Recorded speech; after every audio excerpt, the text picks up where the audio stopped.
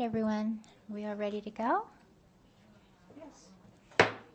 All right, it is 2:03 p.m. on this Tuesday, September 23rd, 2025, and I would like to call to order this regular meeting of the Washoe County School District Board of Trustees. And today I would like to ask Vice President Mayberry to please do roll call. Good afternoon, Madam President. Trustee Christine Hull. Present. Vice President Adam Mayberry is present. Trustee Diane Nicolette. Good afternoon. Trustee J.J. Phoenix. Present. Vice President Beth Smith. Here. Trustee Colleen Westlake. Here. Trustee Clerk Alex Woodley is absent today. Student Representative Maya Hartley. Here. Okay, we have a quorum, Madam President. Thank you. And I will put into the record that Clerk Woodley is performing on behalf of the board at an NIAA meeting, so he is in service to our board at that other governmental group. That closes item 1.02 and brings us now to item 1.03. We're going to be seeing and hearing an awful lot from her and celebrating her in just a moment. So there is one person to do the pledge, and that is our new Sergeant, Officer Megan Lytle. Will you please lead us in the Pledge of Allegiance?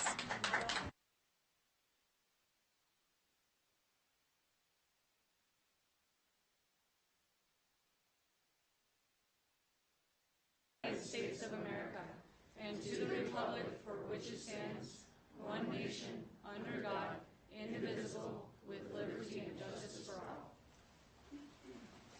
Thank you so much, Sergeant. We'll move on now to item 1.04, our land acknowledgement.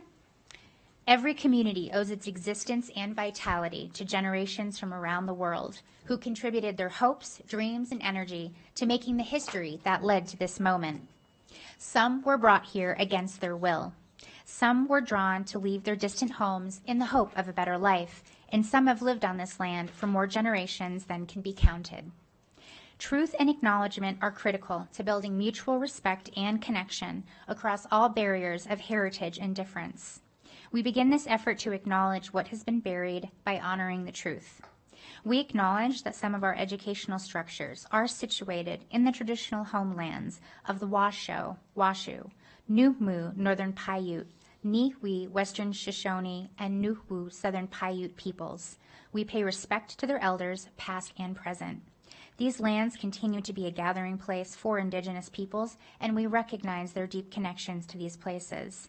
We extend our appreciation for the opportunity to live and learn in their territory. Thank you. So that closes item 1.04, but we're going to pause. We're not moving on to item 1.05 because we're going to go ahead and open section 4. Section 4 is our section for items of presentation, discussion, information, and or action. And we're going to be opening item 4.01. It'll be our very first time that we hear from our special Pledge of Allegiance leader. This is the approval and adoption of the negotiated agreement between the Washoe County School District, WCSD, and the Washoe County School Police Officers Association, WCSD, for a term of agreement from 2025 to 2027. This is an item for possible action, and we have with us here today our Chief of School Police, Shauna Baker, and our General Counsel, Kevin Pick. Welcome. Hi, good afternoon, President Smith, Superintendent Ernst, Trustees. I'm Kevin Pick. I'm General Counsel for Labor and Employment here at the district, and with me is Chief Shauna Baker. Good afternoon, Madam President, members of the board, Superintendent. Thank you. We are very pleased to present to you the tentative agreement that's been reached between the negotiating team for the Washoe County School District and the Washoe County School Police Officers Association, or WCSD. And we will be going through it with you here in a moment, but before that, I kind of just wanted to, how we do these a lot, I'd like to kind of identify the people on the negotiating team because a lot of hard work went into having reached to this point, and I really want to specifically identify the WCSD negotiating team. We have WCSD President Megan Lytle, Andrew Cardinal, who is the Sergeant Representative, and Roger Markison, who is the Vice President of WCSD. The WCSD team was amazingly receptive, professional, easy to work with. They've bargained very hard for their side. They have they should be very proud of the work they did. We ended up with, I think, a really great tentative agreement, which I'll be going into more detail here in a minute. But they were wonderful to deal with and very professional and receptive, and we ended up with a great agreement, I think, because of it. On the district's negotiating team side, we have obviously Chief Baker, Kate Shum from Human Resources, Area Superintendent Chris Hackbush, our own CFO Mark Mathers, and myself. And as I said a minute ago, we had an enormously positive and collaborative negotiation. The WCSD team was very professional, very receptive, and both sides were very committed to listening and understanding each other's position and then trying to reach an agreement through language based on that, and both sides were committed to it. So I would just like to echo what Mr. Pick has informed you guys of today. Historically, I also sat on the association. I was very, very proud of this negotiating team that WCSD was willing to be collaborative and try to reach an agreement with everyone. It was truly amazing, so I'm grateful to them. Thank you, Chief Baker. And with that, I'd like to actually invite Megan Lytle up to give a statement. Welcome, President Lytle. Thank you for hearing this matter today. The bottom line is it was an endeavor that we have not done before. We represented ourselves, and it was difficult in that sense and required a lot of work, and it wasn't solely me. Absolutely, Mr. Officer Marcuson and Sergeant Cardinal contributed equally, and it required many, many, many hours of research and then correspondence and collaboration. So in the end, we're very happy. We appreciate that. In a sense, the district understood our vulnerability, but didn't take advantage. They were definitely collaborative with us and explained things when we needed them explained, and understood that we would say we need to go back and do more research. We will come back again to the table. So, in that sense, there was patience on their part, understanding on their part. Lots of explanations they probably otherwise would have wanted to not be so open about, but the truth is that's how we had to move forward. So in the end, we are incredibly thankful for the efforts that we put forth in our meetings. So thank you. And thank you for your efforts.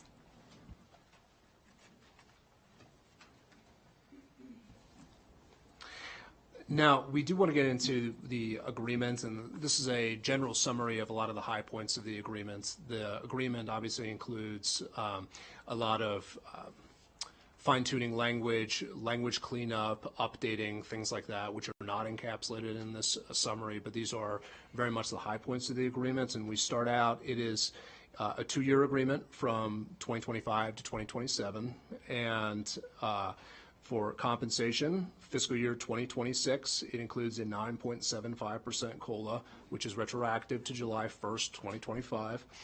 7.75% of that, 9.75 is from reallocating savings from 4 frozen unit positions.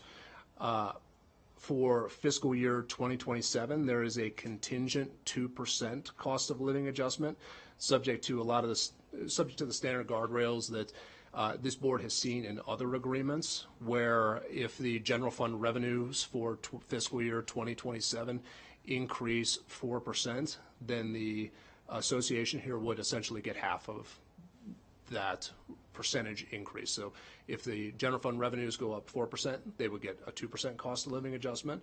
If the general fund revenues in fiscal year 2027 only go up 3%, they would get 1.5%. And then there would be a floor at 0 if you have less than that. It will go all the way down to 0. If there happens to be an increase in general fund revenues above 5%, then there would be an automatic reopener, and we would renegotiate compensation at that point, a new COLA, with the association if we get above the 5%. So these are the standard terms we've used in many other agreements, so I know the board is familiar with the details on these, but I wanted to go through them. As part of that, too, we did include updated pass-through language for we call it SB 231 funding, but that was several years ago. But we did include that. So there is still matching funding available, and that will continue through this agreement again. So thank you. And then again, Shauna Baker for the record, Chief of Police. Continuing, we clarified language. There's a lot of language clarification throughout this agreement. So clarified language around pre-planned sick leave, updated language on supplemental benefits for workplace injuries and what that looked like, revised safety equipment to better reflect current needs in policing throughout the country, modified parameters regarding leave for court appearances.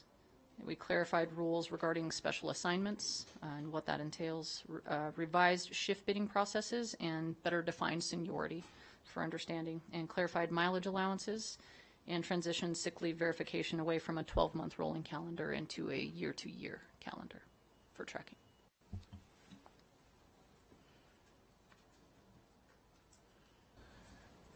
Now, with that, we'd be happy to answer any questions on the tentative agreement, but that did highlight the high points. And again, I just want to thank WCSD and their negotiating team for a terrific negotiation. Thank you.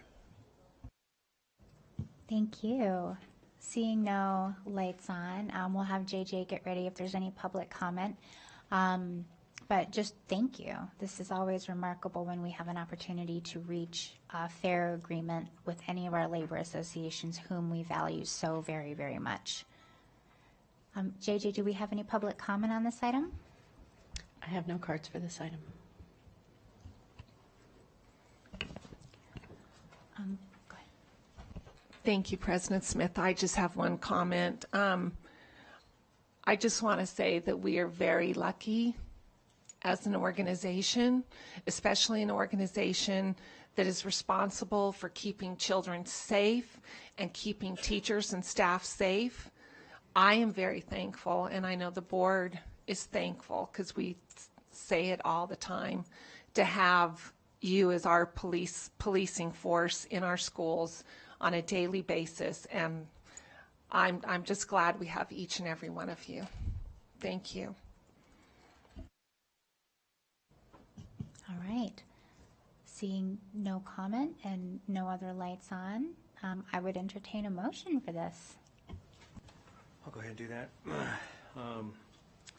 I move that the Board of Trustees approves the adopts changes of the negotiated agreement between the Washoe County School District and the Washoe County School Police Officers Association, WCSD, for the term of agreement from 2025 to 2027. Trustee Nicolette, second. All right, we have a motion by Trustee Phoenix. We have a second by Trustee Dr. Diane Nicolette. Seeing no lights on for discussion on the motion, all those in favor, please say aye. Aye. All those opposed, nay. All right, motion carries 6-0, very enthusiastically. Congratulations, everyone. Now we'll take a photo. Thank you so much.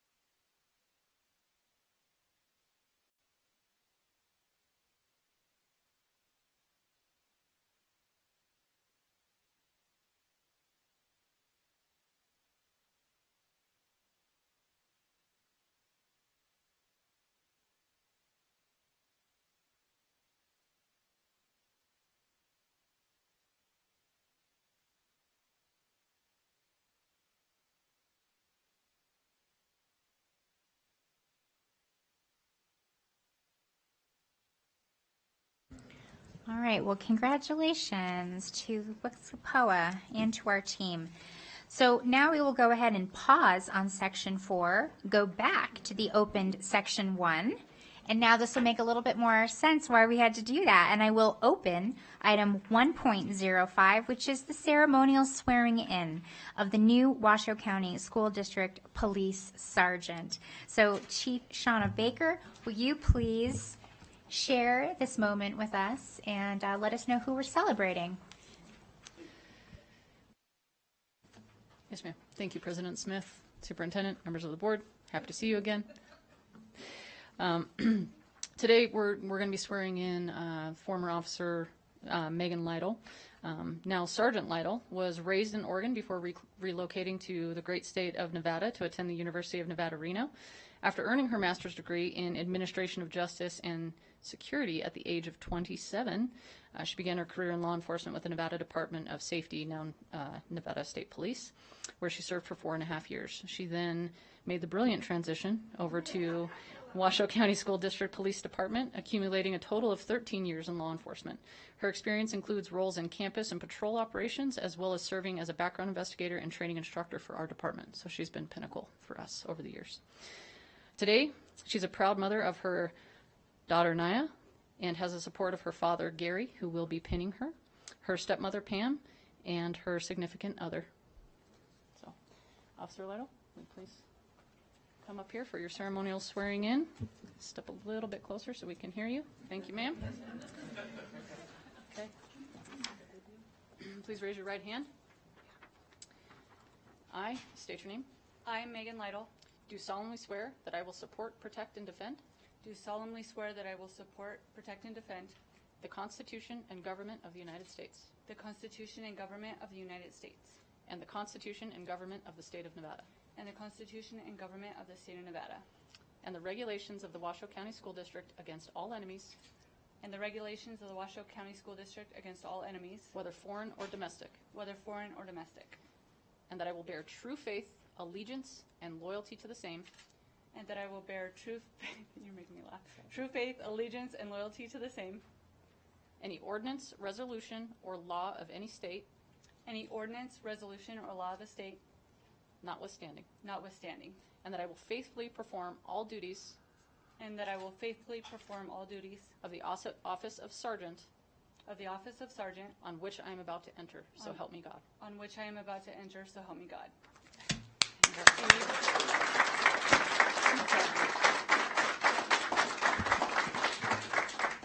I have a very nice pen for you. If you'd please step over here and sign your oath of office.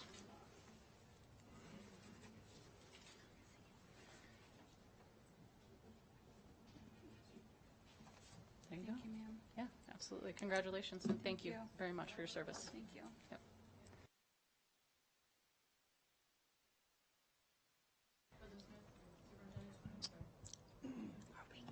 Are we going to do the pinning? Yes, we are. Oh, okay. So we're going to move on to the pinning and then a photo. I just wanted to say thank you again for your time. Thank you. And then does Sergeant Lytle want to say anything as well? Or?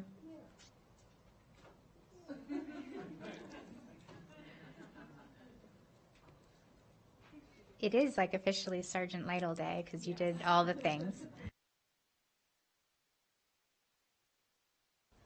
Can we make that a holiday and have it off? You've heard from me enough, but I really am dedicated to this agency, the district, the community here, and I appreciate that I've been placed in this role where I can continue to serve and hopefully help lead successfully. So I appreciate that our command has given me this opportunity and have placed faith in me, and I plan to not fail. So thank you.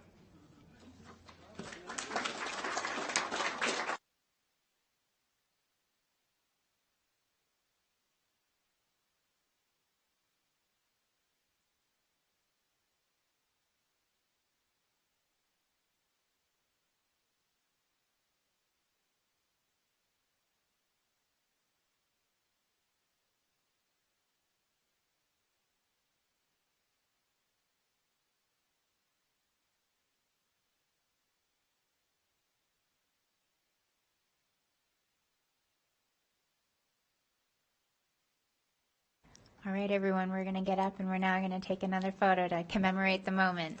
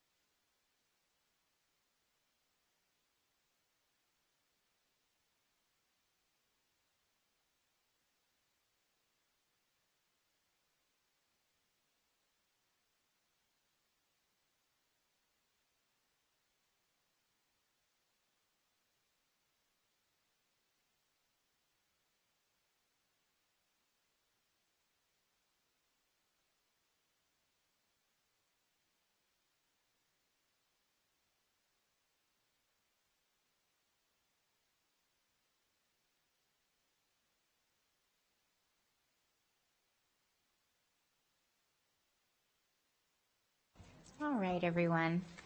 Well, thank you so much to the Lytle family. That was wonderful. That closes item 1.05 and now closes section 1 in its entirety. We'll move on now to section 2. These are our consent agenda items. So prior to the meeting, staff requested to pull consent agenda item 2.07 from the agenda. So that will be under consideration at a future meeting. So we will not be hearing that item. And prior to today's meeting, we do have requests from trustees to pull items 2.03 and 2.09. So I will ask staff to prepare for those two items, which leaves us with items under consideration under general consent, seeing no lights on for other items to be pulled. That leaves us with items 2.02 and 2.04 to 2.06. 2.08 and 2.10 through 2.13. Does anyone have any questions or points on any of those items, comments that they might like to make? Trustee Hall? Sure. I would like to just comment on 2.05 about our teacher ratios in grades K through 3. We've heard a lot. Beginning of the year is a time of year when we do allocations. We have our class counts, and we've heard from several teachers, and all of us have been doing school visits, and even heard from some students that it's really hard to learn in big classes. And I think this is a great opportunity for us to just continue to publicly express that we agree and we want smaller class sizes, but the way that our state funds education, first grade doesn't get more money for smaller class sizes than sixth grade. And it's just really important that we as a community continue to have this conversation about how we can do our best to keep our class sizes as small as possible and advocate to the state for them to fund our schools properly. So if they're going to ask for us to have a small class ratio, they have to fund that. So it's called an unfunded mandate. And it's just really important, I thought, to bring it up because I know a lot of us have been in schools lately, and I even heard from some students who said that they have, 36 kids in a class, and it's really hard to learn, and it feels really overcrowded. And we're aware of it, and we want to do everything we can, and we continue to come up with really creative solutions. Our staff has come up with really creative solutions. I know the superintendent got really in the weeds with allocations and did school by school by school rather than a blanket allocation, which I just want to commend you and your team for doing that this year to ensure that we're doing our best. But unfortunately, we're going to be submitting a report that shows that we are over the recommended class sizes. And so I just wanted to just mention that we as a community need to continue to advocate to the state that if we want small class sizes, we have to fund education at those levels. So that's my 2 cents. Thank you, President Smith. Along with Trustee Hall, I too want to say that as much as I appreciate all the work that the state does, they're real stinkers when it comes to funding for the allocations that they would like us to have. And unfortunately, that's unattainable with the funding that we're given. But we have heard our teachers. We understand. We truly do understand the stress the teachers are under, and they're still delivering. They are still delivering because they love our students. So there is good news in 3.01, which we'll get to later. We are moving the needle. We are working on lowering allocations. It's not the whole pizza, but we're getting a couple of really good slices out of it. And I, for one, am going to put more toppings on my too. But no, so we are working really, really hard in that respect. And I know the teachers were consulted. And I think that's important to hear their voices because they are the ones in the trenches. They know what, from bell to bell, what's going on in that classroom. And so I just want to say that we appreciate you and we're trying our very best. Thank you. Thank you to both of you. You know, every quarter I make a comment. I think both of you have done that wonderful, so I will say thank you and just +1 to both of those. JJ, do we have any public comment for item 2.02 and 2.04 through 2.06, 2.08, and 2.10 through 2.13? I have no cards for those items. All right, very good. So I will bring it back to this board for consideration of a motion to approve consent agenda items 2.02 and 2.04 to 2.06, 2.08, and 2.10 through 2.13. So moved. Second. All right, we have a motion to approve from Vice President Mayberry. We have a second from Trustee Westlake. Seeing no lights on for discussion on the motion, all those in favor, please say aye. Aye. All those opposed, nay. All right, motion carries 6-0. Thank you so much, colleagues. So that closes the general section of the consent agenda, and now we will prepare for individual discussions on the first of two items, beginning with item 2.03. This is the approval of the 2025-26 Student Manual Behavior and additional resource to the Behavior Manual and certification that Washoe County School District schools are in compliance with Nevada Revised Statutes NRS 392.4644 and 392.4645. This is an item for possible action, and we welcome with us our Chief Academic Officer for Student Development, Jen Van Tress, and our Area Superintendent, Dr. Mike Paul. Welcome to both of you. Good afternoon, President Smith, Superintendent Ernst, Board of Trustees. We are very happy here to present this year's behavior manual to all of you and welcome any questions or comments that you might have. Very good. Well, this was an item mutually pulled by two of our trustees, beginning with Trustee Hall and Trustee Westlake. So I will go ahead and open it up to both of them for their questions, for clarification, or the statements that will shed some information on why it is that we've pulled this. Hi, thank you both for hopping in kind of last minute to have this item pulled. I wanted to I really felt that this item deserved a conversation rather than a consent agenda. I know that behavior has been something that's talked about a lot in the community, in schools across the nation, to be really honest. And as a former classroom teacher, I know how much student behaviors can impact our schools. and that this behavior manual has gone through several iterations, including a major revamp a few years ago. And I thought that it also deserved some celebration in where we're at. And while we have still room to go, we've really accomplished a lot. So I wanted to give this item a little bit of a moment in the sun to celebrate our students and our staff, and also the collaboration that this manual came out of. And so I really just wanted to give you an opportunity to share that. It wasn't meant to, like trick anybody or ask any really major questions, but we did just recently get some data from the superintendent about major behaviors and how much improvement we've seen in that area. So I would just love to give you guys the floor and give you an opportunity to share that with us. Yeah, well, thank you for that. Mike Paul, Area Superintendent, for the record. Thank you for that opener. I agree completely. I do want to, that's exactly where I wanted to start with. Whatever question was asked by anybody, I was going to kind of side rail from that question and want to acknowledge several people and several groups for where we are right now. So great opener. First and foremost, I want to acknowledge a couple of our main associations for their collaboration and the work that we've done. Our WEA, our Teachers Association, when we contacted President Kalen Evans and to say, hey, we want to sit down and really go through our behavior manual with you and get some updates on that. Of course, right to the table we came with them.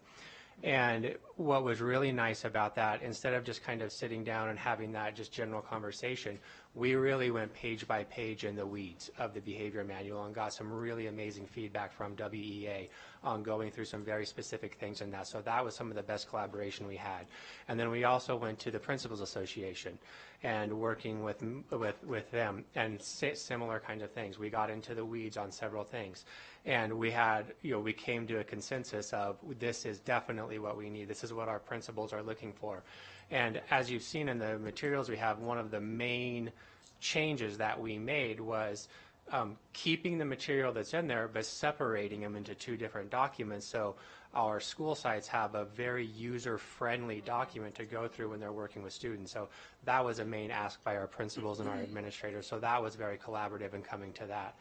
And then I also really want to recognize Dr. Paul LaMarca and his work that he has been doing over the last several years. Like you said, an extensive amount of work a couple of years ago in doing all of that.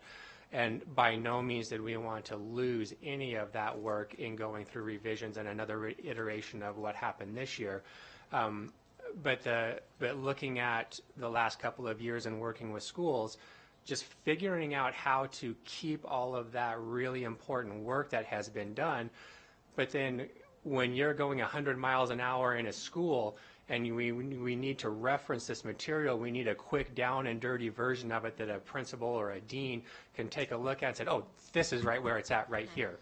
But then we also need this section to where, oh, this is the foundational aspect of it. This is the work of the meaning behind all of this that still needs to be there for that work. We couldn't lose any of that. So that's where the separation of the two documents came in to keep everything in place. So Paul, Dr. LaMarca and his group, thank you very much for all of that. I also want to make sure I recognize Lindsay Kendrick, our Director of Behavior, who is the backbone of all of this work of doing this and working every day with all of our schools and our administrative teams with the behavior hearings and those super tough cases that come every day to her door and working through those. And our legal department, of course, we consult them multiple times a day. They are always there and they are so great in responding. So Mr. Lombardo, thank you for your team and the responsiveness that they are always giving us. School police is always there for us as well. They are great consultants with this, and all of these people that I'm mentioning, they all had a major piece in working collaboratively with all of this. Our special ed department, our academic leadership team, all over the place. We had so many people collaborating with this, so that was really great in working through all of these things. So, yes. Oh, I didn't realize. I know you have a point of clarification too, really quick. So this is also a little bit of a history lesson on a few different levels. Yes. So the members of the public are seeing the trustees pull something off of consent. And we do that sometimes. And in the way back machine, that's actually where this whole process initiated several years ago. And I know that because at the time the board was hearing quite a bit from teachers, principals, expressing that they needed something different and something more from the district. And I know that because I was the trustee that pulled this off of consent all those years ago. And while I fully admit that I did not at the time realize exactly how much work was going to go into it, I can certainly say now, and I believe the board members can, that was well invested. And so Dr. Paul LaMarca took that charge from this board, absolutely embraced it, and embarked on 10 months of intensive work with our associations, ensuring that the WEA, the Principals Association, our education support professionals, that everyone had an opportunity to be a part of rebuilding what this education behavior manual looked like. While in parallel, we were also receiving support from former board president, at that point legislator, Dr. Angie Taylor as well. And even though that was a remarkable amount of work, that all began with pulling something off of consent and knowing that we could do more. Look where we are today. And so I am incredibly proud of the leadership that the district has shown. I'm incredibly grateful for the voice that our associations have, because that's how we know when we need to be taking a closer look, when we're hearing from our employees and making sure that your voices are a part of what it is that we're creating. And I'm incredibly proud of where it is that we've landed and where we will continue to grow. But just wanted to explain to everyone that once upon a time, this began with pulling something off of consent and then doing this work and recommitting ourselves to the partnership that we absolutely need with our association so that we can create something of unique value to them. On that note, before we go to Trustee Westlake, Trustee Hall, I know that there was one particular area that you were particularly impressed with. Could you go ahead and just remark on that, and then we'll go to Trustee Westlake? Sure. So something that spurred this conversation for me was the collaborative effort for a student who might be coming back from a consequence, and that it included a team. That didn't used to be the case, and teachers didn't used to have a place at the table, and they had to just accept whatever decisions were made well above them, but that student was still in their classroom. And I just want to put that out there, that I have been that teacher who had a student come back to my classroom, and it was really hard because we didn't have that opportunity as a teacher and a student to rebuild that relationship. And this manual requires that is a piece. And I think that is incredibly important, because we tell teachers all the time, it is like the most common thing that is told to teachers is you need to build relationships. But then when there was a broken relationship, there wasn't an opportunity to rebuild that with a facilitator rebuilding it. It was on the teacher and the student to try to figure it out. And that's really hard when there's been something that has happened in the classroom. And so that was really what spurred me to say, I feel like we need to have an opportunity to have a conversation about this, because that alone is so important. And that's where we're going to have students coming to school more often. That's where we're going to have teachers feeling job satisfaction and retention and keeping them satisfied and happy to be coming to work. And it's also about the safety for all of the students in the classroom. So thank you for really, really pushing the needle on that and ensuring that everybody gets a seat at the table, the parents, that, other students if necessary. I think that is so incredibly important. And it's a really big factor in keeping our schools safe. So thank you. And I don't know if Superintendent Ernst wants to share some of the awesome data that, I don't want to put you on the spot just off the top of your head, but I was really impressed with that data. Yeah, thank you, Trustee Hall. Appreciate the comments and the work of the team. Of course, collaboration is key to what we're doing, and so I think those efforts have been mentioned now a couple of times. Really, I think it's all about helping students learn what correct behaviors are in school and in life. And I think we're seeing some progress in terms of reducing the number of major behaviors, the number of minor behaviors. I think some data was provided that was written, but really we continue to see growth in that area. And really, I think as educators, it's really important for us to help our students understand boundaries and understand the ways to appropriately behave. And when they maybe step out of bounds, we help them get back in bounds and we support them in their efforts. And so appreciate the work of the entire team, appreciate the regards to the work that's been done this year, and pleased to see the progress that is being made in this area. So thank you. Thank you, President Smith. Area Soup, Dr. Paul, and Ms. Van Tress. I, too, saw this manual as extremely compassionate, reasonable, and common sense, and taking all parties' needs into consideration. Because it's not just about the student, it's not just about the teachers, it's not just about how it affects the community. So I did have several questions, and there was just one area that I just needed a little clarification on. So out of the whole thing, I mean, and it could be just because the lens I'm looking at this through, but I am going to ask my questions because I think the answer is remarkable. So one of the questions I had was how many MDRs, manifestation determination reviews, are conducted a year in the district? And that's kind of when the rubbers really meet in the road. And 129, I think, was the answer. 129.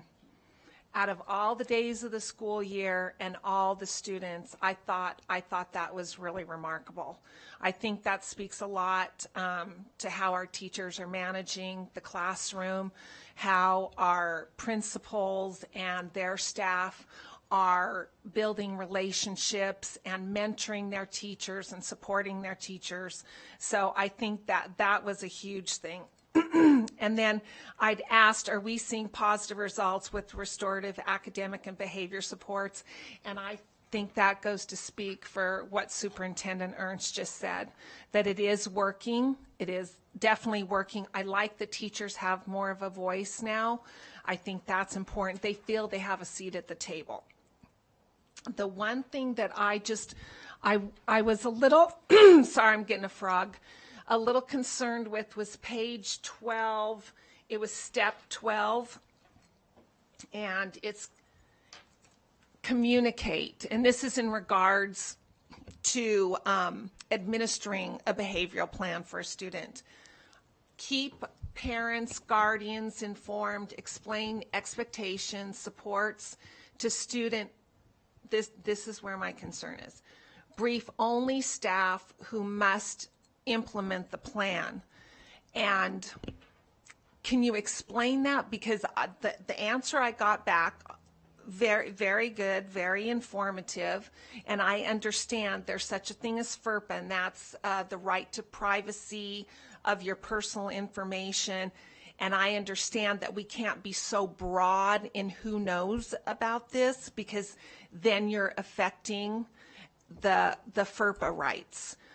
And you don't want to be so far the other way that you're leaving teachers, staff members that would be in contact with, and this is in regarding a high risk behavior student, and leaving them unawares. And in that respect, to me, they could be at risk, and the other students they're in charge of at risk. So can you flesh that out a little bit for me?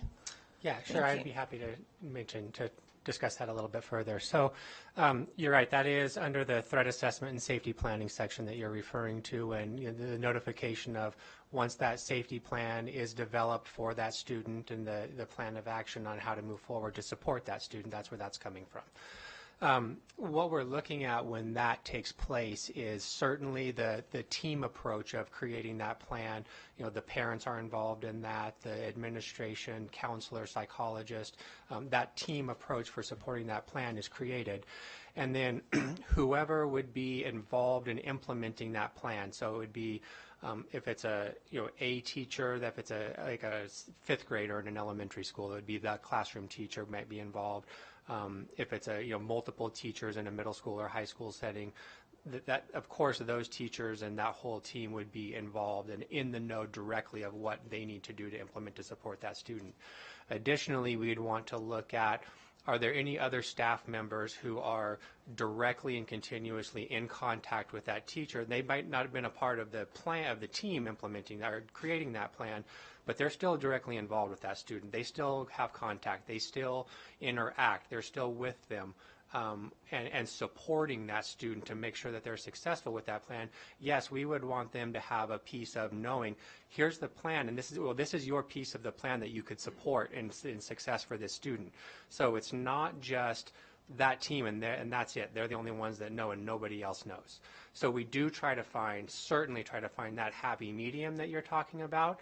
So enough people do know who need to know to support. We also want to be very cautious for the students' sake that of course our goal is to help them be successful. And that balance of, while there could be a very serious infraction or behavior that we're trying to support and bring them back to correct or mediate that behavior, we also do not want to have so many people around the school that might not have any involvement whatsoever with that student start to know all the little details about this student. They have no involvement, so false assumptions aren't made. So they're not having a negative slant of looking at that student, and then we're setting that student up. We're not setting that student up for success, because we just want to be very careful of that. So yes, everybody who needs to know to support, that has a piece in working with that student. Like you had mentioned, yes, FERPA is important, of course, but we also need to keep in mind what that student needs for success. Okay. That clears it up a lot. Can I give one little example, though? Yes. Okay.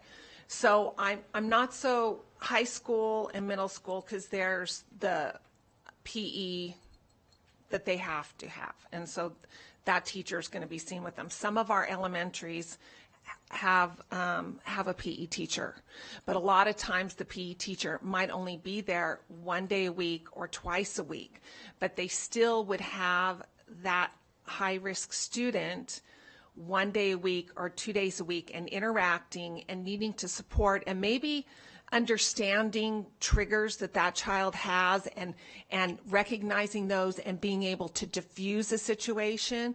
So a PE teacher coming to the school 1 day a week and offering the PE class and that student taking it, would they be aware? Maybe not all the little, but just so they're aware. Yeah, that's a very good question. Thank you. I think in that instance, that person would be an employee of the school and on a part-time basis and that kind of stuff. That's where I would talk about, those would be the type of employees who would be in the know of what they need to know to be able to support that kind of student in that piece of the behavior plan. So they would know this student has this trigger at this time, so we need to be careful and monitor and support the student in this way because we know that there is a plan, not necessarily knowing all of the very intricate details of the entire situation of what happened, but just making the person aware of here's your piece of the plan to support, just so you know. So that's what I'm talking about of, who needs to know what to make sure that the plan is successful for the student. Fantastic. Thank you. Thank you so much. JJ, do we have any public comment on this item? I have no cards for this item. All right.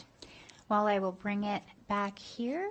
Any other questions or thoughts? Otherwise, we'll entertain. Oh, Trustee Phoenix. Just one closing. Excellent on all the stuff you got here. I'll just be anxious to see your assessment on how effective this really is. And so maybe this time next year, you'll have that data information to say, hey, really, it really did work, or we did make an impact. And I would be awesome if you came back with something like that. So I know you probably are. I just wanted to make that comment, okay? Thank you.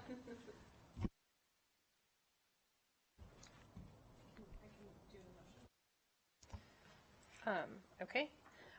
I move that the Board of Trustees approve the 2025-26 Student Behavior Manual, an additional resource to the Behavior Manual, and certification that Washoe County School District schools are in compliance with Nevada Revised Statutes, NRS 392.4644 and 392.4645. I second. All right, we have a motion by Trustee Hull and a second by Trustee Westlake. Seeing no lights on, all those in favor, please say aye. Aye. All those opposed, nay. All right, motion carries 6-0. Thank you so much, colleagues, and thank you so much, Chief Van Tress and Dr. Paul. All right, team, that closes item 2.03, and we'll go now to item 2.09. This is the approval of agreement to provide professional consultant services to Cumming Group for construction inspection of the Bernice Matthews Elementary School Modernization Project in the amount of $515,794. This is an item for possible action, and we'll welcome our Chief Facilities Management Officer, Tammy Zimmerman. Thank you so much for being here. Thank you, President Smith, trustees. Appreciate the opportunity to come and speak on this. This item is specifically staff augmentation for our capital project staff while we do the modernization at Matthews. If you'll recall, back in June, you guys approved the construction phase funding for this project, and in that there was a line item for professional services, and this line item was proposed within that if we could not fulfill the two positions we have as construction project coordinator inspectors for this position, these job. They have a specialty in trades that they have to have not just basic knowledge, but a little bit more knowledge of trades, because it's not just one section that is touched within this modernization. There's a lot of trades in it. So we're looking for the correct person. It was advertised at the beginning of FY26 because it was approved through the budget process, and it's been out there for a couple months now, and we have not been able to hire that position for it. There's two of these, so that we could do all of that work in-house. Thank you so much. So I am the trustee that pulled this item. I don't often pull things. So thank you so much for that overview. I really appreciate it. The first thing that I want to make sure that is very, very clear is I have absolutely no issue or concerns whatsoever with the proposed vendor. So this has nothing to do with the specificity of who's being brought forward for the work. It's really questions around the value of the work and then how else we can also do this work. So I certainly believe in inspection. It goes without saying that we have to make sure that these projects are being done correctly. But I learned about this myself a couple years ago. So pulling this item today is not the first time I've brought this topic forward. And if I'm not mistaken, correct me, we've also heard members of our Capital Funding Protection Committee have questions about the amounts of money that we're spending on this particular type of consultancy. Is that correct? That is correct, in that one of our members of capital funding has asked the questions. This is a much reduced from what we had been doing in previous years. We have the actual construction management with regards to pay applications and working on that. We have hired a project manager too, which is a senior level that will be managing it. So that's why this is a very reduced dollar amount for it, is because it's just the daily inspections. The project manager too would be on site weekly for OACs and reviewing RFIs as needed and pay applications. So there's two different jobs that fall in that construction management, and we've taken one portion out and we're just asking for supplementation for the project inspectors until what time we can hire them. And this, in all our contracts, we have a clause that we can get out of that contract if we're able to hire those inspectors and get them on the project, which we would love to have our own in-house and manage them. Thank you, and I appreciate that. So with my questions with this, it's also around the difference of having this done in-house, which I appreciate that we're trying to do. But there's some unique aspects of it, again, not to this agreement and not to this vendor, but how this is expressed. Technically, these consultants, they don't have I'll rephrase this.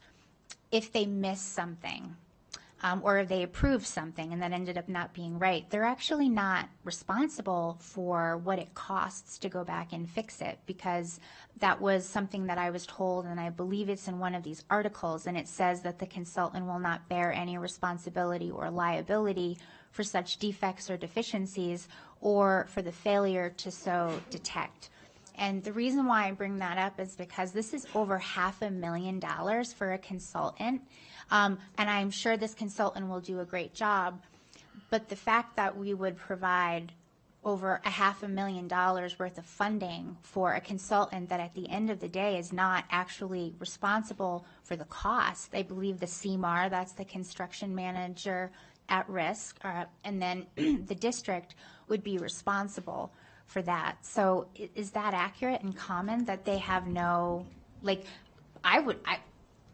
if someone does a home inspection and they miss something on your home inspection, you can go back to that home inspector, but we don't have that here, right? Correct. They are not, in their contract, are not held for that.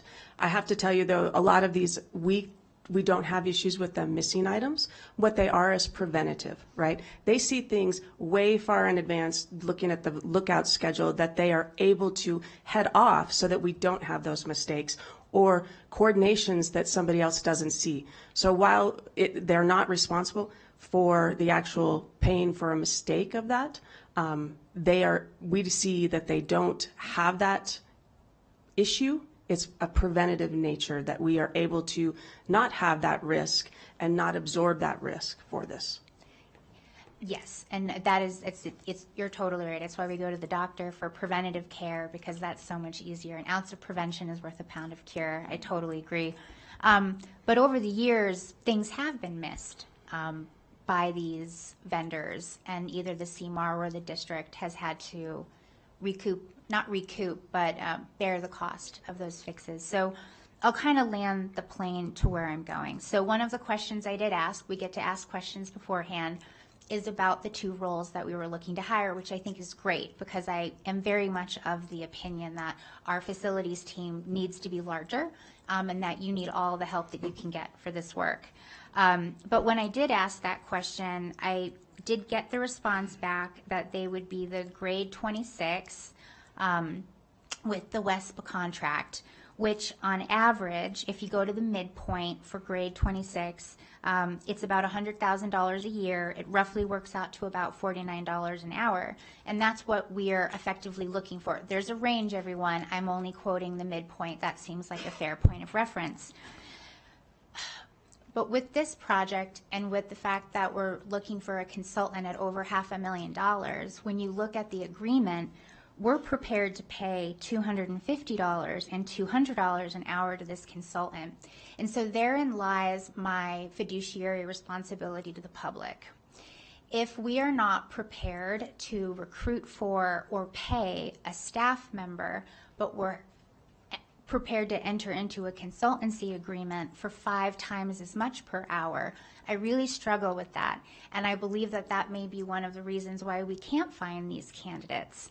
And I will also say, I know this is more of a statement than a question, because I don't expect you to regrade something that's on the job board right now, but I have to point that out.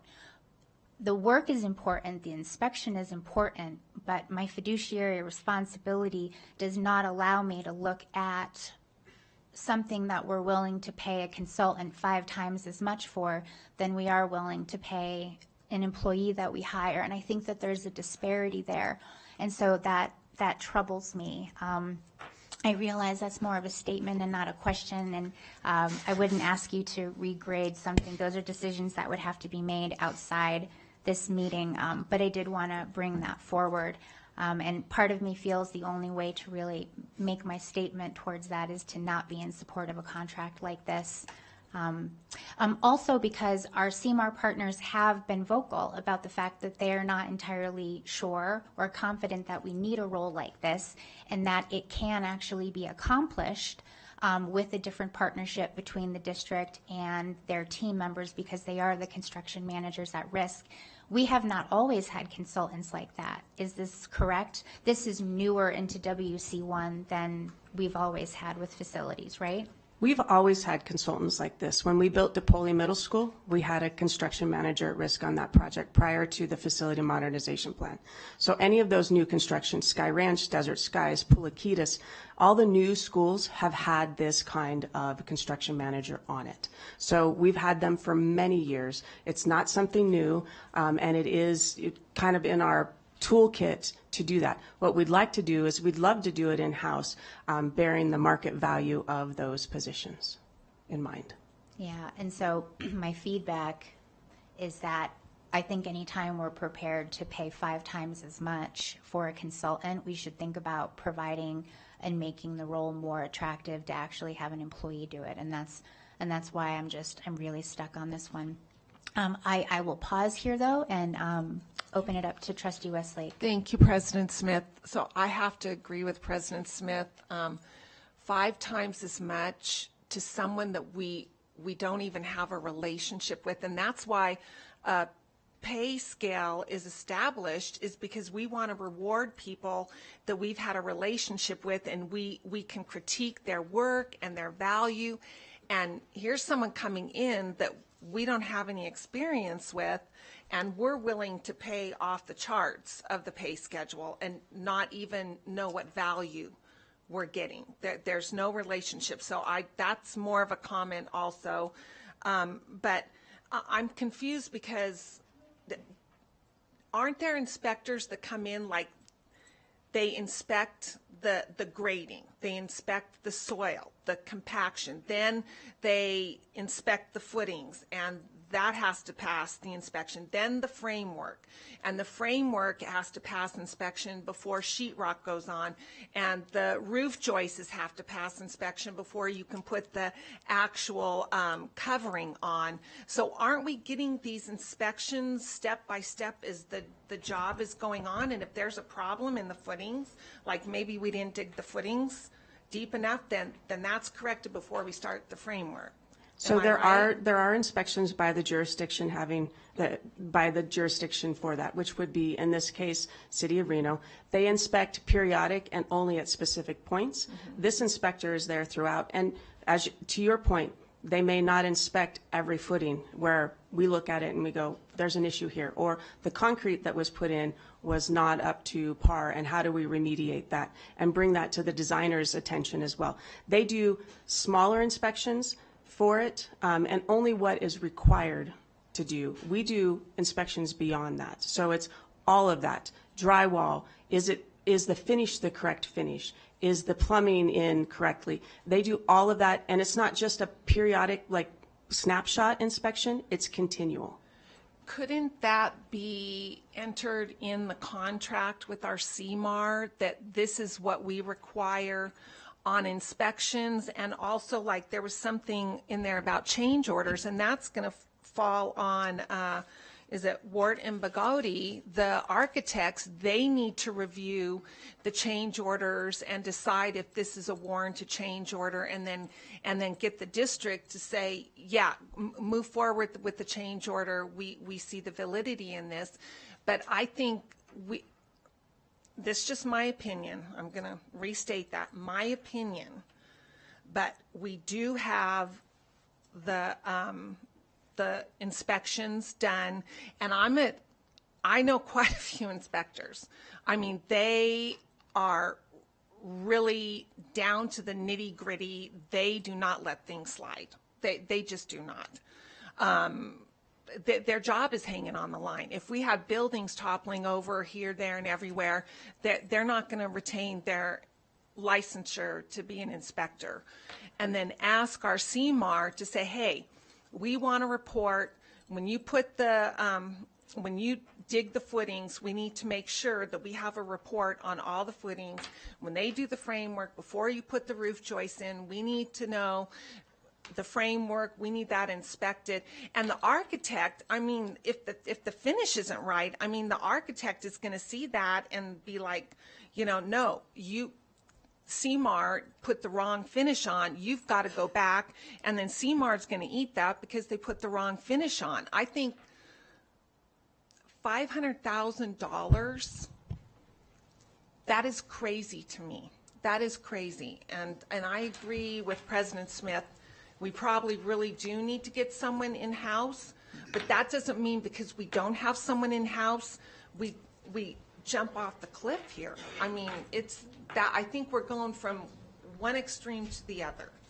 I'm going to go to Superintendent Ernst and then Vice President Mayberry, and then we'll go to public comment if we have any on this item, JJ. Thank you, Madam President, and thank you, Trustee Westlake, for the comments, and thank you, Ms. Zimmerman, for providing the thoughtful responses that you have. Now, a couple of things I think that are important, given maybe some of the comments that were received, is we certainly have to operate within defined regulations around our hiring practices and applicable steps. And so the cost comparison is understandable while we do work with association agreements and we do have regulations on how much can be offered to employees. That's certainly a part of the factor here that I think is important for everybody to understand. But points about responsibility make plenty of sense to me. Also, can you remind me, did you say that this was previously an item approved before, or can you walk me back through that item that you had mentioned just a little bit, just to make sure that we're all operating from a similar understanding, please? So previously, in the June 2025, we came to the board for construction phase funding approval. This dollar amount was depicted as part of the professional services, and at that time, we did make the promise that we would work to hire those positions, but in the interim, if we needed help and assistance, this was the dollar amount set aside and approved to do that. Thank you, Ms. Zimmerman. No, thank you. I think Superintendent Ernst sort of asked my question, and I think you answered. I mean, we wouldn't be having this conversation had we hired two internal staff to do these inspections. Fair enough. Fair enough. We would love to have them in-house. What would, just at a very high level, what do we lose, say, if we don't have this inspection service? The daily inspections, the daily written logs that for anything preventative or refuted later on, that we can go back and work through that and have that documentation. We look at schedule. Are they on schedule? Are they doing, so that we can open that portion in time when we promised it. They're checking all of those things. So the risk of finding things later on that we have to dispute with the contractor, and I know we have a CMAR and we have relationships with these CMARs, but they also have subs and they're contractors. And so it's a little bit of, we just need to double check to make sure we're getting what the district is paying for with this, and that we're mitigating any risks ahead of time so that when we end this project, we end it on a high note, we provide a great spot for our community and our students and staff to be in, and that it's safe for them. Yeah, and that's what this does for us. It provides that mitigation of risk. Yeah, and I appreciate that. How does this inspection service differ from, the public inspection, City of Reno, for instance? So public inspection is looking at finite pieces at a time. They might look at pouring a section of a footing, but this contractor or this inspector looks at everything daily. They look at everything that's going on. They look at the sequencing. They know what the schedule is. They're looking at all the suppliers. They're looking at the material that comes in. Is it broken? Is it in good shape? Those inspectors don't do that work. These are for every piece and part to this project. What kind of, if I can ask a hypothetical, what kind of delay would we be looking at if we, say, postponed this item to allow you more time to find internal personnel? Well, what we'd promised is that we would be completed with this project at Matthews in the fall of 2026, and that could delay that, right, and opening it for those students and welcoming them to that school. Right, and then when you do that and you elongate a contract with the CMAR, you're paying more general conditions to that contractor to elongate the contract. Yeah. But, I mean, would there be a delay? There could be. There could be, okay. There could be. Currently we don't have the staff to do capital renewal and all of our new building projects. So with not having that there, we're either paying our staff overtime, which that's not, we'd love to actually hire these positions to do this work and be invested in our schools. No, thank you, Ms. Zimmerman. I again appreciate all the questions and appreciate the dialogue. I had the same question, a similar question.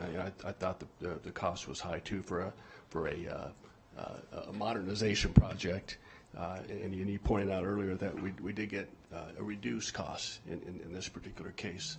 So, yes. Okay, thank you.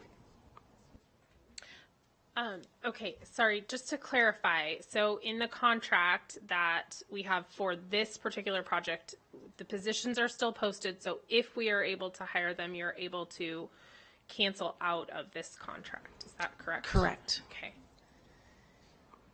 So that would be the full total if we cannot hire.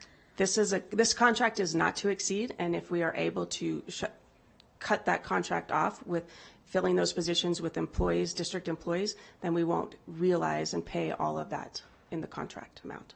And the position of this inspector is outside of the CMAR, and it's really to work in conjunction with your office to make sure that all of the, like you said, the supplies, materials, and the actual work on a daily basis is happening properly. Correct. One other question, and then we'll go to public comment.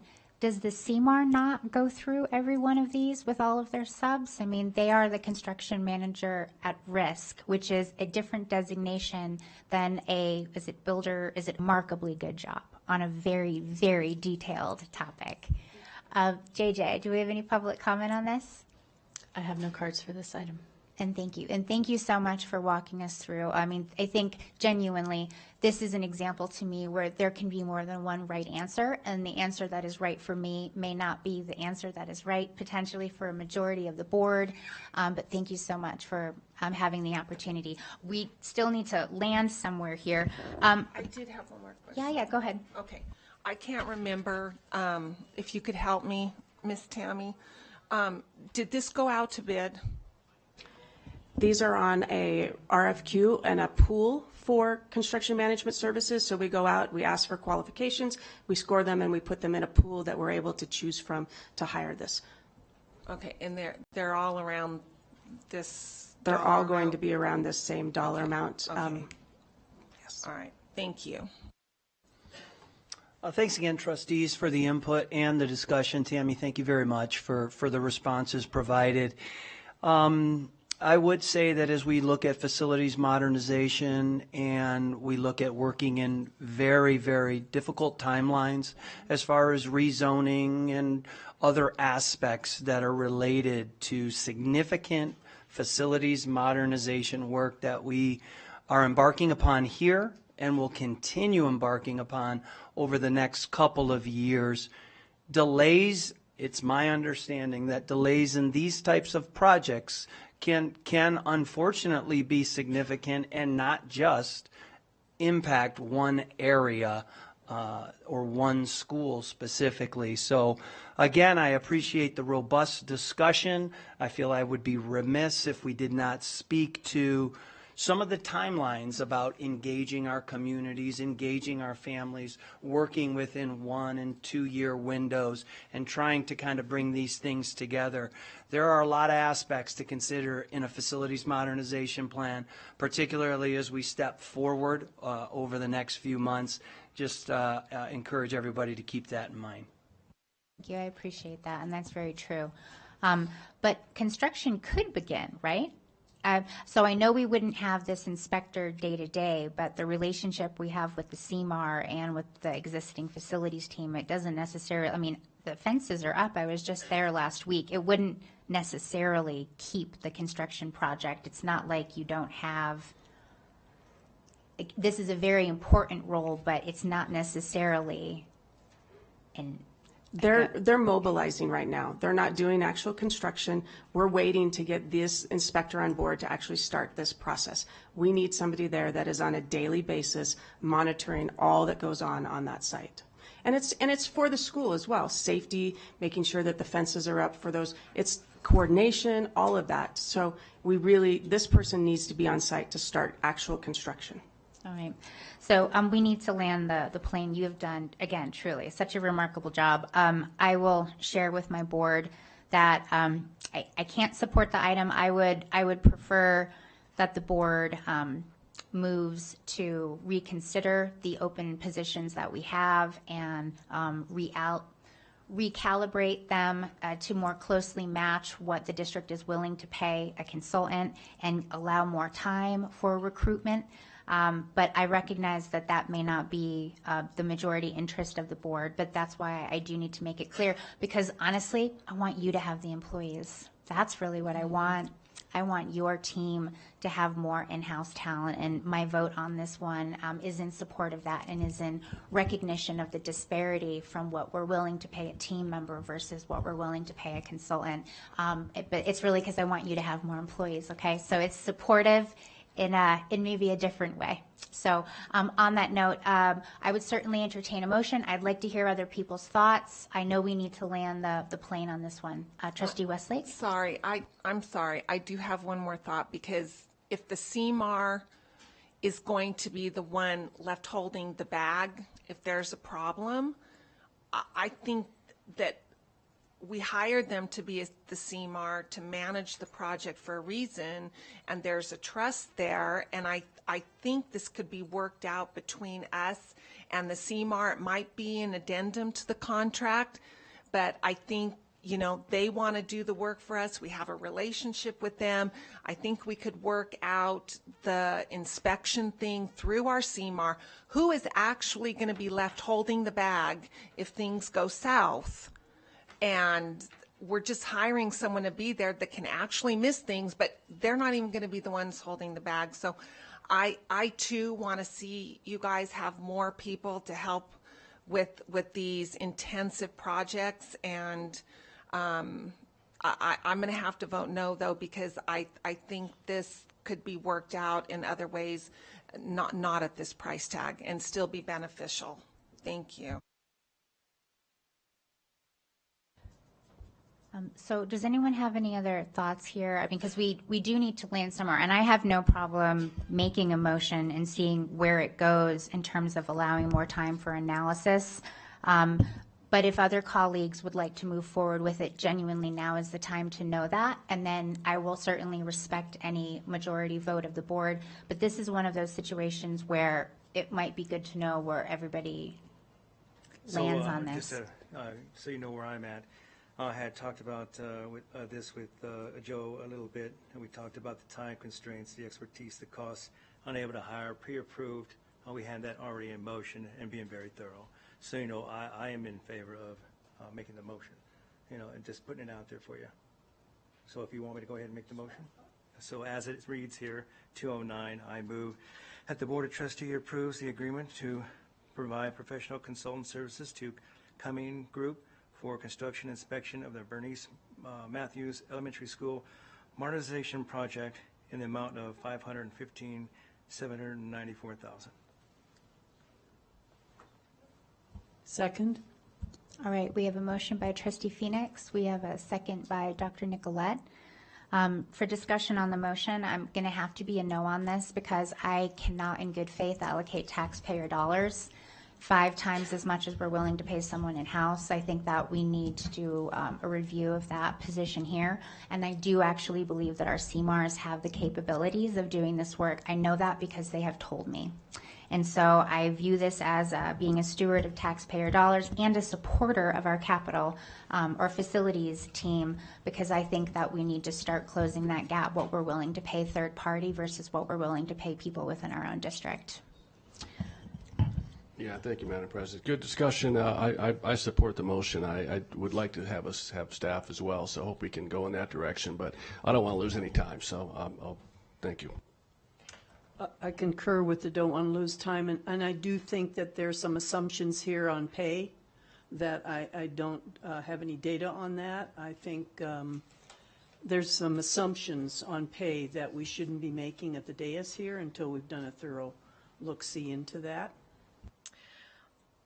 I want to echo what Vice President Mayberry is saying here. I don't want to lose time, but I feel like a compromise in some way that we continue to work towards finding someone in-house.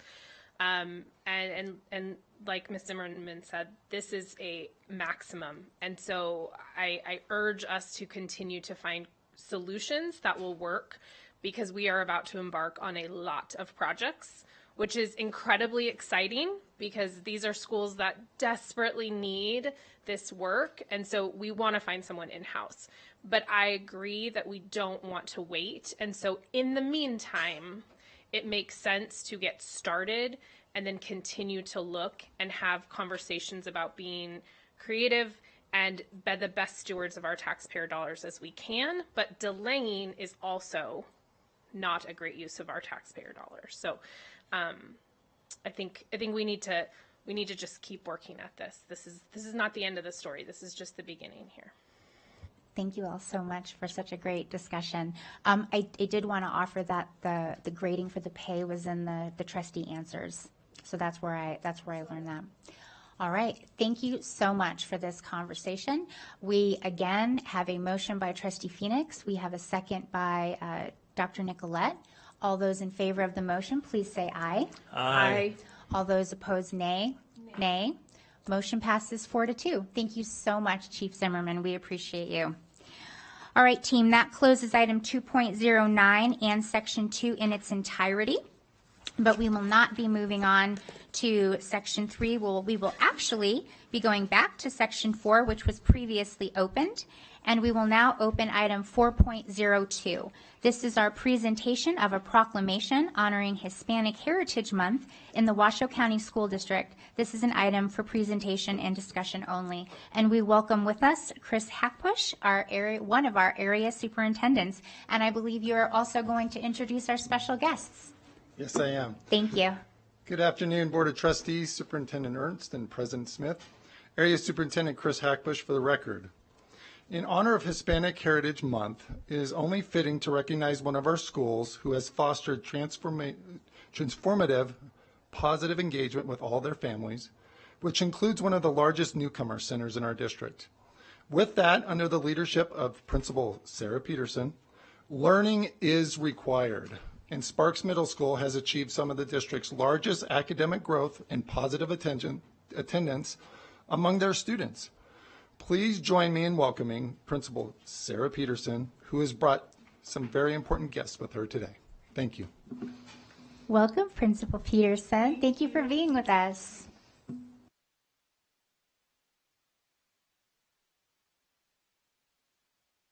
I am not the star of this show, so I'm just going to give you a little snippet about who joined me today. I am, as Mr. Hackbush said, I am the very proud principal of Sparks Middle School, and we have over 650 students that join us very close to almost daily. Getting closer every day. Very close to almost daily, and over 75% of our students are Hispanic. So we are excited about Hispanic Heritage Month, and it is a very important time for us as a school community. So I have some really special guests here with me today. I have one of our counselors, Ms. Yasmin Andrade, who's joining me today, as well as two of our Student Voice Council members who have joined me but are also members of our newcomer program.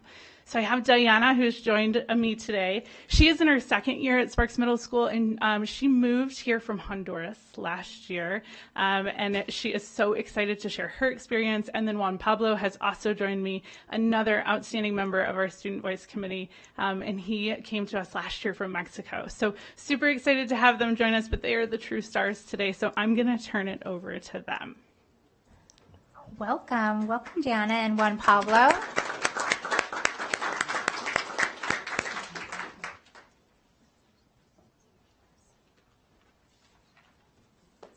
Hello. My name is Juan Pablo, and today I'm going to talk about my experience in Sparks Middle School. At Sparks Middle School, I feel welcome and supported, not just as a student, but as a person. When I first came here, I was still learning English, and the teachers and staff didn't just teach me, they believe in me.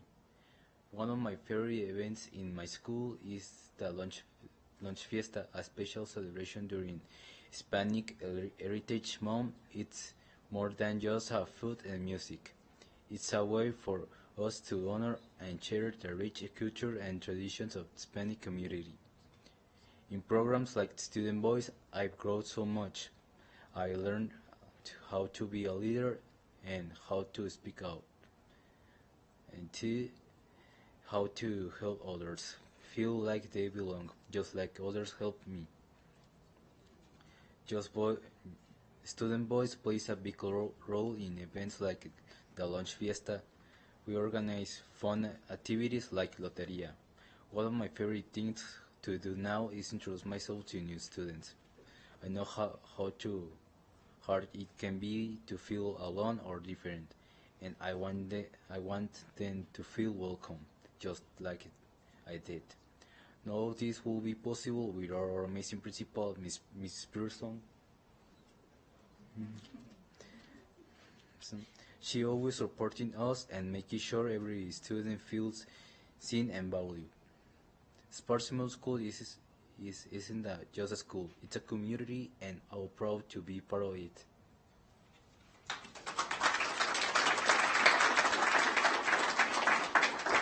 That's wonderful, Juan Pablo. Thank you. Hi, Diana. Good afternoon. First of all, good afternoon. Thank you. We're so honored to be here. So I'm gonna talk about my experience on the Sparks Middle School. The teachers at our school have always encouraged us to embrace our culture, never forget our roots, and be proud of where we come from. At first, I felt like we had no one. I was scared to speak up because I thought no one would understand me and that we would be judged. But Sparks Middle School has shown me that's not true. Here we have the right to speak, to feel safe, and to know that our voices matter. Last year, when I arrived in this country, everything felt strange. Everything was different, the culture, the language, and the people. I came here to the United States because I wanted to learn the language and embrace that culture. Little by little, I began to realize I was not alone. Sorry. Miss Pearson, our principal, has helped us so much by motivating us to keep learning. Just like her phrase, learning is required. The teachers are very kind, and some of them even offer English classes after school to support us. This is called the Power Club. This is a place where students can help mastering the language, but also gain the confidence to achieve the goals we set for ourselves. Ms. Pearson is always helping us embrace our culture. She allows us to celebrate Hispanic Week, where we celebrate Hispanic Heritage Month with a lunch party honoring many Hispanic cultures. It's more than just a celebration. It's a reminder of who we are and where we come from, and it makes me feel proud and connected.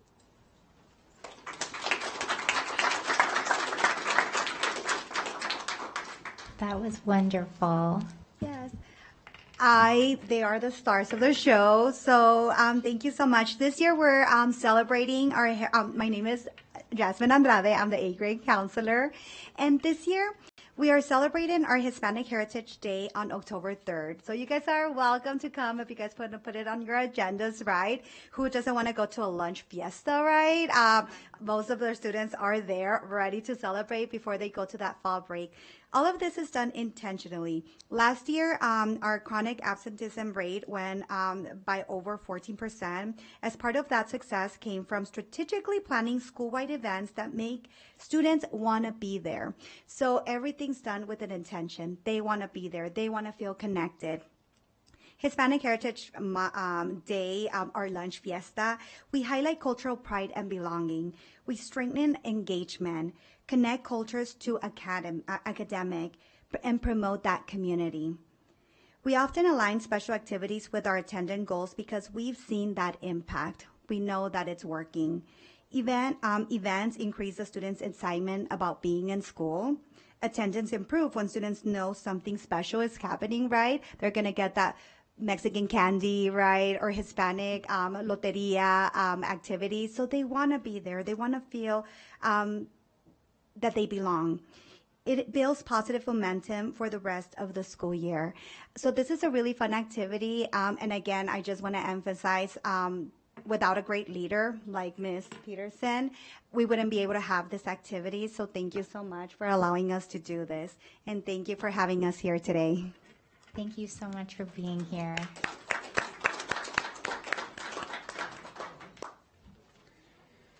Yeah, I think before we read the resolution, I just wanted to say thanks to each of you. Students really appreciate what you've been able to come and offer and share with all of us. Never an easy task coming in front of a bunch of adults and sharing what you've just shared, and you've done so eloquently, and we're really appreciative of what you said, because as a school district, we do want every one of our students to be known, to be heard, to be seen, and we know when that happens that you're more engaged in school and you're more likely to have success and do well academically. So you've given us another powerful reminder of how important our work is, and just wanted to say thank you to the entire Sparks Middle School team that's here today.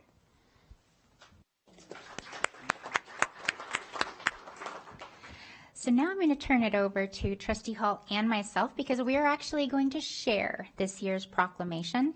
And we're going to do that for a really important reason, and that's because many people mistakenly believe that to be Hispanic is a race, but it's not. It's an ethnicity.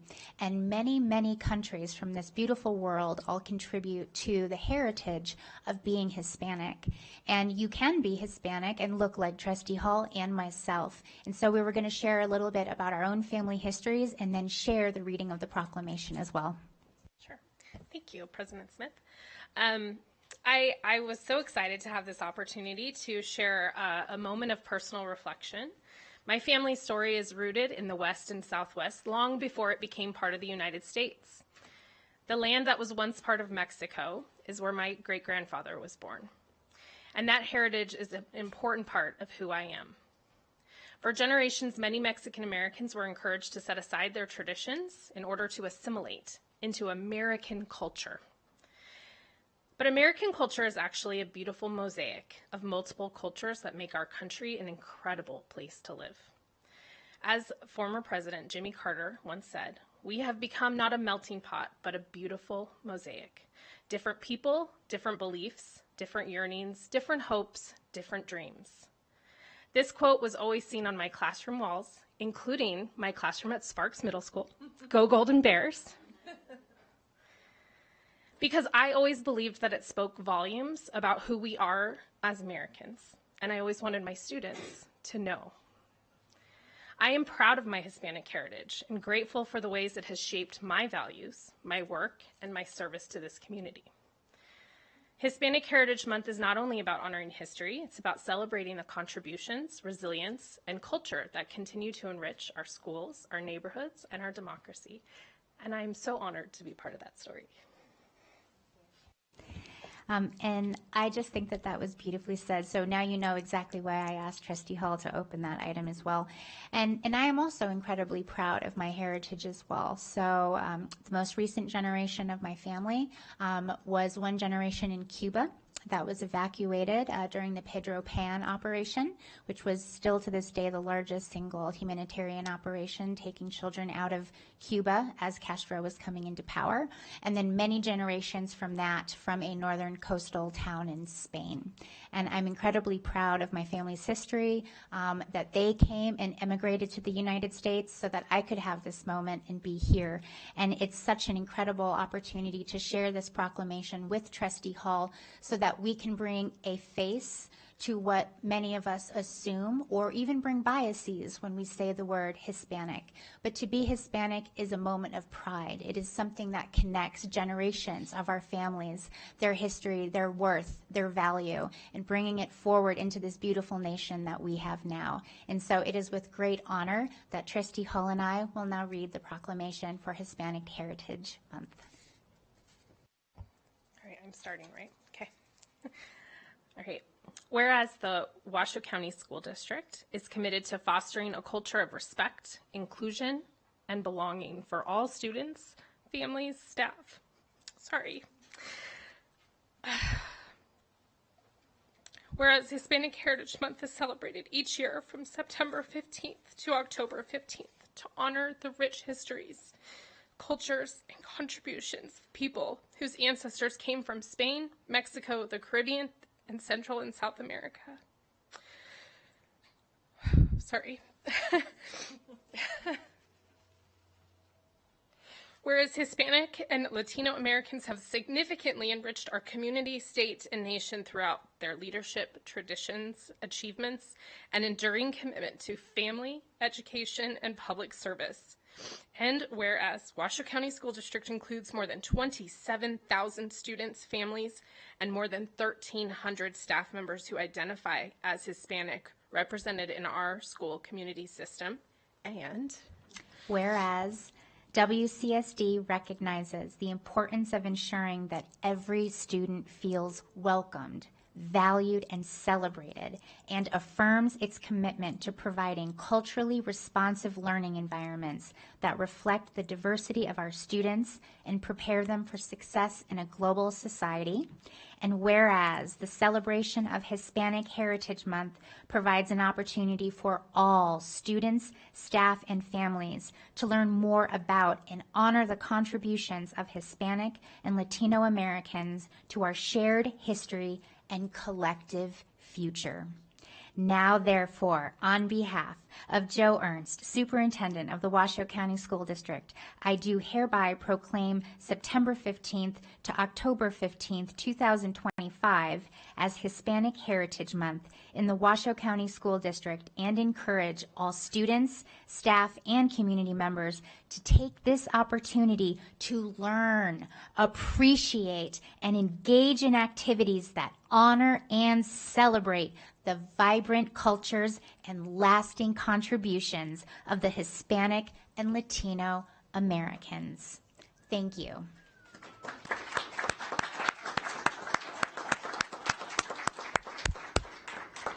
And now we will get up and celebrate this moment with a photo.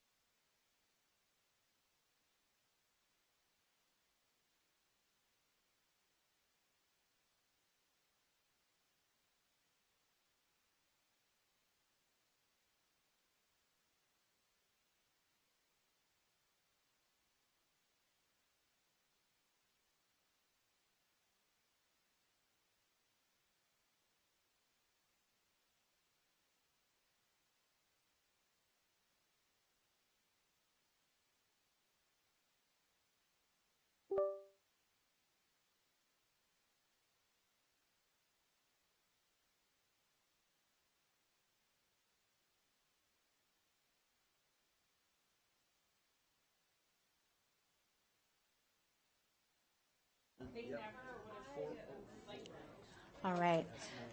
So, all right, team. So we're going to go ahead and bring it back here and close item 4.02. We're actually going to go ahead to a different part of our agenda. We have some. Okay. All right. We are going to go ahead and actually move over now. We're going to do one more item before we take our break, and that's because we have our guests here for item 4.04. This is the milestones and momentum presentation to provide the Board of Trustees an overview of progress made on Strategic Plan Goal 4, Academic Growth and Achievement. This is an item for presentation and discussion only, and we have with us Donna Ngati, our Chief Academic Officer of Elementary, and we have an amazing list of guests with us here that I believe you're going to introduce us to. Is that correct, Chief Ngati? Ngati, yes, thank you. That is correct. Good afternoon, President Smith, Superintendent Ernst, members of the board. Don Ngati, Chief Academic Officer of our elementary education. Excited here to be able to go forward with our first milestone of momentum for the 25-26 school year around Goal 4, our focus on academic growth and achievement.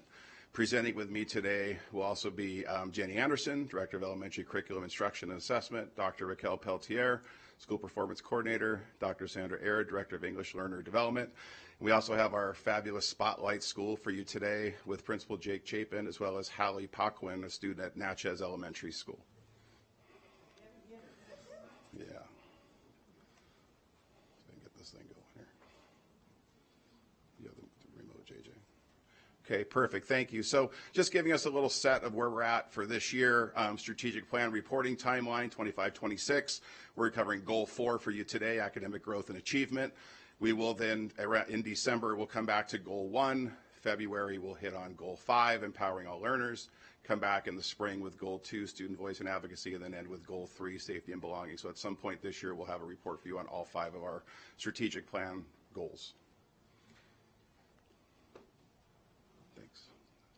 Again, our strategic plan action steps as we go through all 5, really keying in on this is Goal 4, and I want you to pay, kind of note that we made some changes to Goal 4 that were approved at a previous board meeting around adding in 4.3, which was collaborative school supports, and 4.4, which was English learner development model, in addition to continuing with high quality instruction, and then 4.2, our iReady. So I just want to make sure we noted those 2 changes that we did earlier this year. So moving forward, fantastic opportunity to celebrate our wonderful Spotlight School of Natchez Elementary School. Just give them a quick intro before I have them come up and speak about the great things going on at Natchez. Obviously, Natchez this year improved their star rating from 1 star to 3 star, which is fantastic, tremendous growth there. Natchez had a plus 27% growth in English language arts proficiency from last year to this year, as well as a 28% increase in math proficiency, which is fantastic. Those are outstanding growth measures for Natchez. So on that note, I'd like to invite Principal Jake Chapin and Hallie Paquin to come on up and talk a little bit about the work that's going on at Natchez and how this improvement took place. Welcome.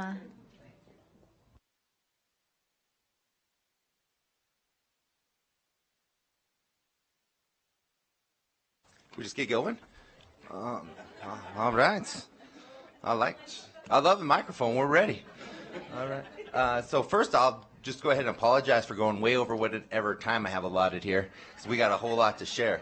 So second, I just want to make sure that I recognize that while I'm up here presenting, this is the work of our staff, and all of our success and all the things we do, like, lays firmly at the feet of all of our teachers and support staff, and even down to our custodians and site facility guys, where I'll share a little story about them later on. But I'm the guy that likes to talk, and probably the prettiest. So I'm the eye candy and the guy that likes to talk for our school, and that's why I get to be here, I think. I would like to say that getting to 3 stars isn't something that just happens one morning when the sun decides to shine a little bit brighter. It's the result of years, really, of intentional planning, professional growth, and rolling up our sleeves to put systems in place that last. To be recognized as a 3-star school today means we've been living like a 3-star school for years. This moment is the scoreboard finally catching up to all the hard work we've been putting in. Some people I just want to recognize right up front, and I saw him sitting in back, are Dr. Mike Paul, who we didn't always have the greatest scores, but he knew that was part of the plan and believed in the system and supported us all the way. So I definitely want to recognize his support for all along the years. And then Dr. Raquel Pelletier back there in the collaborative too.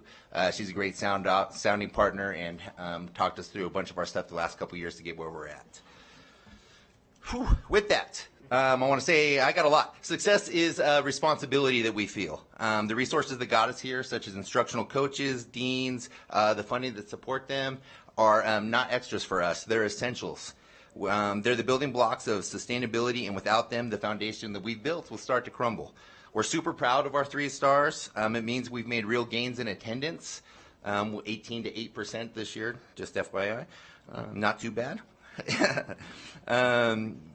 It also means our students have grown leaps and bounds academically. But the STAR system really only measures part of the story, when it doesn't capture all the benefits that Natchez brings to students, families, and the community.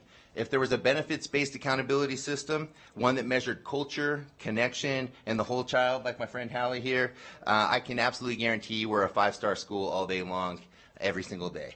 So while we're proud of the 3 stars, we do a lot more that definitely, I think, puts us up in that 5-star echelon, and we're going to hang our hats on that as well. At the heart of our school is culture. We've kept turnover low, welcomed back talented staff, and built programming that grounds students in who they are. We have a program known as Young Mustang Strong Future. That was a grant that was authored by Fawn Hunter and Delisa Crane, $1.2 million Bureau of Indian Education grant to put culture and language into our schools so that students like Hallie get to do 30 minutes a day, every day, exploring their own culture and their language. And our program, I think, really in our school can be summed up from our culture teacher, Kaylani Harry, who said that before we know others, we have to know ourselves. And I think that's a really important part of what and who we are at Natchez, where we have to understand who we are so that we can go forward. Right, Hallie? All right, this is where Hallie fist bumps me the whole time. Let's go. Next. Moving on. So up on the slide, we've got our pillars in action at Natchez Elementary School. The Parent-Teacher Home Visit Project has been instrumental in our building relationships with the community, and I think the core of our school is our relationships with the community, because we have to work successfully with parents to get them to buy into what we're doing and to support that at home and in the school. We are 2 times in the last couple years the Gold Star School for the Parent-Teacher Home Visit Project, 1 time Silver Star. I wrote everybody up and we got back to Gold Star School after that.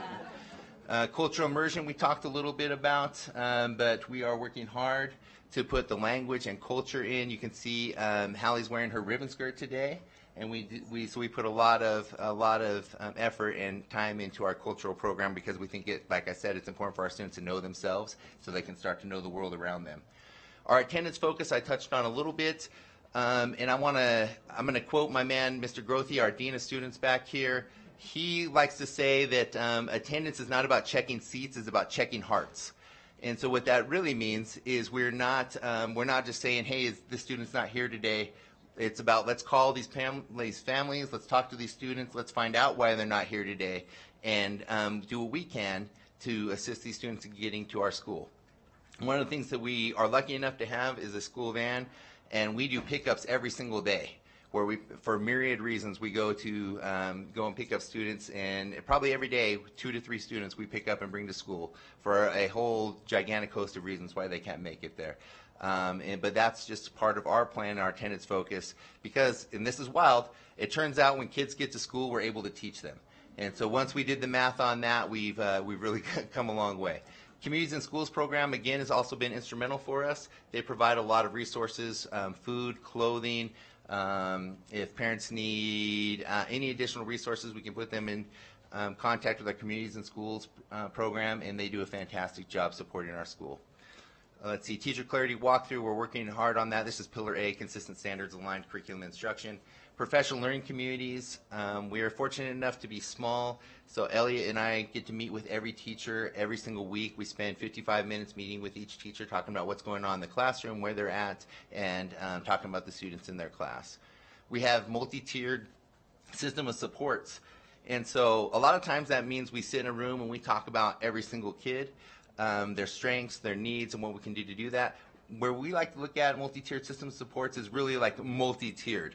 We talk about teachers, we talk about support personnel, our counselors, even our site facility coordinators, all of the different systems of support that we can put in. The story I want to share about Mr. Richard, our site facility coordinator, is he dove headfirst into our attendance initiative, and he started a bike club to get kids to bike to school. The problem is all our kids have bikes with flat tires and no pedals. And so he opens up a bike shop every morning. Kids bring him there. He airs up their tires. He puts new pedals on. He fixes their brakes, whatever he needs to do. At one point last year, we had 10% of our school biking back and forth, which if you know the NEPF, 10% of our school comes out to about 2 points in an attendance swing, and that's how we get up to all those stars. Getting towards the end here, the last thing I want to touch on a couple more things. We have our PI protocol. PI protocol stands for Prevention, Intervention, and Enrichment.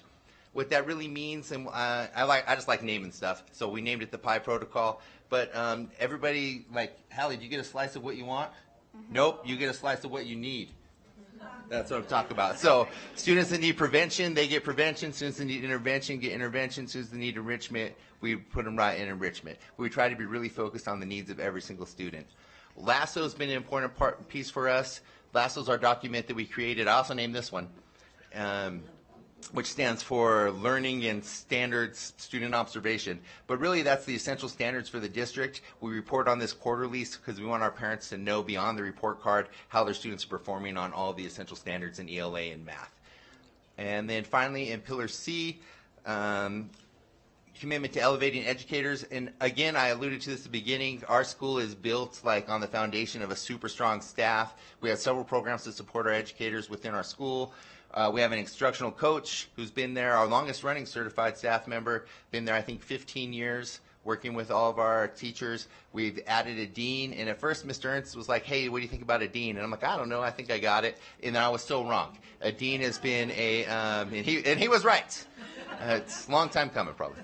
So a dean has been just amazing for us. We were fortunate enough to hire Elliot Grothy, who is a wizard in science of math. A lot of his science and math that he brought to us is directly related to our math growth. We're working hard on science of learning right now, which has been amazing. Letters is a program about science of reading training. You probably heard that discussed a couple times.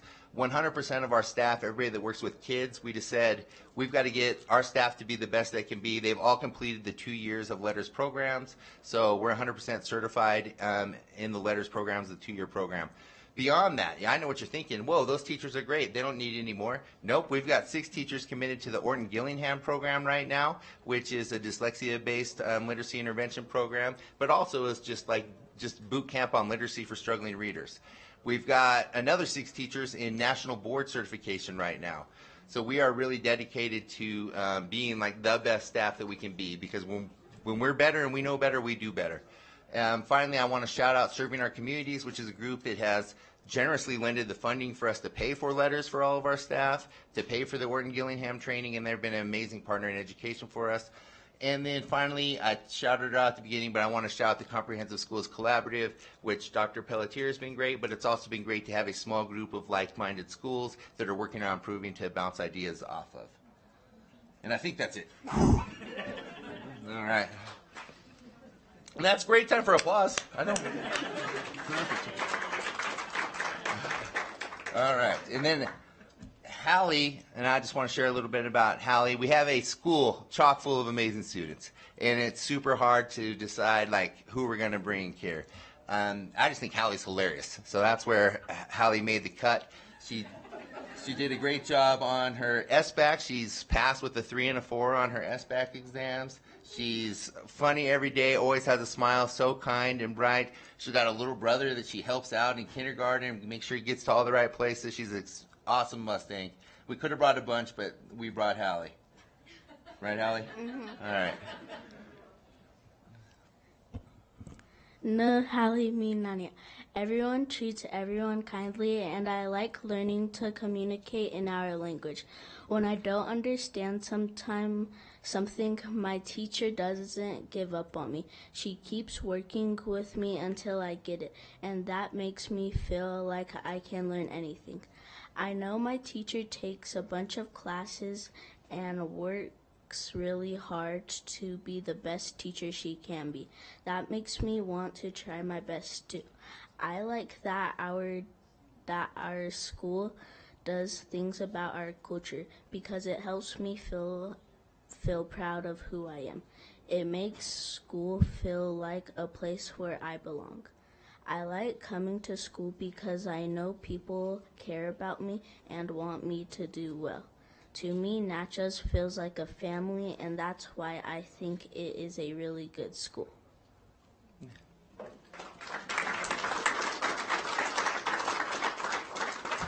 And Hallie brought gifts for everybody, which is our latest Natchez shirt.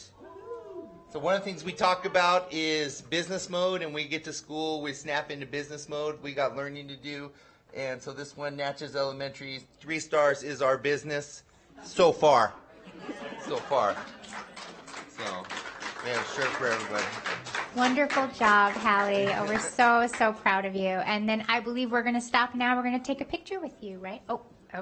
Did you want to say something for Superintendent Ernst? Besides, I mean, very rarely does he sit here and get told, like, everything you say is right. But that is a beautiful day. That is a beautiful day for Superintendent Ernst. Yeah. Thank you, Mr. Chapin. We can talk compensation a little bit later. Okay. Haley, great job. Thank you for being here. Thanks for representing your school. Thanks for taking care of your little brother. Those are all really important things, and it's great to see your smile here today. We're looking forward to maybe taking a picture with everybody, taking a little pause, a picture, and then just celebrating all the work that you and the Natchez team have done. Thank you. All right. And before we do that, Trustee Phoenix would like to say something to you before the photo. First of all, thank you, Hallie, for being here. Thank you, Mom, for making it happen. Jake, thank you. Some of you know that the qualitative data that goes into some of this is all those unwritten things that happen every day, all the time. It's not just about the numbers. It's about going to pick them up. It's about running here. It's about running there. It's about being in the community for the last 10, 15 years. That trust has come for a lot of the folks in our community there. So from me to you, Jake, thanks a lot, man. Yeah, thank you. Appreciate it.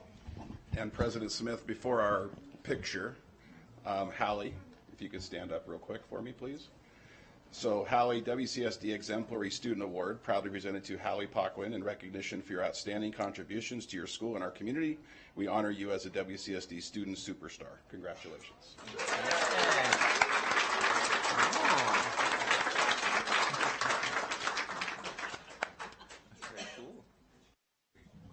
Thank you, Madam President. I'll be brief. I just wanted to pile on with what Trustee Phoenix said. Natchez is also in District F. That's my at-large ward, and I've spent some time with you, Jake. And again, just want to salute you and your entire team. You have such a heart.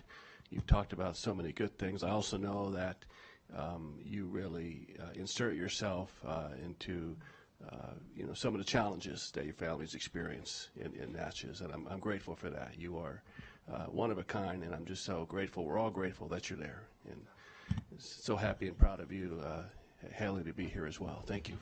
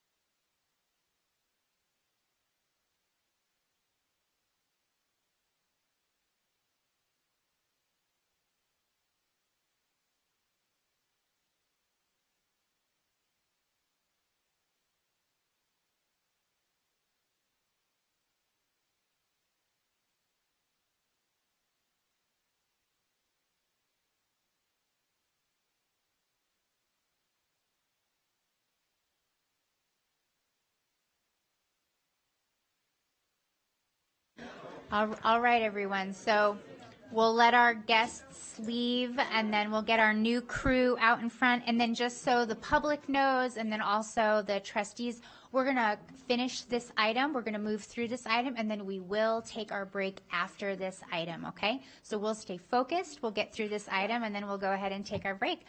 Welcome to this amazing group of professionals we have in front of us. Chief, you've got a great lineup to introduce us to. They're fantastic. It's always a tough act to follow when a student comes up, though, so I have to admit that piece there. So again, continuing on in goal four, I'm just going to give you a little bit of data. Some of this we've already seen before, but again, going through this again about our academic growth, you can see across our goals, 4.1 to 4.4, increases of 3.4% and 4.1, increases in 2.7 around, smarter balanced math proficiency, science proficiency up 0.8, and then English language growth up 5.7. So again, increases across the board, which is fantastic in terms of our district for this year. Moving forward to our ELA proficiency, largest increase in district history. We've shared that with you previously as well. But again, overall looking at a 3.4% change, elementary a 3.1 increase, as well as middle school with a 3.7 increase. So again, great gains there as well. Moving into our math proficiency, this is on the Smarter Balanced. Overall, we had a gain of 2.7. Elementary was a gain of 3.9, with middle school with a gain of 1.5. So again, gains across the board there. Largest increase in district history again as well. Again, this is pretty powerful as well. When you take a look at all of our demographics and all of our different groups within our district, every single one of them made gains, which is outstanding across the board. So again, kudos to our staff, our district personnel, and all of our resources being allocated in the right spot. Again, to get this kind of growth across the board for every single student in our district is fantastic and amazing. Moving forward into our ELA milestones, improvement again of 3.1 in elementary and 3.7 in middle school. Again, we are seeing the highest ever third grade proficiency rate since 2015-2016. Our grades 3 through 5 all at or above pre-pandemic proficiency, which is outstanding. So we're moving that needle up in that direction. Elementary single largest one-year increase since SBA began in 2015-16, and again, substantial increase in middle school of nearly 4 percentage points, which is outstanding there as well. Taking a look at math, again, 3.9, gain of 3.9 for elementary, a gain of 1.5 for middle. Again, major accomplishments around our math milestones. Grades 3 and 4 at or above pre-pandemic performance again. Grade 5 was within 1 point of pre-pandemic performance, so we're going to get there. I'm going to put that on record. We're going to get there. Middle school making steady progress towards pre-pandemic proficiency as well. So again, great gains in math as we move forward too. Taking a look at science, some opportunity for science. We understand this and we see this again. Grade 5 had an increase of 4.2. Grade 8 had a negative 2.5, a drop there, and then grade 10 was a gain of 1.8. So again, focusing on that science piece to leverage that as we move forward for this next year. And this is where, this is amazing. This is absolutely incredible that we look at this, and I know there's a lot of this flying around when this went hot and live. It was really, really cool to see. Again, taking a look at the percentage of schools that improved their star rating on the Nevada School Performance Framework, taking a look at 81% of our elementary schools had improving scores, which is incredible, amazing. 70% of our middle schools, and then 53% of our high. Our major accomplishments, we reduced our one-star elementary schools from 21 to 9. Amazing. Our 7 new, and we can clap, that's awesome. We should be clapping. We should be having screamers and party favors and all of that too. There you go. 7 new 5-star schools for a total of 22 5-star schools this year, which is great. 71% or 83 of our schools improved their index score this year, and then 47 schools improved over 10 index points, which is absolutely amazing growth. So again, kudos to our teachers, our principals, our students for getting under, the folks that are sitting here as well that do the support behind the scenes, all of you as a board that are making the decisions for our district. We are trending in a very good direction, and this is outstanding data to be able to share with you. I'm excited to be able to share that with you too as well. Chief, can you stay on this slide? Absolutely. And I am so glad that we clapped, because like this should be ticker tape parade. Yep. We should be marching all of our educators down, downtown underneath the arch and celebrating them. This is amazing. This is absolutely amazing. And It is the strength of this team and all of the educators, and I mean all the educators, from the bus drivers to our nutrition services workers to our talented teachers, our education support professionals. This is their work, and the fact that their talent gets to manifest in our children is truly so unique. This is our kids doing the work. These are parents prioritizing attendance at schools. This is the bringing together of so many important things. And I will say personally, I believe this answers the question, does funding matter? And I do believe that it does. I don't at all suggest that it is only funding that matters, but I do want to remind this community that prior to the 2023 legislative session, Washoe County was receiving around $6,500 per student. Nowadays, we receive around $9,700, but really it was that 2023 legislative session. And then we got that money July 1st, 2023. We planned over the course of the year with our associations, with our families, with our children, and then we implemented in the last school year. So when you see that we made this amount of improvement this fast, it's absolutely incredible. I think that this district did it in lightning speed because we typically know that it takes 3 to 4 years to really see meaningful change. And yet we were able to do that in half that time. And so that is absolutely a testament to our superintendent, to our executive team, to all of our building principals, every administrator, every educator. This is a celebration with them. And I honestly cannot be superlative enough. This is truly, truly remarkable. And this is exactly why the Washoe County School District is so proud to be so positively viewed in the entire state of Nevada. So thank you so much. That's my moment. And I could shine in the dark. I'm so proud. No, thank you for sharing that. It's outstanding. And also kudos and acknowledgement to our area superintendents that are in there doing the work with our principals and our executive leadership team, like you said, to be able to, it's hard. We're making decisions across every department and every entity that we have in our district for this. This is the outcome we're getting. So it's awesome to be able to see results like this. And thank you for sharing that, because it is a lot of hard work and dedication. And I'm excited because, again, keep continuing that push of how we're going to continue to get there. But this is outstanding. And I'm excited to be able to share that in front of you today. So moving forward, I'm going to kick it over to Jenny Anderson now, our Director of Curriculum Instruction and Assessment. She's going to walk you through Goal 4.1, high quality instruction, and then there'll be a little piece from Raquel, Dr. Peltier, as well as Dr. Aird moving forward. Thank you. Good afternoon, President Smith, Superintendent Ertz, and trustees. I'm Jenny Anderson, the Director of Elementary Curriculum Instruction and Assessment. I appreciate the opportunity to be here today to participate in this celebration and be able to share information going forward. We continue to focus on high-quality instruction across Washoe County School District. There has been considerable attention put towards grade level standards over the last year. We've made sure to provide hard copies of standards and documents, updated materials, and being sure that we reflect the new adoptions around math that we have in place. So we're making sure those materials are in the hands of our teachers and that the standards are all connected in a way that's meaningful to them. During the June PL days, just in elementary, we provided materials and support to over 1,000 teachers. During the new teacher academy, we had 50 brand new teachers getting all the information that they need and really being able to focus in on grade level standards. As we continue to focus that attention on high quality instruction, we continue to make intentional use of the teacher communities. And as you remember, these are the spaces where teachers engage directly with other teachers at their grade levels. I was peeking in just the first grade teacher community the other day, and we have over 700 educators engaged in that teacher community where they're receiving materials, resources, supports for what they're teaching in their classroom, updates on pacing, anything that goes on goes through those communities. So it's a big piece to celebrate. Our team in curriculum and instruction and assessment, both on the secondary side and on the elementary side, continue to support teachers through those communities, but also in person through professional learning across our district in schools and in larger settings. Some of the examples of things you might see in those teacher communities or that our teachers see are things such as the pacing guide. So this is an example off of a 5th grade pacing guide. And the reason that pacing guides are so important is so that we have students being able to access the materials in the same way at the same time.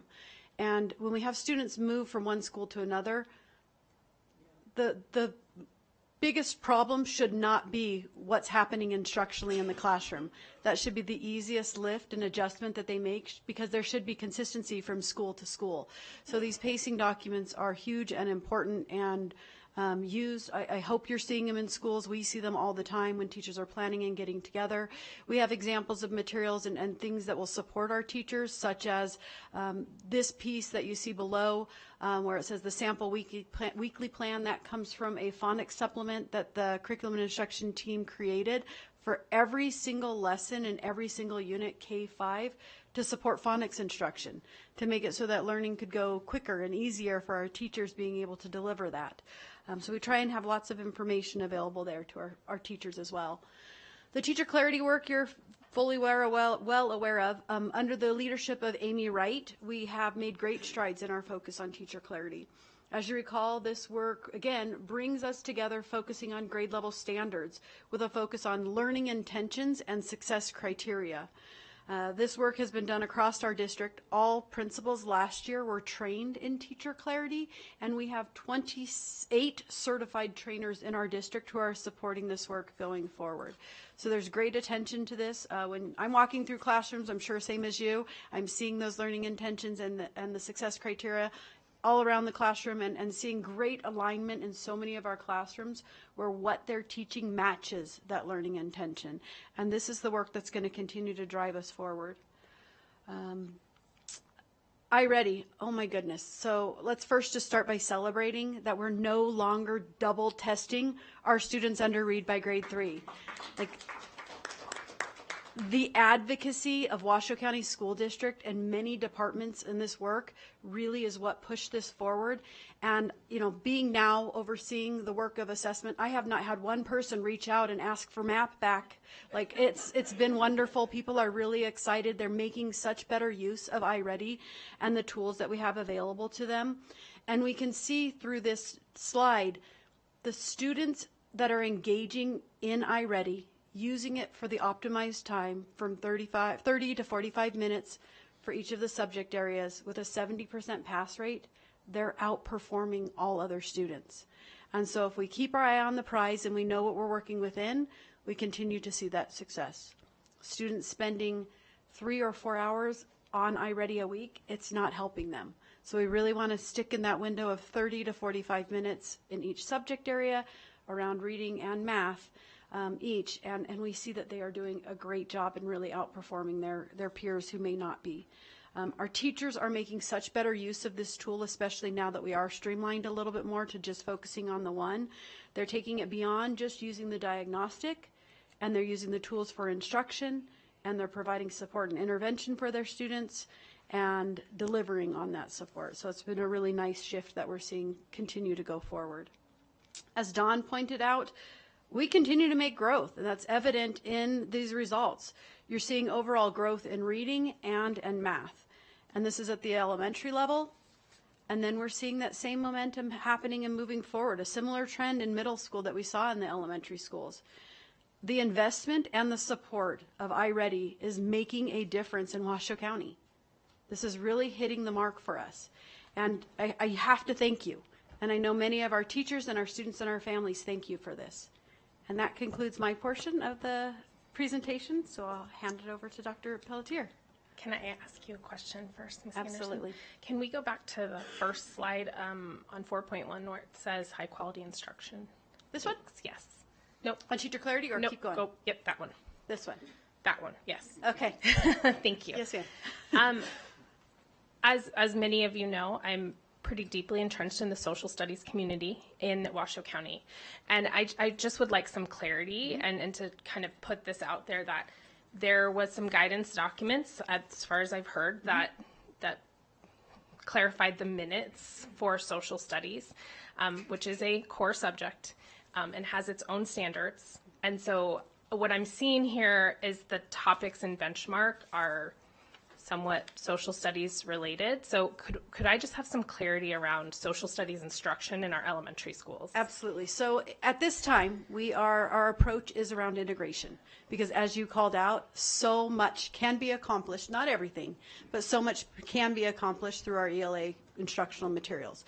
So the previous curriculum and instruction team, years past, went through and they made connection documents. They're called benchmark connections, and they align as a very significant number of those social studies standards to our ELA materials. For those items that we don't cover, again, within those teacher communities, under our social studies, there are topics and units that are prepared for the teachers to address things such as financial literacy that are a little bit outside of our adopted materials. So we make sure to have all those materials right at their fingertips, but it isn't pulled out and isolated, because I think it's just fair in acknowledging there's a lot to teach. There are a lot of standards that need to be instructed on and, more importantly, learned throughout an elementary day. There's a lot of other things that demand the time, so you might have 4.5 hours of instruction really taking place during an instructional day. And so the more we can connect together, we do. The same thing would go in some cases for science. There's opportunities sometimes within science where you may be doing more purposeful reading within, again, our adopted instructional materials around ELA, that we can kind of gleam back and forth between our FOSS instructional materials that have been adopted and our benchmark materials. I love that. I think cross-curriculum work is really important because we don't live in silos in the world. Like, we all have to find connections between things. So just for example, I'm looking at this one and it says Unit 7, conflicts that shaped a nation in 14 days. So I'm going to make a leap and ask if this, because the 5th grade is about the revolution and the development of our nation. And so I'm going to make a leap and say that I'm assuming that that has something to do with the revolution. And so those crosswalk documents are provided for teachers, and they're given those opportunities. Yes. Because I know that there's just a lot of stress that goes around when those guidance documents come out and says, we only have 5 minutes for social studies.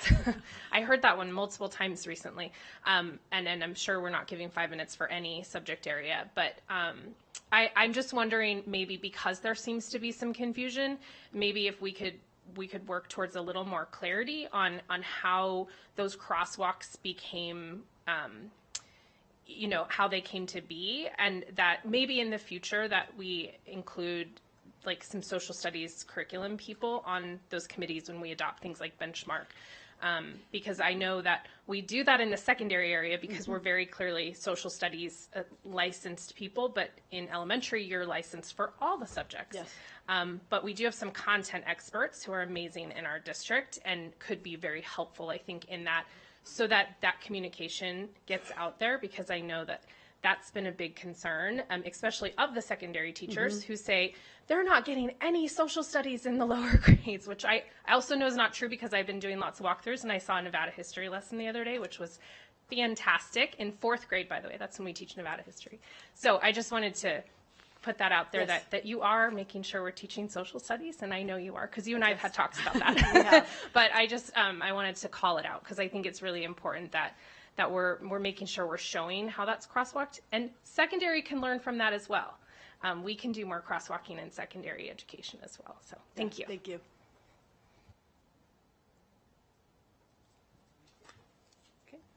Thank you very much. Good afternoon, President Smith, trustees, and Superintendent Ernst. It is quite an honor to be up here and talk to you about the Comprehensive Schools Collaborative. And if you were impressed by the prior data, you're going to be even more impressed when you hear all of our data. Just a little background, because I'm not sure how much you know. Oh, yes, let's get on the right slide. There we go. How much you know about the Comprehensive Schools Collaborative. It was rolled out in the spring of 2024, and it is comprised of 2 groups of schools. Those schools that fall under the CSI designation by the state, which are the lowest 5% of schools in the state, and also strategic support schools, which are the lowest 5% of the schools in Washoe County. So when it was rolled out in the spring of 2024, we had 6 elementary schools, 2 middle schools, and 4 specialized school, and 1 district-sponsored charter school. So the schools get in, and they can also get out. But we made the district made a 3-year commitment to these schools so they can exit the CSI designation from the state at the end of 3 years, and they can be in the collaborative for 3 years, although they have reached the exit criteria, which is to either increase to two-star school or increase their points on the NSPF by 10 points, which many of our schools have already accomplished. So for the last year was the first year that the schools received the full support that we provided them. And one of them is a turnaround coaching for administrators. So one of the things that we did was develop a major focus on developing strategic planning and a laser focused purpose to everything that we do at the schools. So each June, we have a 2-day strategic planning meeting for the leadership team at each of these schools, where they come and they receive professional learning, but they also participate in collaboration with the other collaborative schools. And they work on their strategic plan for that year based on the data that the accountability office comes and shares with them. And we work on that to develop our plan for the school year. And part of the goal is also to relieve the load on the principals. So one of the things that we did was develop streamlined school improvement plans. So along with the accountability department, we developed the goals and we provided the schools with a menu of strategies. And then the schools selected those strategies. And it was so successful that a lot of the non-collaborative schools are also using those goals and those strategies for their school improvement plan, because it is very streamlined and it is aligned to the district goals and policies. So I think that's amazing. You just said something that I did not realize. Oh. That's an amazing thing. So we went to the principals with options and then custom built a plan based on what they felt would resonate with their school community? Yes, we came up with the 3 goals for the academics, the adult learning, and the connectedness. And then we gave them menus of strategies under different categories, and then they selected which ones met with their schools. Well, and we know obviously that this group you're going to show us in a minute saw outstandingly positive growth. Do you believe that a part of that was because the principals were able to choose from the menu and custom create what they needed rather than just giving everybody exactly the same thing? I believe so. That really helped the buy-in also and the believe-in of the schools. Thank you. Thank you, President Smith. The team up, is that the before and after school program, or no? Am I thinking of something else? Yes, Team Up is the before and after school through 21st century learning. Okay. Thank you. So along with that, we also provided 84, and you approved it earlier for next year in the consent agenda, 84 days of professional learning for our school sites. So each school site received these days, and they were able to provide the professional learning during the school day, because the funding that you provide to the collaborative schools is able to cover the substitutes for those days. So the teachers are able to take 2 hours by grade level during the day to come as a grade level and receive the professional learning from Curriculum Associates, which works with not only the iReady, but the special part of Curriculum Associates that the collaboratives use. So those days of professional learning have been invaluable to the students. So thank you very much for once again approving it for this coming school year for the schools. We also use magnetic reading and magnetic reading foundations as the ELA, because we felt that as these schools, they needed something above and beyond what all the other schools were receiving, because they were identified as the neediest schools. So the professional learning really focuses in on how to really effectively implement the use of those materials in the ELA curriculum every day. We also created data analysis meetings twice a year for all of the principals, so that we could model and teach them the importance of how to analyze the data and what to do with the data after you had analyzed it. So what are the next steps? So we modeled with them so that they then could go and have those same types of data conversations with their teachers, and then their teachers could have those conversations with students.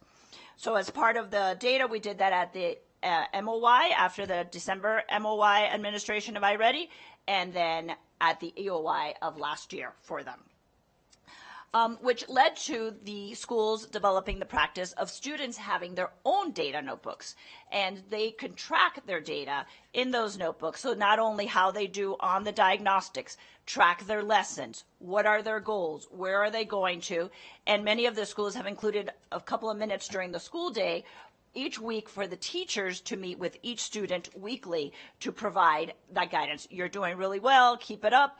This week you may have not done what you were supposed to do. Well, how are we going to fix it this week, and how do we move on with that? As part of that, I conduct about bi-weekly visits to the schools to meet with principals, to meet with the teachers, to sit in on the professional learning that occurs at the schools. I know the majority of the teachers by name at all of the schools because I'm there so often, and I just am a sounding board, a thought partner with the principal, give them ideas, thinking outside the box. What can we do? You heard from Jake. He's like Jake from Natchez. That's what we call him. And but along with that has come this friendly competition. Everyone wants to be the best now. So they're all in this friendly competition. Just as an aside, we have a group text message, a group chat, and it's always, I was first. No, I was first. Oh, no, Jake wasn't first. Yay, somebody else was first. So we also have a lot of fun, but they have learned how they really melded together to really collaborate and have those great conversations. They've been creative in coming up with a different PLC schedule for their schools. The majority of the schools, I think about 90% of the schools, have PLCs during the day so that admin and the coach can be present at every PLC meeting so that the teachers can also see how invested they are in the success of the students, and they can hear the information and they can right there answer any questions, provide any supports, as opposed to having to wait, we have to go ask the principal, let's go find them. We find out 3 days later. They can get it right then and there. Yes. Can you clarify, so like for an elementary school, while the students are at, say, like a special, then they're having their PLC with the coach and the principal during that time, and then on Wednesdays, do they work together? How does that? What they do is either they've given them an extra half-hour special so that they can stay within the contract.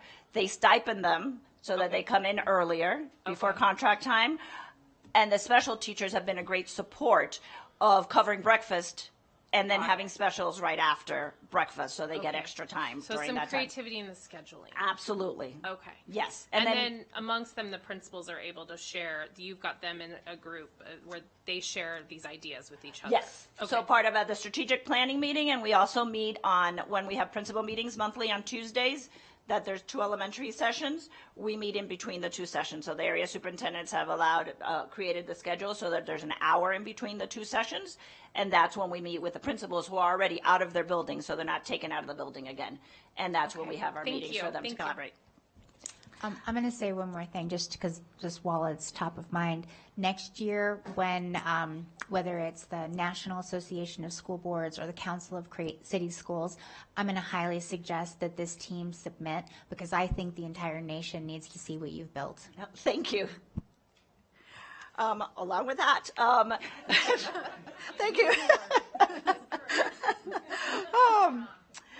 So we have coaches that you have funded. At the middle schools, we have math coaches, 50% with the students, and at the elementary school, we have instructional coaches.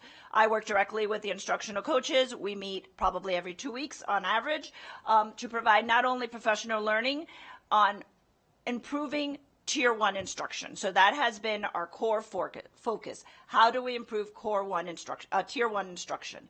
And then also we have the ability to we've been teaching the coaches the same thing about the data analysis. How can they do data analysis? How can they support their teachers?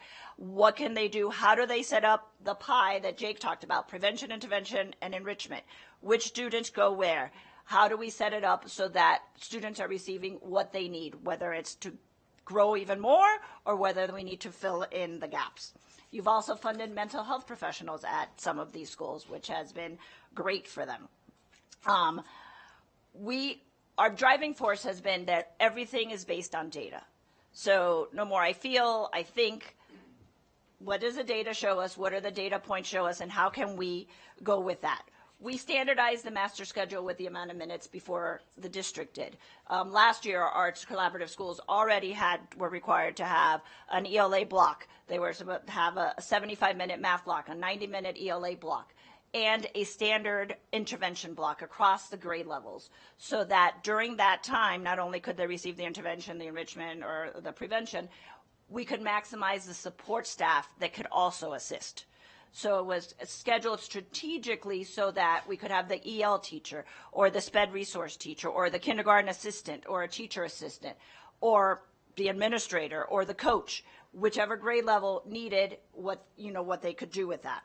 And also, we standardized what materials they use for the intervention. To reduce the load on the teachers, we wanted materials that were high quality but did not require a lot of extra planning, because we know prep and planning takes a lot of time and they don't have that.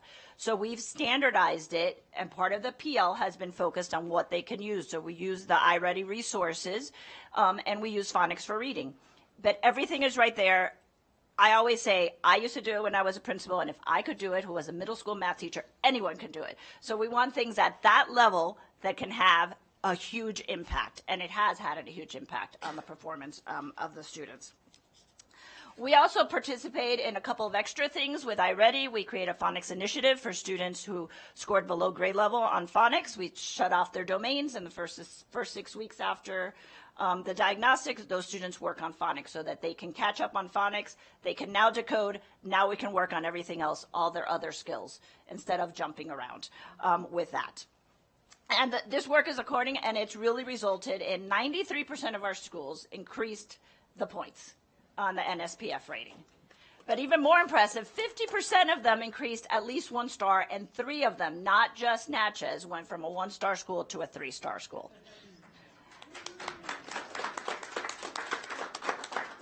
And Natchez and Risley both exited the CSI designation by the state, which hasn't been done in a while. So, and Natchez had been designated as an MRI, which is even more restricted intervention, and they were able to increase because these schools have not only bought in, but they've gotten their staff to believe in.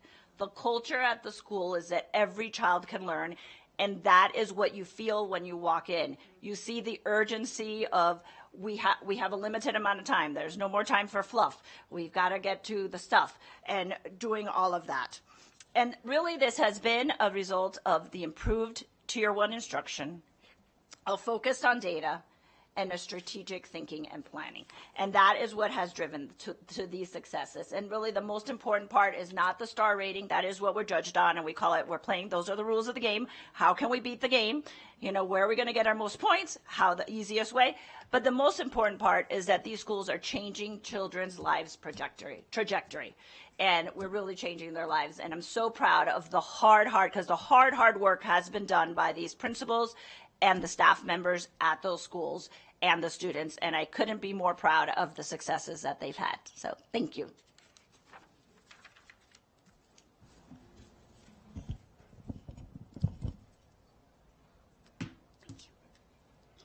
Okay, good afternoon, President Smith, Superintendent Ernst, trustees, Sandra Aird for the record, and I am honored to be here to bring good news from the ELD department. So, oh, sorry. Okay. Okay. First of all, I wanted to go over just an overview of our model for our ELD department, which is our English Learner Development education model. And when we're looking at that, we're looking at students who are learning English. English is not their first language, and we're welcoming them into our schools to learn English as well as all of our content. When we look at our English language development model, we're looking at a change because of our weighted funding. We've been able to provide supports to our schools. Those schools with higher EL populations receive more supports, intense supports, while those with lower populations receive support from our ELVs, or our ELF. What is an ELF? Our ELFs are English language facilitators, so they service our schools. Their job is to really work with the educators, the adults in the school, to help with increasing and working with educators to build their capacity around effective instructional strategies. And these strategies are not just good for our EL students, they are actually good for all of our students. We also have our EL teacher. So our our ELFs typically service more than one school. We do have a few at our high school that only service one school, but typically our ELFs service more than one school. Whereas our EL teachers typically are site-based. Those teachers work very closely with students. They're working with the students, possibly in small groups, possibly one-on-one, possibly co-teaching within the classrooms with a co-teacher. And then we also have our teacher assistants. Our EL teacher assistants are our classified assistants, and they work under the direction of a classroom teacher or the ELF, and they meet with students one-on-one, small groups, to ensure that they are receiving that extra boost that they need with those effective strategies as well. When we're looking at our population, this is interesting, and I think this is new to most people in our community. 15% of our students are currently identified as EL students. So in our school district, we have just over 9,000 students who are receiving EL services. We also have about 24% of our students who have ever been EL. And we'll talk about exiting EL services in just a minute. But in our school district, 24% of our students have been EL or are EL students, classified EL students right now. Most fascinating, we have 97 languages spoken in the homes of our students, which is quite a large number of languages. So I am very privileged to bring this good news and celebration, so have the confetti, because this is great work from our EL department and our assessment last year. EL students, if they are designated as EL, English learners, they take the access assessment in the winter spring time. So all of our students who are designated take an additional assessment. This assessment looks at all 4 domains of language. So we're looking at reading, writing, listening, and speaking. Our students take this assessment, and it's looking at our students making progress so that they can exit in 5 years or by grade 12. And when you look at the graph, we can see that we have had great upward momentum with all of our students over the past several years. Our elementary students, when we look at our elementary, we have 47.8% of our students who have made the growth so that they are bound to exit within 5 years, which is amazing and great work for all of our educators, our EL educators, our assistants, and our EL team in the central office. When we're looking also on the left, we can see great results as well. Overall, as a district, we've increased the percent of students meeting that AGP, that annual growth that would expect them to exit within 5 years or by grade 12. We can see great work in elementary went up by 8.2, and in middle school 5.3, and high school 1.8. It is very difficult moving forward in high school. Just keeping that in mind, that is very, very difficult, and they have made great strides in our high schools.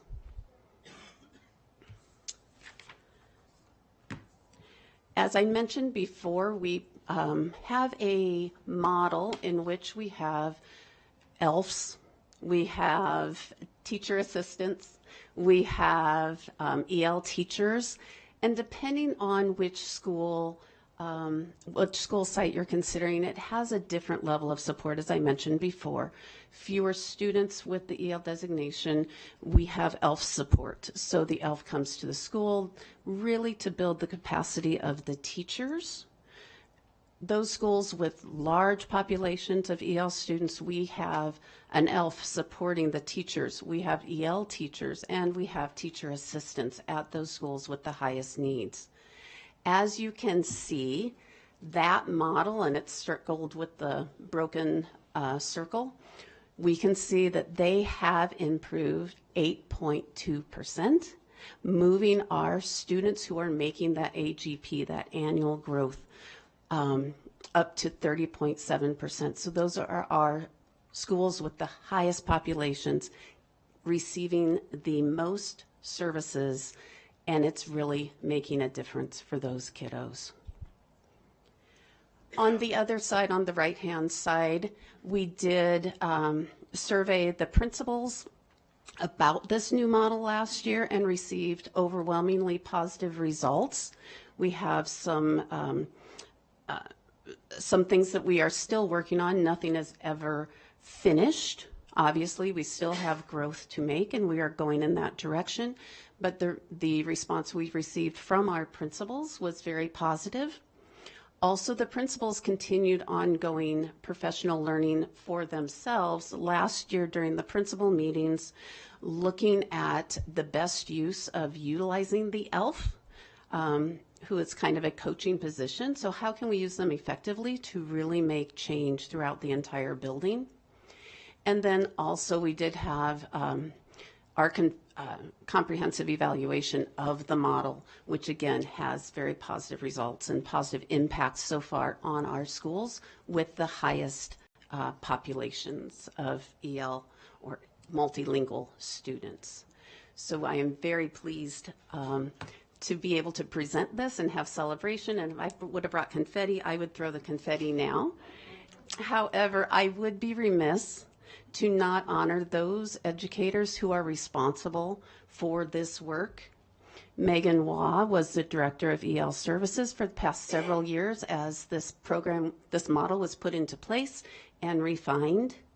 We also have 4 coordinators at the district level that are working very hard, as well as our support staff for assessment and compliance. We want to honor also the work that our people do in the schools, our ELVs. We have 35 ELVs out in the school district. All of our EL teachers and our teacher assistants, their dedication is making this work. So thank you very much. And finally, because I was, you go. Yep. All right.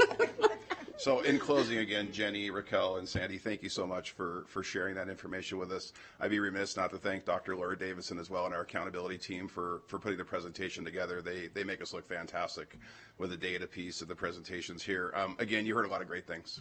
It's an honor to stand up here as a chief academic officer and see the results that we're getting as a district. And there's still work to do. Don't get me wrong. We agree to that. But it's a chance to celebrate. And we're moving schools and we're impacting students' lives. So again, we thought we'd wrap with our Spotlight School Natchez staff posing for a photo there, and we're available to answer any questions that you might have for us. Thank you. Okay, I wanted to just take a moment to say thanks to our 3 presenters. There's so many different ways that we could share gratitude, and I appreciate everybody acknowledging all the work that others are contributing.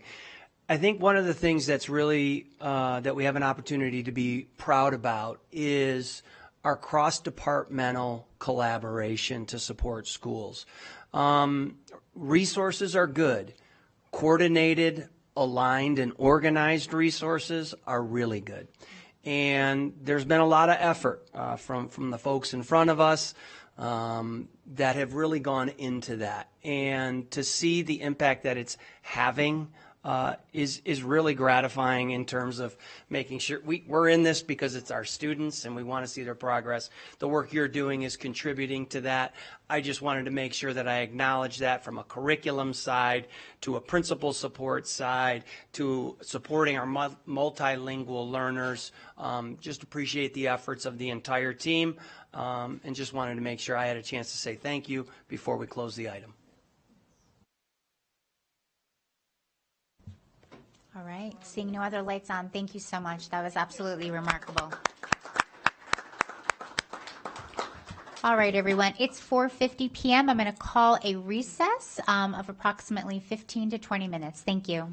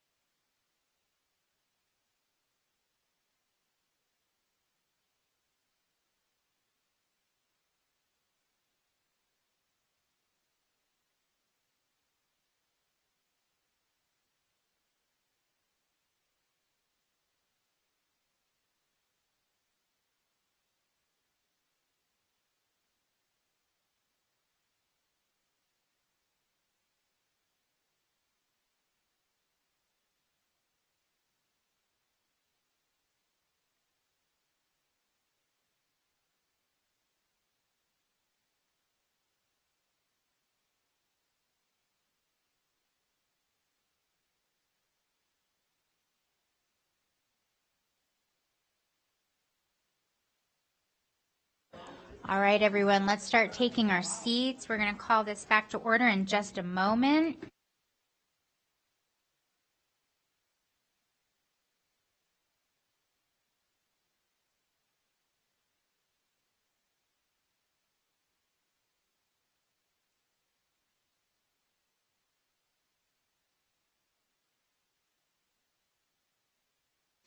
All right, everyone. It is 5:14 p.m. and I would like to call back to order this regular meeting of the Washoe County School District Board of Trustees. Just now, before we took our break, we concluded item 4.04.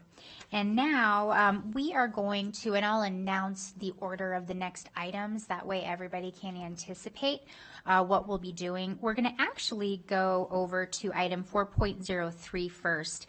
That is our discussion on advanced coursework, followed by item 3.01, our budget conversation. Which will then be followed by item 4.05 and 4.06, and then our closing items. So again, just as a reminder, that's going to be 4.03, 3.01, 4.05, and 4.06, followed by our closing items.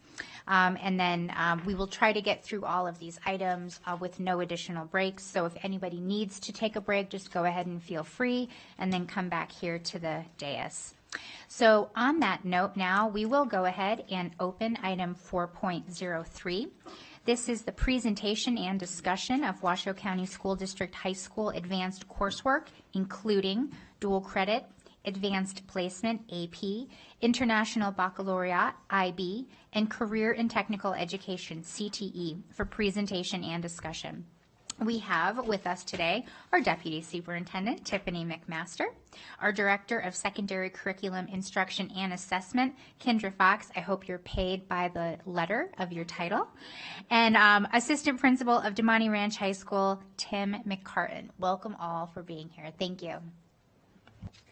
Thank you so much. Good afternoon, good evening, I guess. President Smith, Superintendent Ernst, members of the Board of Trustees. It is my absolute honor and privilege to be standing here to introduce a presentation on advanced coursework, more specifically dual credit, advanced placement, or AP, and international baccalaureate, or IB.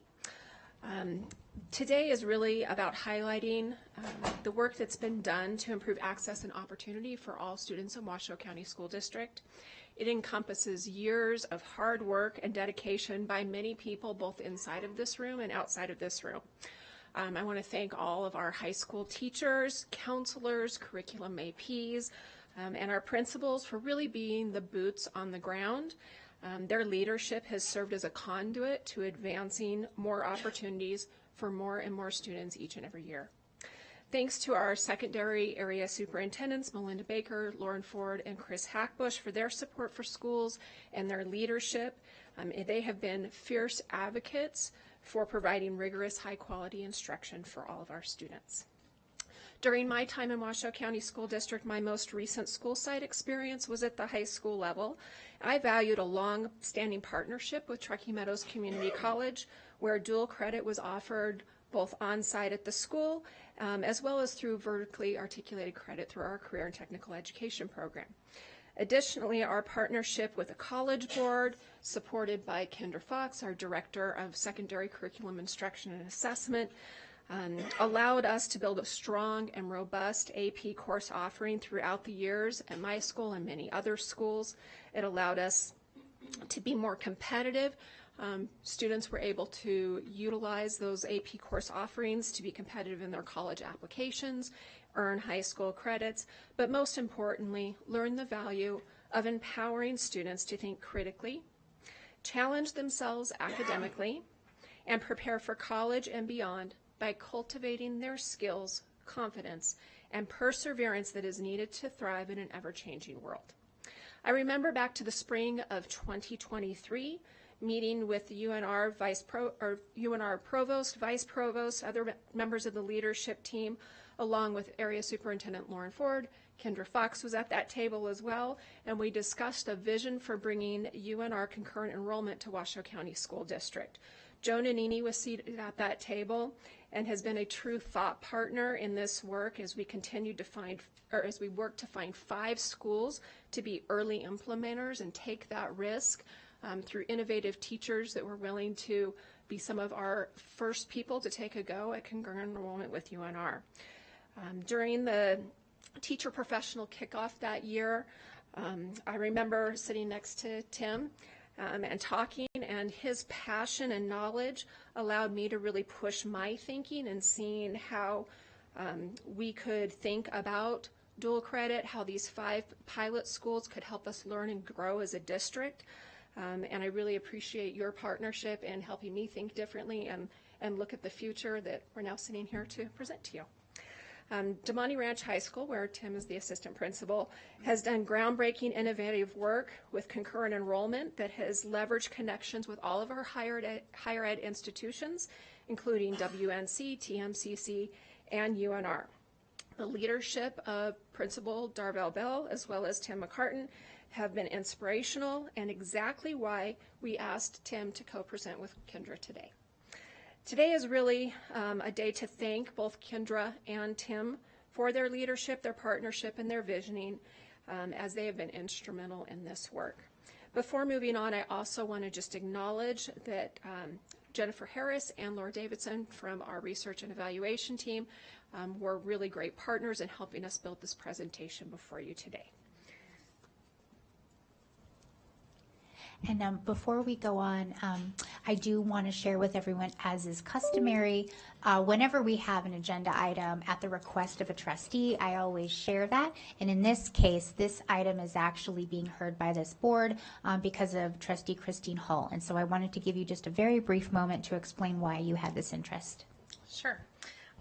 Thank you, President Smith. I appreciate that. So last spring, while we were having all of our budget conversations, the conversation came up about funding our concurrent enrollment, which is the classes that are happening on campus.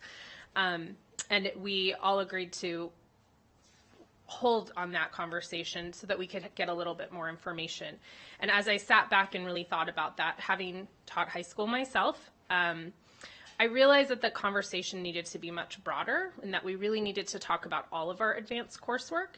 And thank you for flipping to this slide, because this is the perfect slide, Deputy Superintendent, because our strategic plan is about empowering all of our learners, right? That goal is about all of them. And so I do think it's really important that we're able to see everything that we're offering, including our CTE, our dual credit, and any other kind of advanced coursework before we can make a decision in isolation. I think it's really, really important that we do that.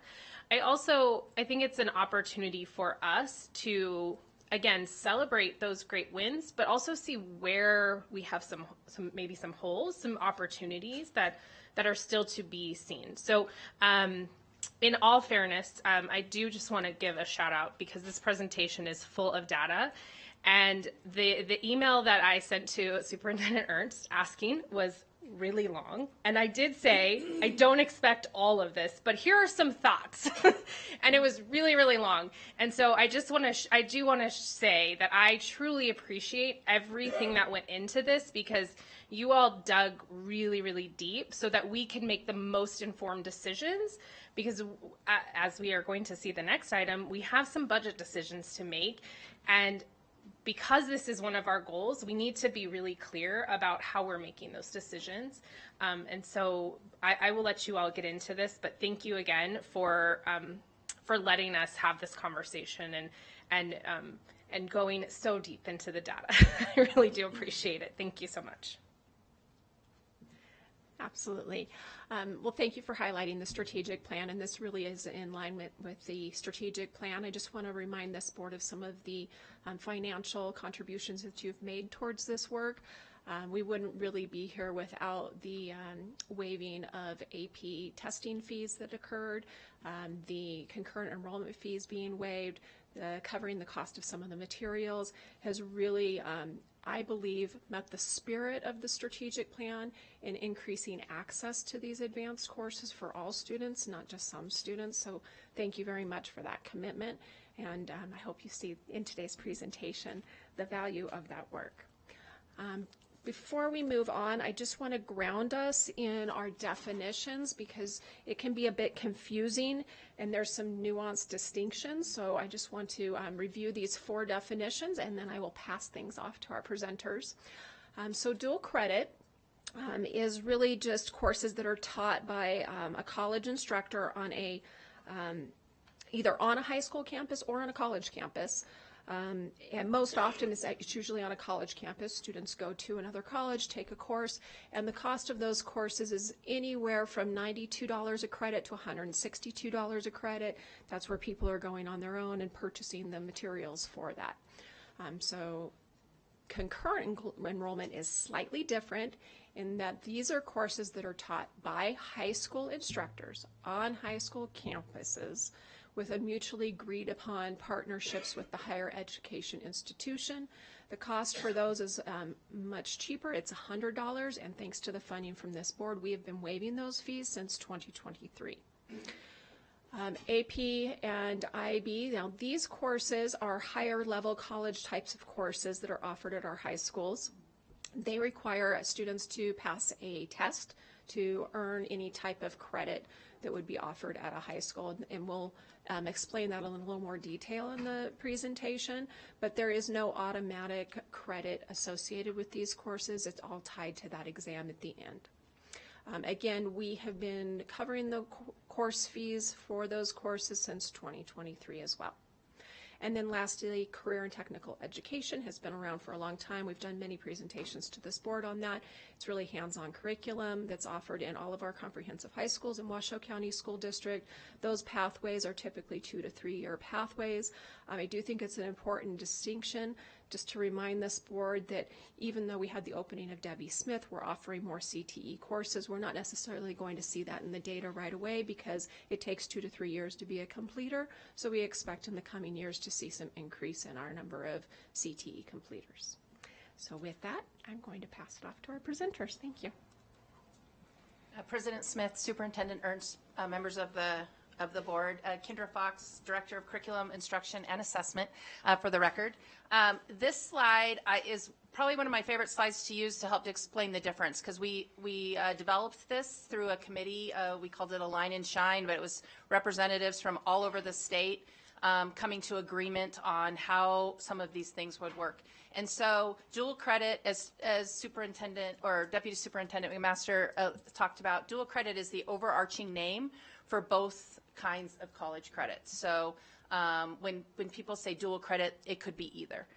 In a more distinctive way, dual enrollment, again, is when basically, in a nutshell, it doesn't really matter where the course is taught, it's who's teaching it. So a college instructor or an adjunct instructor is teaching the class. And then vice versa, when it's a concurrent enrollment class, it's when our teacher is teaching it. So it's a very important distinction. I think there's a lot of confusion out in the community about the differences and what we pay for and what we don't pay for. So I feel like any chance I get to review this information is helpful. And as a reminder, we pay for the concurrent enrollment side and the family pays for the dual enrollment side. Just a little history about dual enrollment in Washoe County. I started this job back in 2011, and one of my very first tasks was to look at the dual enrollment list. So this is from my recollection, this history. So it could have been past 2010, 2011, but I recollect it happening around that time when I first was hired into my position. And then I also want to highlight, and he's here in the audience, Mr. John Polson. Will you wave? And the reason he was our very first concurrent enrollment instructor. He taught government through TMCC, and he was also so instrumental in us meeting that next bullet because he would reach out to Dr. LaPenta and myself all the time and say, we have to get these fees figured out. And so then we would go to the state and advocate. And so I wouldn't say we were the only reason this happened, but I don't know that Bryn and I would have thought this through had he not advocated for this work. So this is Mr. John Polson, as in the John Polson John of Polson. John Polson Field. Yes. So not only are you a baseball legend, but you are an early adopter. Yes. Amazing. Amazing. Yes. He is. And a good one.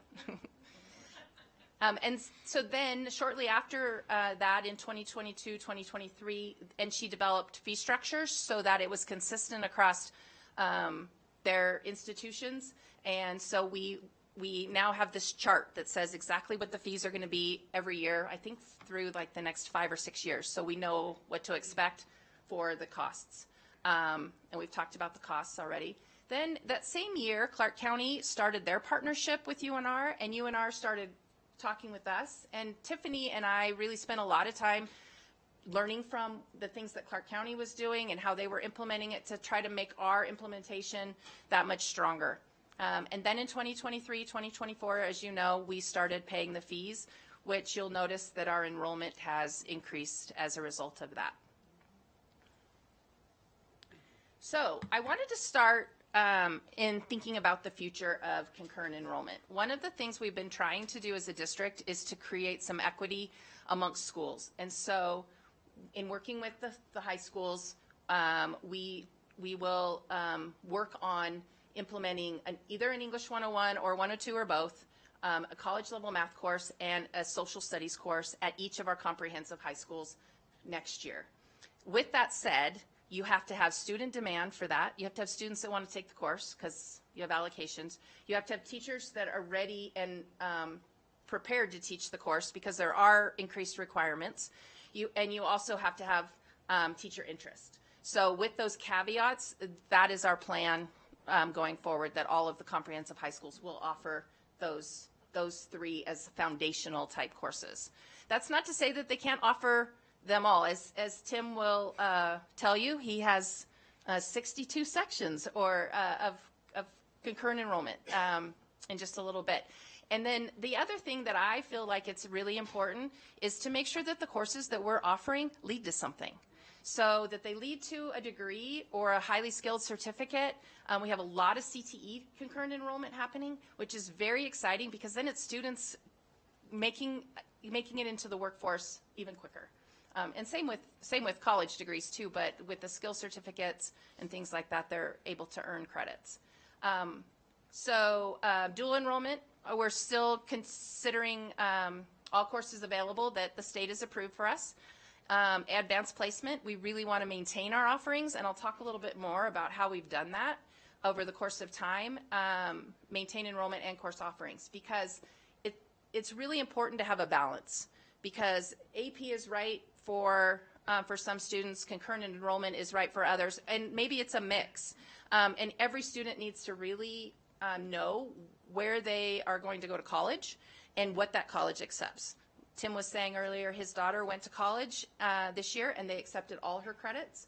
3 years ago when my daughter left the state and went to college, they didn't accept any of her credits. So you really have to know what the college your child is intending on attending, what their policies are. And so I think that's very important, why we have a balance. And then also with IB, we're working to make sure that all students in those two schools have access to IB. Can we just pause on this one? I want to make sure that I heard something correctly. So for next year, so that would be the 2026-27 school year, we're committing to having the English 101 and or 102 and then a math and then a social studies at all the schools, because this is I'm going to wait till we get later, but I just wanted to make sure I understood that correctly. That's the vision, yes. Okay, very good. Yes. Another question, it's not for this item, but we're getting quite a bit of public comment on another item for today, but it has to do with freshmen being able to take advanced coursework. Can you clarify if freshmen are able to take these advanced courseworks? And that public comment, to be more specific, is more around AP concurrent enrollment, less so on the CTE side. So it's the perfect time to ask the question, are freshmen able to take this? It depends on the course and if they've met the prerequisite. But did you want to say something? That's exactly what I was going to say. So if the student, each course has different prerequisites set forth by the institution that you're offering it with.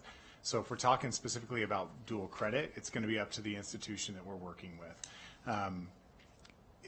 Most of our dual credit offerings that we have at Demonte Ranch are not available to freshmen just because they haven't done any prerequisite coursework to be eligible for those courses.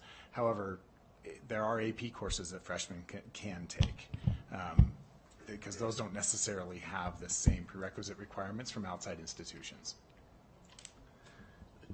Thank you. Two questions. The vision on concurrent enrollment with those 3 bullet points, English, math, social studies, would that also include waiving the $100 fee? If approved by Okay, you. okay, we'll cross that bridge when we get to it then. Yeah, okay. Is there a motion there? No. I'm just kidding. And then, what is the barrier of having say a TMCC or a UNR instructor going into a classroom to teach these items, contrast to a Washoe County School District teacher? Does that make sense? Yes, absolutely. Yeah. We've done that in the past. For concurrent? No, for dual. For dual, right, I think both of our children took an English class at Spanish Springs, right? They did. That was taught by a She did, yes. Instructor. And so that is a possibility. It's just a different fee, and we don't pay that fee because that's considered dual enrollment as opposed to. And so the dual is aligned with a college professor, yes, contrast to the concurrent enrollment is one of our teachers that has to have some sort of additional expertise. It depends on that depends on the institution as well. So part of what I was going to talk about here in a little bit was having worked with TMCC, WNC, and UNR. Each institution has different requirements for what teachers are allowed to offer. So if we're talking about TMCC, TMCC actually has the most rigorous requirements for teachers to teach their courses. UNR has an understanding with us that if we're going to place a teacher in that course, that we're the best ones suited to make a decision as to which teachers are qualified to teach those courses. It's just like with AP. If I'm going to start an AP program, I've got a teacher that I have in mind for that. I'm going to set them up and give them the training that they need in order to be successful with that. UNR partners with our teachers. They give them a lead teacher to work with, a professor from the university to work with, to guide them through setting up that course. So it's just a different structure. So some courses are going to require additional certification from the teachers, others are not. Depends on where we're able to get those courses from.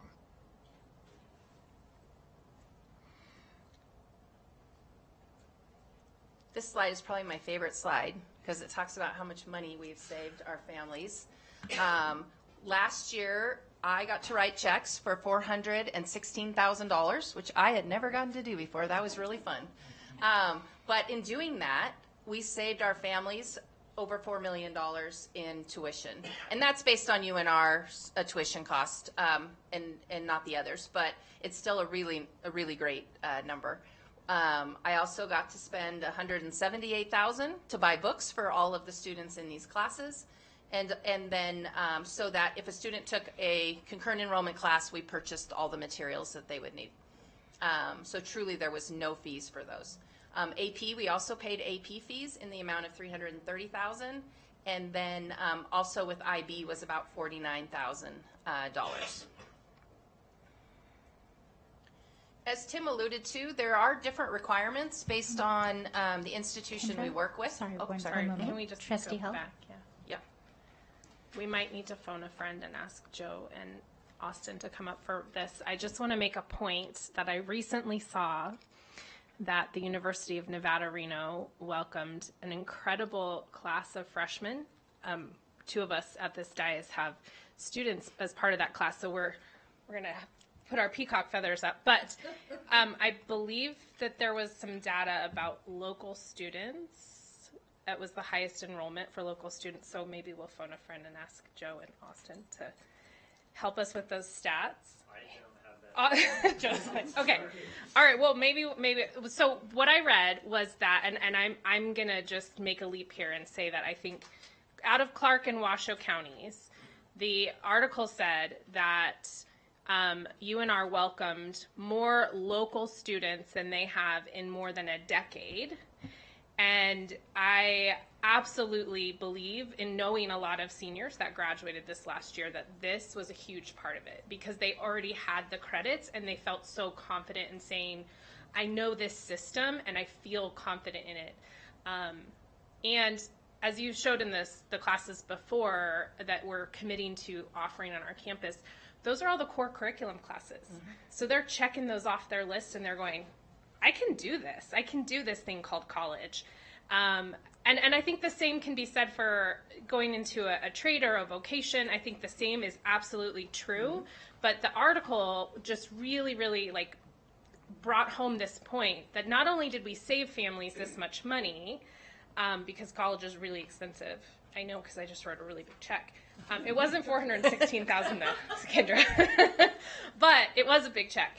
And I think that the collaboration that we're doing with our families in order to provide this as an option is also so great because so many are staying home too. And we're not seeing as many leave to go out of state, which means we're keeping that intelligence and greatness of our students here, which is really cool too. So, sorry, I didn't mean to put you on the spot, Joe. So I will. He has great data otherwise later.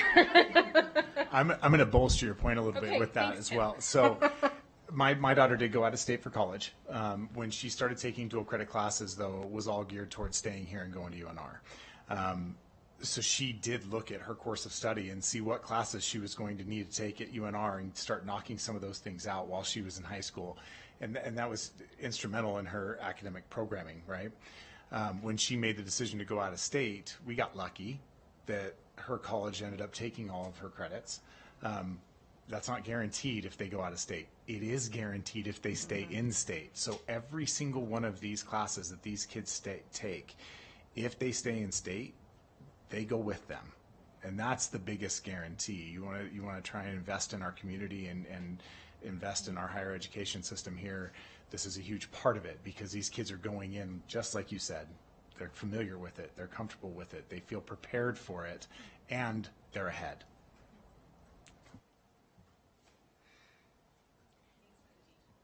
It's all right. So requirements to teach a class, as Tim talked a little bit about, it's for concurrent enrollment. It's very different for each of the three institutions, and we work with each institution to try to place the best match we can for each course. And so we wanted just to have a little chart so you could see the comparisons between AP and concurrent enrollment and how they're slightly different, and the same in many cases. The AP, the teachers have to have their syllabus approved by the College Board before they can teach the course. Similarly, at the college level, the teachers use the college syllabus and the college grading and things like that. So there is a lot of similarities there. It's just slightly difference in terms of oversight and stipend provided, things like that, training. UNR does an amazing job of PLCs with the teachers. They set, like Tim said, with the lead teachers, they have, I think, almost once a month where they get together with all the teachers across the state and meet with the lead teacher. And it's such a good two-way. So our teachers are learning about college rigor and college assignments, while at the same time the college instructors are learning from our teachers who went to school to be teachers. So it's really a nice collaboration there. Just this, and I gave you in your extra slides at the end the breakdown of what each school is offering, so you could have more details. But basically, in a nutshell, this is what's being offered at the number of schools. So 11 schools are offering English, either English 101 or 102 and 102 in some cases. Interestingly, as you'll see when we get to the AP numbers, there are many schools that are also offering AP and English. And so those numbers they've dwindled a little bit because of capacity, but they're still up there. And so that's really encouraging. The other thing is science. Science is, as you can imagine, there's a lot of prerequisites. Sometimes on the chemistries and the biology and the physics especially, there's prerequisites. And a lot of times our students don't have those prerequisites. So that's an area that we've really tried to think differently about. So we've started offering things like environmental science or geology, geography that also count for sciences. But it also leaves space for AP to continue to offer the physics and the biologies and the chemistry on the AP side. So it makes a good partnership there. With that, I'm going to turn it over to Tim, and he can share a little bit about money. Okay, so thank you for letting me come and talk to you guys today. I appreciate it. When I had that conversation with Deputy Superintendent McMaster a few years ago, I kind of made it a personal goal of mine to increase dual credit offerings at Demonte Ranch High School, and I feel like there's been some success. I do feel like there's still room to grow. I was an AP Calculus teacher by trade before I moved into administration, and I'm not to brag, but I did have a couple of years where I had 100% pass rate. But I also had years where I had kids who failed that exam who earned that credit, but they didn't earn the credit because they didn't pass a test on a day. I still think about one student in particular who got A's, got over 100% on every single test I gave all year, and then somehow got a 1 on the AP exam. He didn't challenge the test. He didn't go through that whole process because he was moving on, going to college. He was actually going to play baseball in college. Phenomenal kid, but I still think about that, and I was so frustrated that I didn't have the right to say that that kid earned that credit. So dual credit's kind of been a personal endeavor for me ever since then. I can tell you that we've worked with all 3 institutions in Northern Nevada. We've tried to find the right fit, as Kendra said, for different subject areas, and because of the requirements at different institutions and not just on the teachers, but the requirements on the curriculum itself, it's made sense for us to go different routes with different subject areas. All of our math classes above Algebra 2 are offered at the dual credit level. So our trig pre-calculus, our intro to pre-calculus, our calculus classes are all dual credit classes. We also offer Math 124 for our kids who didn't progress to trig pre-calc, but are still ready for a college level class as a senior. We offer statistics. All of that's through WNC. Because of the work we've been able to do with their math department over there, it's been a very collaborative effort to build that curriculum and make it make sense for both us and them. So we're able to offer a ton of math offerings. We have Spanish 226 that we're offering through UNR. If you don't know what Spanish 226 is, that's our Spanish for native speakers. Okay, that is a college level class primarily for first generation college kids. These kids don't have parents that went to college. Last year we had 30 students at Demonte Ranch earn college credit that are native Spanish speakers in that class alone.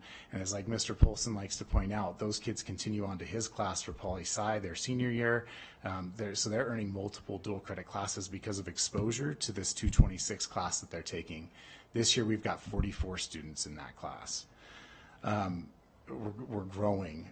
Our pass rate last year in the 24-25 school year was a 97% pass rate in our dual credit concurrent enrollment classes. We had 1,323 credits enrolled, and we had a 97% pass rate. So that's, you guys can do the math on that. It's around 1,300 credits earned at Demonte Ranch High School by our students last year towards college. We were able to add science this year with geography and geology. Kendra kind of alluded to science being a difficult thing for us to get into the high schools, and it's really prohibitive because of chemistry. Chemistry is the one thing, like that's the gatekeeper for kids to be truly ahead, and it really comes down to the labs. We don't have the capacity to run the labs at the level they want, and there's been some back and forth about what chemistry looks like for UNR at the high school level. And I know they put a pause on it, and Joe could probably actually talk more to that. But right now we're at a pause for chemistry. You have to have chemistry before you can take biology. And so that's our sticking point. That's why we're branching off and doing things like geography, geology. We're looking at environmental science to try and get a well-rounded dual credit opportunity for all of our kids. We added a CTE offering this year as well.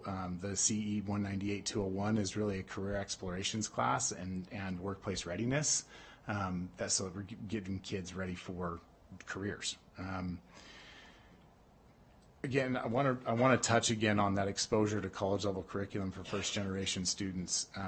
When we talk about AP and dual credit classes, it's really imperative to understand that these are teachers that have pedagogical understanding teaching college level curriculum.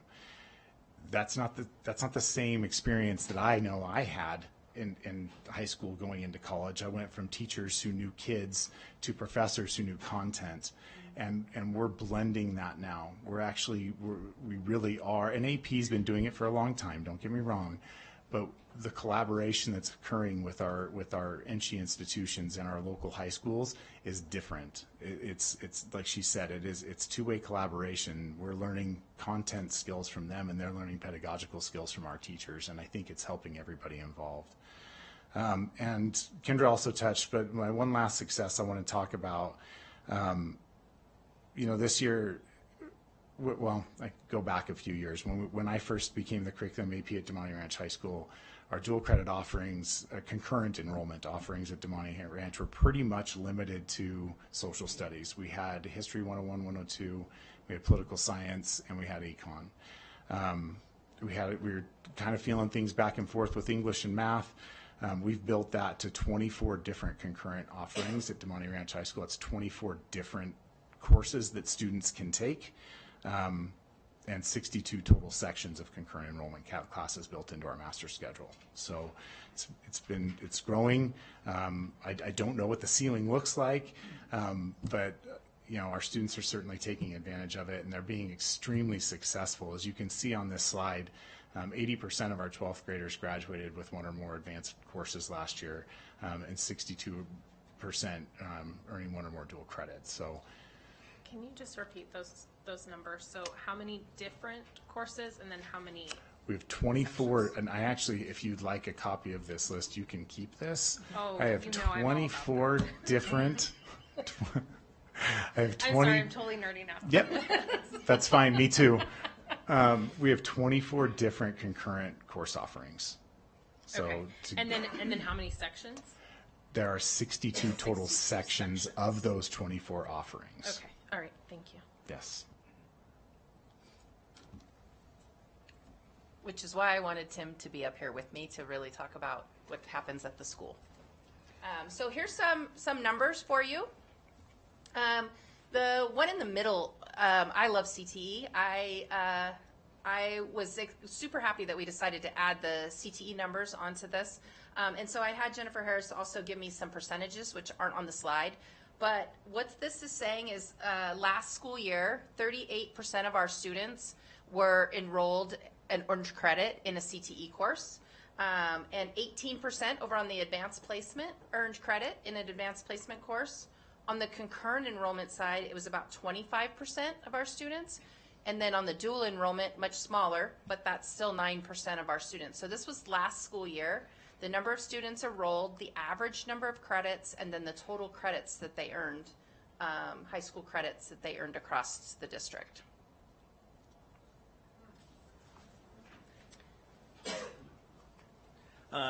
Just going back to that middle slide, with all the good discussion going on about college credit, dual credit, concurrent enrollment, all these other good things, I was looking at the user.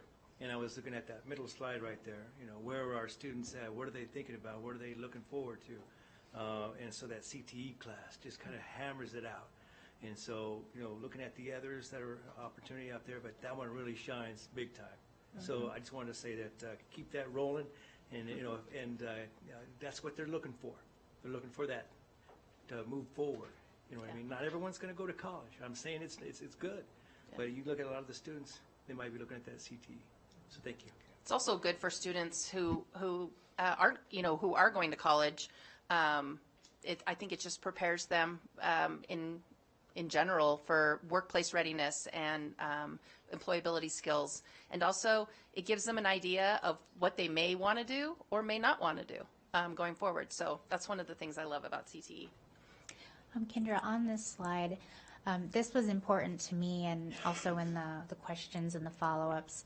JJ, can you just remind us that all of the trustee questions, they're posted as part of the public materials, because there is a lot of questions we asked about this. But what I'd like to bring attention to here is also how the credits are potentially earned. Can you just quickly walk us through how a student attains the credit for a concurrent enrollment, an international baccalaureate, and an advanced placement because they're quite different, and the IB is really following 2 years worth of work. Can you just briefly explain that? Because these are not all created equal in terms of how a student may attain the credit, and there are key differences here. Yes. In terms of high school credit, you pass the class, you get the high school credit. That's pretty cut and dry. In terms of advanced placement, they take an exam in May that right now the district pays for that exam. It is a part of our admin regulation that all students are required to take the AP exam if they're enrolled in an AP course. And so typically, if a student earns a 3, 4, or 5, it's considered passing. And it's a 1 through 5 scale. And every college is slightly different. I did include in my email back, as an example, the UNR, what UNR accepts. UNR has a really very clear, you earn this score, this is the class you get credit for on our campus. So that's UNR. But with AP, the student can complete the class, pass the class, but then they take an AP test that's then shipped out to the advanced play. There's a company, right? Yes, College and Board. These tests are all shipped out, and then they're graded at mass grading events, right? So Correct. the instructor of the course does not have a say in this. The test gets shipped out to the corporation, a mass grading event happens, and then the student gets their score back. Okay, and the reason why that's important to me, so that's why I wanted to point that out. Thank you. Just to add on to that, the people who do the mass scoring are all teachers from across the country. We have many teachers in our district that participate. But as Tim talked about, you do have the student that comes back with a score of 1 and then doesn't earn the credit. However, there is a lot of research to show that just taking an advanced placement course better prepares you for college. The College Board has tons of research that they share around that. The test scores come back in July. The students log in, they get their scores, and then they can decide whether to send them to their colleges or not. IB is very similar. Oh, question? I just had a personal experience with the AP classes. So my FRQ for physics actually got lost in the mail.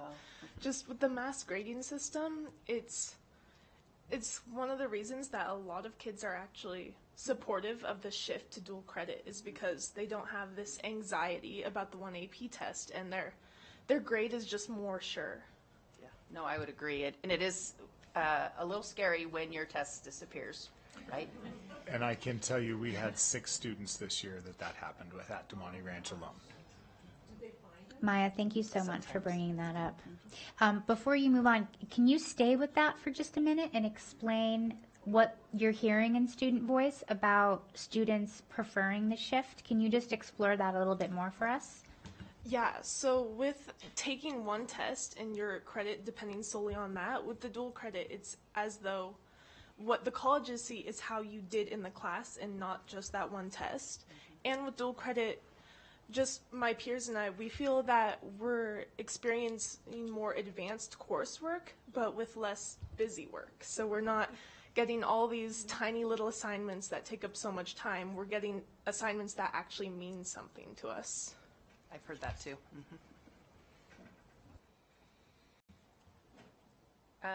And I think I was on IB. IB is very similar. They have a 1 through 7 score with a 4 being passing. Might be 8 with the 4 being passing for them. Similar idea.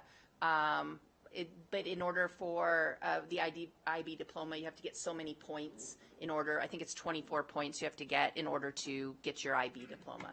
UNR also has a robust list about if you score this on the IB test, this is what kind of credit you'll get. Most colleges have that same thing. I'm just really familiar with UNR because that's what I base a lot of decision making on in terms of courses and things like that. Again, Kendra, because this is important. It's not just after each class, though. They take the IB tests at the end of 2 years. It's a very different model. So unlike concurrent enrollment or the AP classes where you either, I know you're going to get to concurrent in a moment, but AP. For IB, it's at the conclusion of a 2-year program, which is dramatically different than students being able to take these courses individually and pursue them one-off. Is that correct? Yes, and many of the courses have 2 levels, and so they're prepared over the course of 2 years for that class. So you have a standard level, and then a standard level 1, and then a standard level 2, or higher level 1, higher level 2, and so they take that typically junior, senior year. So it's not like you take a class your junior year, but you don't get to test for it until the end of your senior year. It's a progression. They prepare them over the course of those 2 years. Concurrent enrollment, the student takes the class just like you would take any other class. They get a grade from the class, and that's the grade they get. And if they pass, they get college credit that is transcripted through the college. It goes on our transcript also as a dual credit course, but if the student wants those, as I heard in Maya, in your comment a few weeks ago, they do have to send transcripts to the other colleges to get those to transfer. And one of the things I would love to see at the NSHE level is that it's just seamless, so that if a student takes a class at TMCC, UNR knows about it. And it may be happening, and I just am not aware, but it seems like it would make things very seamless within our own NSHE institutions. It's same with dual enrollment, basically the same thing. The student signs up for the class, they pay for the class, they take it, they get the credit. We put it on our transcript. Similarly, then we do concurrent enrollment. There's slightly different designation on the transcript because we need to pull our data, differentiate between the two. So concurrent enrollment has a CE in the front of it, and dual enrollment has a dual DC, I think, at the front of it. So, but yeah, just goes on the transcript, goes on the college transcript, just like you would go to a college and take a class. So same process. Just really quick on that. It's not automatic between the NSHE institutions, but it's free and very easy. Yes. I mean, you just click a button on the request and it just transfers. So that is easy. Just one quick question, or not really a question, just a remark. So so AP, IB, concurrent, and dual enrollment gives students the extra GPA boost, correct? At the same level? Yes. Okay. That's I know that's an important thing. That is an important distinction. So all of those 4 things give students a 0.05 GPA bump. So if a student takes out of their normal day, they earn a 3.5 GPA. After that 3.5 GPA is calculated, the 0.05 for their college course or their AP course gets added on at the end. And likewise, which is not really part of the conversation, but honors courses that we offer, that's a 0.025, so slightly less. It is a requirement across the state that we offer the same GPA bump for dual and concurrent enrollment that we do for AP and IB. We went to that a couple years ago. We used to have this really antiquated thing, and of course I developed it, so I'll call it antiquated, where if a course matched AP or above, we gave that bump. Otherwise, we gave it honors. But as you can imagine, it was kind of a nightmare. So when we got rid of my bad idea, it was a good day. Okay, so these set of graphs basically just shows the growth that we've had, or lack of growth in another case. But one of the things you'll see that the dual credit courses, and we've lumped them together for this, we believe that the 39%, the increase over the course of the last 2 years, has been directly related to the funds that you have allocated for this program.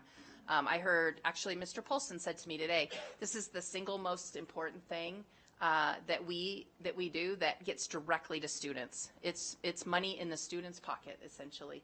And so when he said that to me today, I thought that's really important. The other thing is to know about this graph is the passing of the AP IB exams. It is not just the percentage of students that passed, it's the percentage of students out of all students. So the divisor was all 12th grade, all students in 12th grade. So it wasn't just the students that took the AP exam. That's a different calculation that we can have for you later, but this was this was about out of all students taking it in all 4 cases.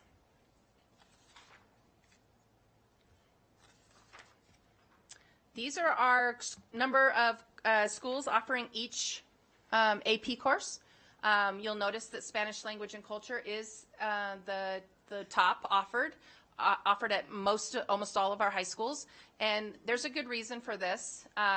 When you pass the Spanish, and it's one of our highest pass rates of courses, when you pass this course with a 3, 4, or 5, you can earn up to 6 college credits from one course. At least at UNR, because that's, again, what I base my understanding off of. So if you get a 3, you get 3 credits in 2 different courses, and then as you move up, you get different kinds of credits. But you could almost test yourself out of a world language in college from taking this AP course. Math and science, you'll see, are still very popular towards the top. And then it kind of goes down again. English language, I'm really excited that we still have 8 schools offering it, because again, I think it's important to have a mix of offerings for kids so that they can decide what depending on what their college accepts, what's important. And then we do have some of the lesser popular courses. Some are very school specific. Music theory, is dependent on having a strong music program, and macroeconomics is dependent on having a teacher that can really teach that course. And same with German, right? We have one school, McQueen, offering German this year. And so we would love to grow those programs, but you have to have a teacher that is qualified to teach those courses.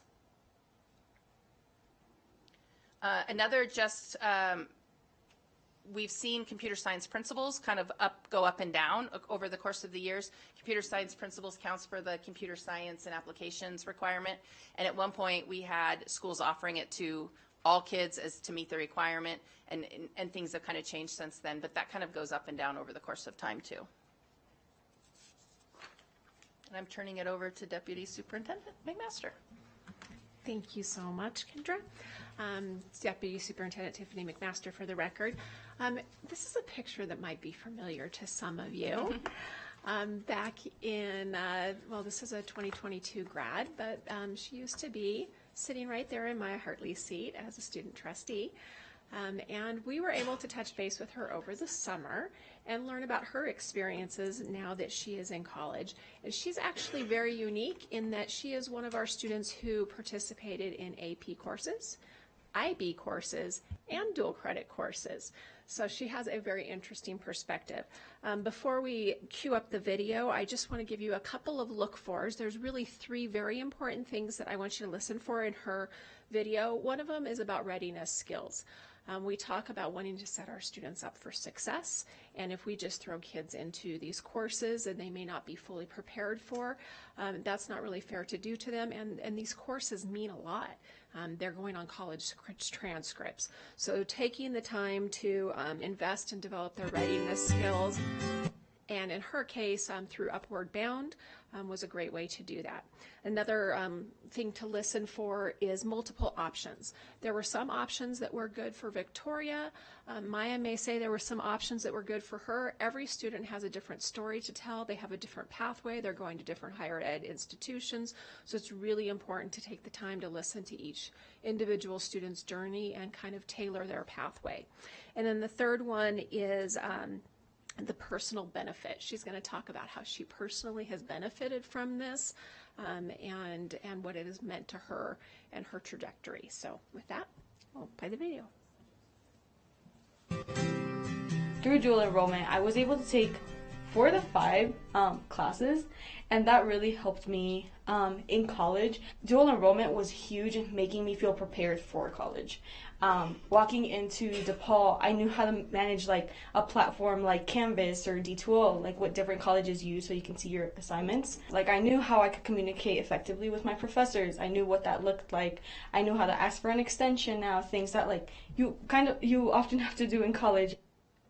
I think one thing that really stood out to me in IB, how much you develop your skill set in critical thinking. IB gave me the opportunity to really understand how to critically think. It helped me question the world around me. There was a lot of writing in every subject. In high school, knowing what your best study skills are and really developing that from the start is really helpful for being able to do good in the AP program, in AP classes. Knowing how to study for an exam and bringing everything together that you've learned for a whole year is really important. I will be graduating a year early, so I'll be graduating this fall, as I only have one class to take left. So going into college, I was like, hey, I'm ready, like I'm interested in research, I know what it is, and now I'm going to be publishing with a professor later this year on a topic of Latino political behavior.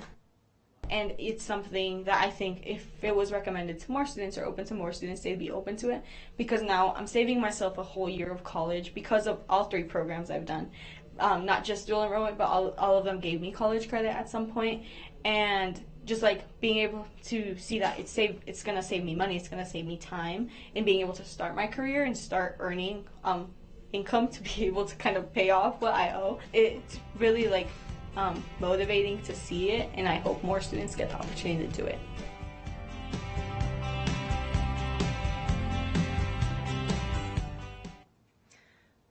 So I really hope Victoria is watching, because we are so proud of you, Victoria, for all of your accomplishments. And I really appreciate her sharing her story and her journey with all of us. I think that she really highlighted that these opportunities opened her eyes and expanded her access and opportunity, provided her with the ability to shorten her time in college, saved her a little bit of money, and allowed her to enter the workforce earlier than she would have normally been able to. As I mentioned and Victoria highlighted, we have many benefits, and I think almost all of those benefits listed on the screen Victoria mentioned as she spoke. But it's essential that we weigh these benefits with the considerations that are listed up there as well. High school counselors are really essential members of the team in helping a child go through these considerations. We did specialized training with our counselors in January of 2025, as more and more students are wanting really college advice from their high school counselors. It's required our high school counselors to really stretch their scope. So we had to provide extra help and support for them. The teachers have also been really helpful in having students really reflect on their goals and where they want to head, kind of inspiring them to take that jump start into their post-secondary options. Readiness, as we can see, is a big factor, just as Victoria mentioned, especially for our first-generation college students. And then just some of those regular things about life, the student workload, scheduling, time demands, do they have a job, all of those kinds of things are factors that need to be considered. I do have just a few graphs that I want to share with you before we close out here today.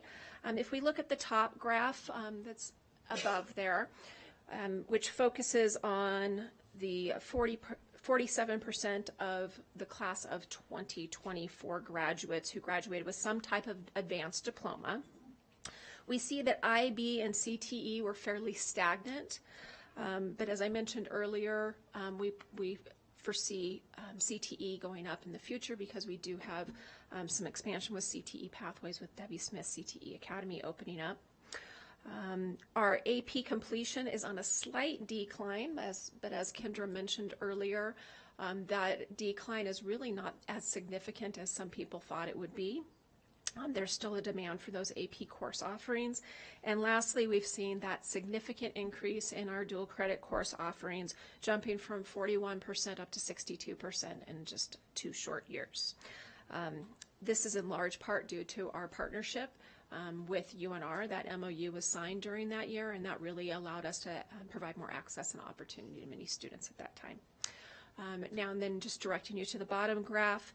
That graph, you can see there's a breakdown of college enrollment trends for our class of 2024 students. In short, students who graduate with some type of advanced diploma are more than twice as likely to attend college after they graduate than students who graduate with either an alternate or standard diploma. And with that, we have some next steps to just highlight here. And we want to strengthen and expand the access to our advanced coursework. We're going to continue to collaborate with our NSHE partners. We're going to continue to look at our data and enrollment trends and our student demographics to really make sure that we're providing that access to all that we have established in our initial vision. We want to ensure we have those foundational courses, and although that's our vision, we have some work to do with building up the capacity of some teachers and professional development and making sure that we are able to do that. So that's a commitment on our part. We want to monitor our budget implications to see how this evolves and the patterns over the years to come. Again, continuing to partner with our counselors because this has become a lift on them, and they're excited to do the work, but we want to make sure that we're strengthening their capacity and advocating statewide for funding to support the expansion of advanced coursework. I would be remiss if I didn't take this opportunity to thank some of our higher education institutions that are here with us today. So in the audience, I know we have Joe Nannini from UNR. Thank you so much for being here and for your continued partnership. We also have a couple of others that are joining us virtually. They're out sick today, but we have Dana Ryan from WNC, as well as Karen Saldana from Truckee Meadows Community College. They've been partners with us for a long time standing, and we really value each one of those partnerships. They bring different perspectives and different opportunities to our school district, and we thank them all for what they do for us. Thank you. Okay, I have two things. So I did ask in our trustee questions about the pass rates for IB and AP. Now I'm with you that I've had some heartbreaking moments where kids worked so hard and are A students and then they don't pass the exam. Not all kids are test takers, right? And so I'm aware, and as a former AP teacher, I totally understand that AP sometimes isn't about the test score and getting the credit, but it is part of the advertisement of the course. And I did just want to call out that the pass rates for the assessment portion of AP and IB are not the best, right? I mean, the percentages that we see with IB is 1%. And so my question is, what are we hoping to do to help support students who want to earn credit through those avenues? I totally understand that we want to continue to offer them, and they're really important in some instances. But the pass rates, as far as an investment in our funding, I mean, what we were asked for in the spring was to not fund the concurrent enrollment, but to continue to fund AP and IB that have truly less than 25% of our students are passing and getting credit, college credit from those. So I think when I really think about it, the investment that we're making in our students, we have to either change the momentum and say that this isn't really about getting the college credit, that it's really about getting the skills and the dispositions during those classes. And that's okay if that's our choice, if that's what we're going to focus on. But I know a lot of them take it in hopes that they're going to get a passing score and get to transfer it to a school. And as Kendra shared, not all the schools take those credits. And so that's also a whole nother layer of it. And so I just love to know, like, what are the thoughts in curriculum and in how do we better support students, because these are not great pass rates. And we don't have control over it either, which is another part of the issue. Lots of layers here, sorry. Not recently, but in the past we've had funding for tutoring that was outside, it was grant funding. So it was outside of the school day, so teachers could get paid to tutor students. We had also had funding for like boot camps and things like that to kind of help with the preparation. I think, and we also had some like Fourth Wednesday PLCs where we'd pull all the AP teachers together. So I think there's a lot of things we could continue, or we could start again that we just haven't done in a while. I think the PLC, a lot of times the AP teacher is a singleton at the school, and so they don't have a lot of collaboration or any collaboration at their own site. So if we started some PLCs for them on maybe the fourth Wednesday, which is typically when we pull other people out, to help collaboration and best practices, those would be some things that we could easily, that would be a free option for us to work through. But I think just to add on to it, we have to really go back to the purpose. Is the purpose of taking AP and IB courses to get the college credit, or is it to engage in rigorous work, try something hard and see if we can complete it? It builds a lot of grit and helps students. I know many students take some type of AP course prior to taking a dual credit to kind of build up those skills. It's in some ways it can be a little bit less of a risk. I'm going to take it. I don't know that I'll pass the test at the end, but I think it'll be good for me before they really dive into a college course, which will be on their college transcript. So I think you have to really look at the purpose. And I think that there's a place for all of these advanced coursework opportunities. But if the purpose is to gain college credit, I see your point. Thank you, President Smith. So I'm trying to get my thoughts wrapped around what you were saying and what Deputy Superintendent was saying. And I like the idea of the rigorous coursework to push the kids. So I guess one question I would have is it not being an AP course where you have to do a test and you have to pay for a test, but if we could still offer more rigorous courses for the kids that want that to flex their intellectual muscles. But we wouldn't have to worry about tests being lost or paying for tests or not passing the test if our goal is not to achieve a college credit and it's just for rigorous. I mean, if it's just for rigorous, paying for a test, it could get lost and all of this stuff. So is that a possibility? The other question I have is, can we offer very similar, or maybe not exact, but very similar courses in the dual and the concurrent that you would find in the AP? Could we work on that? And then they'd still be getting the college credit. They'd still be getting the rigorous intellectual development. In most cases, that is what we've done. So as Tim was talking about the math, so there's AP Pre-Calculus, for example. They're offering Math 126 and Math 127, which is the same. There's AP Calculus, and they're offering Calc 181 and 182 also.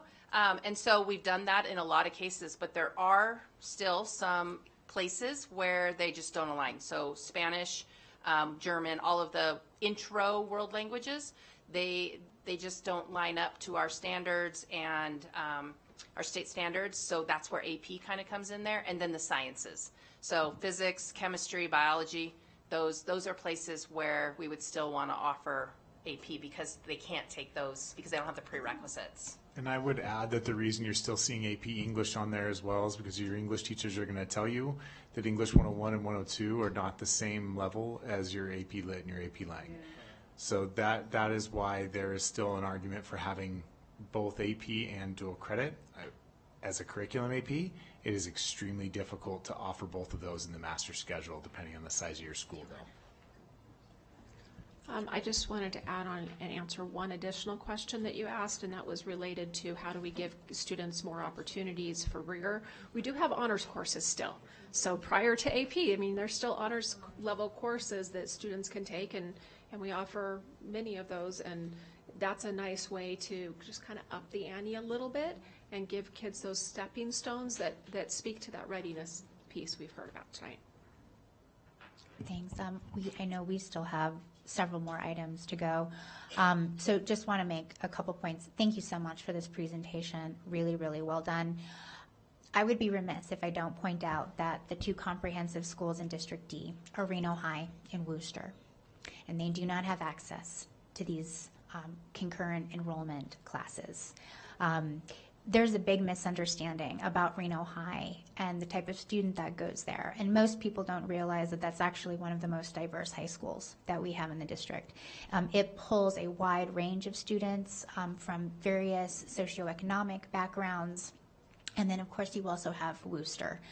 I respect very much that they have alternate programs. I would say one of the reasons why AP is kind of holding is because Reno High only has one of these concurrent enrollment. And I think that the students will lead us where their interest is. And so on that note, with the $4 million that we've done, DeMonte Ranch Principal Darvell Bell sent an email to our board about concurrent enrollment, and I'd like to just read one particular line of his letter. That additionally, these courses open doors for students who may be the first in their family to attend college. They see firsthand that higher education is attainable, which can be a powerful motivator. And so the reason why I wanted to point that out is because I love that DeMonte Ranch High School students are graduating in some of these cases with thousands of dollars worth of guaranteed credits, assuming it's taken by the institution, without having a test that gets sent out. I need to advocate for Worcester and Reno High to have that as well too, for all of the high schools. I don't want anyone to have less. I want everyone to have more. And so when I look at the fact that students who may be the first in their family to be pursuing college, knowing that they're getting this opportunity and they have this credit, we know that AP courses with that end of year test, I've been told by students, is more intimidating as opposed to concurrent enrollment. And Maya, I'd love to get your voice in here too. So I love that we're going to have a few courses, but I need to make my intention clear that we have to extend these opportunities to all students. And I think you will see from utilization at Worcester and Reno High really where the interest is. I agree that there's room for most of these programs to continue, but I am no longer able to say that it is fair or even equitable for both of these high schools that do serve populations of students that may not realize college is within their reach, to know that UNR has accepted their largest incoming freshman class from Washoe. I believe it's because of these courses, and we have to make this opportunity available to everyone. I love that we're going to start with the 4. We really need to do more. So thank you. I'm going to go to Maya and then Vice President Mayberry. Thank you, President Smith. To piggyback off what you were saying, especially my English 101 class that I took, it makes the whole process of applying and going to college much easier because we're given our entry number, we learn what that's used for, and then we know the process of getting into all these classes. And with that English 101 class, our teachers are able to implement we're able to implement parts of their curriculum to include some of our scholarship processes or actually applying to UNR. And just that familiarity with the process makes it so much easier for our students.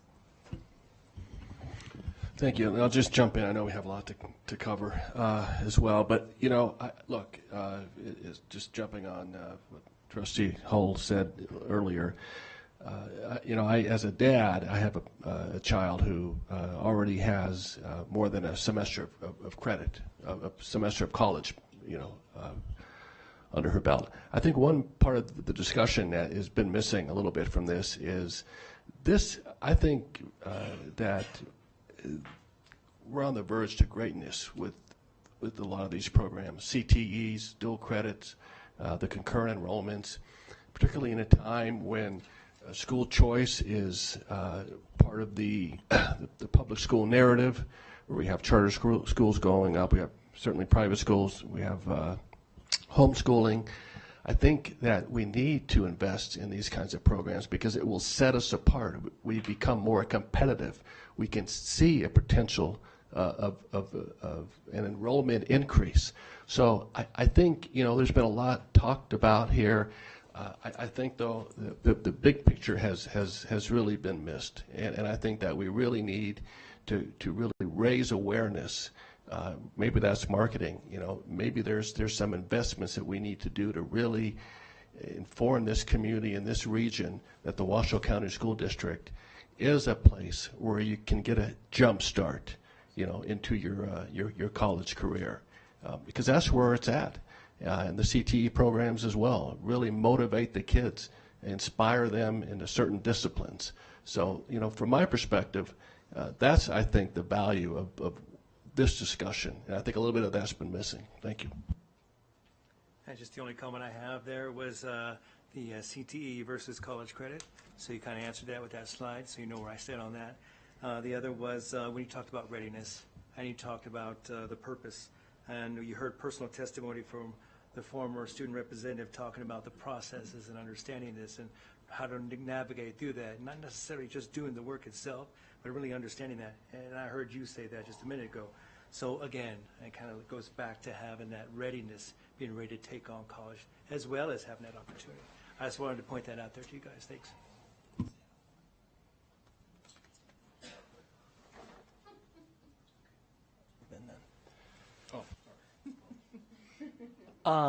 So first of all, I wanted to offer a gigantic thank you to you, to Mr. Paulson, Deputy Superintendent McMaster.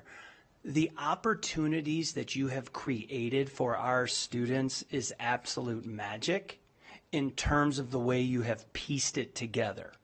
Right now, we're having conversations about dual credit and maybe pushing forward a little bit harder in that area. Really appreciate all the wonderful dialogue. We're in this position because of your leadership. And I just need you guys to know how critical that is to what we're doing in WCSD. We appreciate our partners. We appreciate building it together with higher ed. But the opportunities that you're opening for our students has just been amazing. You give us the historical perspective. You look where we are from 2011 to right now. It's incredible, and it's so much to be proud of in terms of the opportunities we're offering for students. So great feedback around the room this evening. Always plenty to think about. The way you've pieced the puzzles together, though, has really been impressive, and I just wanted to offer a very big thank you to all of those that have been so influential in raising and advancing advanced coursework in WCSD. So thank you very much. Thank you so much, and that concludes our item. Thank you so much, and thank you to our data team. Dr. Davidson, thank you so much. All right, team, that closes item 4.03, and now we're going to go back to a section that we had not opened. We're going to go ahead and open now section 3, our finance items. So in this section, we have one item, item 3.01. This is the presentation and discussion regarding the Washoe County School District's fiscal year 2026-27 FY27 budget process and status, including a review of the preliminary general fund budget deficit, possible action to approve staff recommendations in the following areas: reduce utilities and fuel budgets; 2, incorporate anticipated FY27 turnover savings; 3, level all K-3 maximum class sizes to 23 students, and provide full credit for the special education self-contained adjustment at elementary schools; make changes to future offerings at Proctor R. Hug High School Gifted and Talented Institute, and expand dual and/or concurrent enrollment courses at Proctor R. Hug High School; 5, convert fixed allocations at smaller schools to enrollment-based allocations; and 6, incorporate funding of textbook curriculum purchases in next year's capital improvement plan. This is an item for possible action. You thought you were going early, but it turns out you're going now. Our Chief Financial Officer, Mark Mathers, and our Deputy Chief of Finance, Budget and Planning, Jeff Bazzo. And before these gentlemen get started, this is an item for action, and so I just want to make sure to remind everyone here that there are multiple ways that you can give public comment, but only one public comment is actually allowed for each of our items for action. So that means someone in the community can send an email on a particular agenda item as public comment. That counts as your public comment. You are not able to come up during the public comment period and give verbal public comment, so it's one or the other, although you can still give public comment for the closing public comment, and vice versa. Somebody that comes up and gives verbal public comment is not able to actually email on the same item. So I just want to remind everyone that if you have emailed public comment, That's actually your public comment for this item or for any of the upcoming items for potential action. Thank you so much for that opportunity, and now we'll open it up to the two gentlemen. Thank you. Good evening, Madam President, Superintendent Ernst, and trustees. We are here today to set the stage for the fiscal year 2026-2027 budget process. That's for the fiscal year beginning on July 1st of 2026. And as you said, I'm joined here by our Deputy Chief of Budget and Planning, Jeff Bozzo. And for Section 3 of this presentation, I'll be joined by Chris Hackbush, Area Superintendent, to talk about some of the academic issues we plan to present on. So getting right into it, I think certainly in my time here since 2017, this is by far the earliest we've come to you with a budget presentation, but this is something we talked about in the spring. There are really two basic reasons why we're here to you so early in the fiscal year, a mere couple months after the start of school, or a month and a half. One is we need to make decisions that affect schools for next school year before the hiring process, before the hiring timeline that begins in November. And so for decisions that do impact that hiring process, we need to make them by the end of October. So that's one reason. Then the second primary reason is, frankly, the size of the challenges we face. And we knew if we started in our normal time frame of January to February, we would feel rushed. And so there's some very intense, complex analysis that we're going through right now that we continue to go through, and so therefore we needed to start early for that in order to bring that to you to grapple with those decisions. So here we are, and but before we kind of begin in the presentation of that 2026-2027 budget situation, we wanted to give you and media and the listeners here some context to our situation. So we wanted to talk just real quickly about some of the long-term challenges or pressures we face and our long-term solutions that we're pursuing that will address those long-term challenges. Unfortunately, most of those solutions won't help for the 27 process. Some will, but most will not. But we want to be sure that you understand we're cognizant of the long-term trends that we're looking at, and there are solutions that will come down the road that'll help in 28, 29, 30, and so forth. And so the first kind of issue you've heard many times and are well familiar with, and that has to do with the demographics here in Washoe County, but really these are nationwide trends. And the first of those trends is the declining birth rate in the nation and across all developed countries in the world, frankly. And so the chart on the left shows that decline in birth rates in Washoe County. We do have updated figures for 2023 and 2024, and they're right around 4,900 in each year. So we're now falling below 5,000 births per year in Washoe County.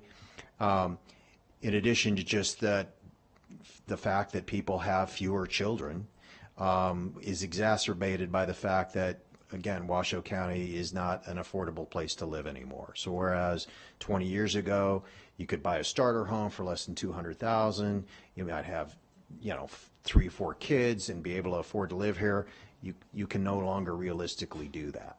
And so larger families have to move out to neighboring counties for the most part, and we've seen also an influx of retirees from California and elsewhere, and they don't have K through 12 age children. So that really makes our situation even more dramatic than, say, a garden variety, whatever county or school district across the nation. The third element that brings our enrollment down is the presence of charter schools and private schools, like what was mentioned in the last item, and that's just a fact of life. And there's a place for them too, of course, but certainly that draws upon the enrollment that we would otherwise see. And so the chart on the right shows that our pre-COVID peak enrollment was right around 64,000. We saw that for several years in a row. And since that high water mark, we've seen a continuous drop in enrollment each and every year. Big drop, of course, was due to COVID, and that did change some behaviors among many families. But we've continued to see a drop of at least 1% per year, so that in total, we've seen a cumulative aggregate drop in enrollment of 10%, from 64,000 to a projected 58,000 next fiscal year.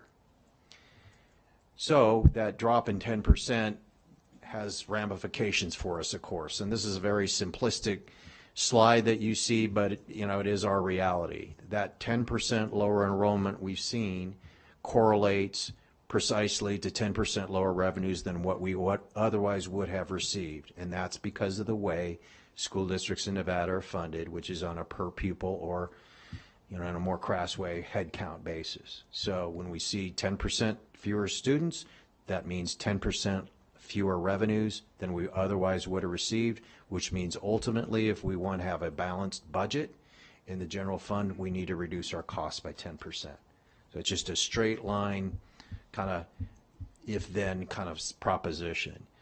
What makes that especially challenging, well, let me stop there and note that the 10% reduction we're talking about, again, are operating costs. This doesn't apply to our capital funds, but maybe not so coincidentally, the facilities modernization plan calls for roughly a 10% reduction, through trade-up and consolidation strategies of our schools, of the number of our schools. So that also kind of matches this 10% reduction number. What makes reducing our costs by 10% really challenging is that some of our costs are what I'd consider sticky costs, right? So that there are some costs that are variable costs that do ratchet down almost immediately when we see lower enrollment.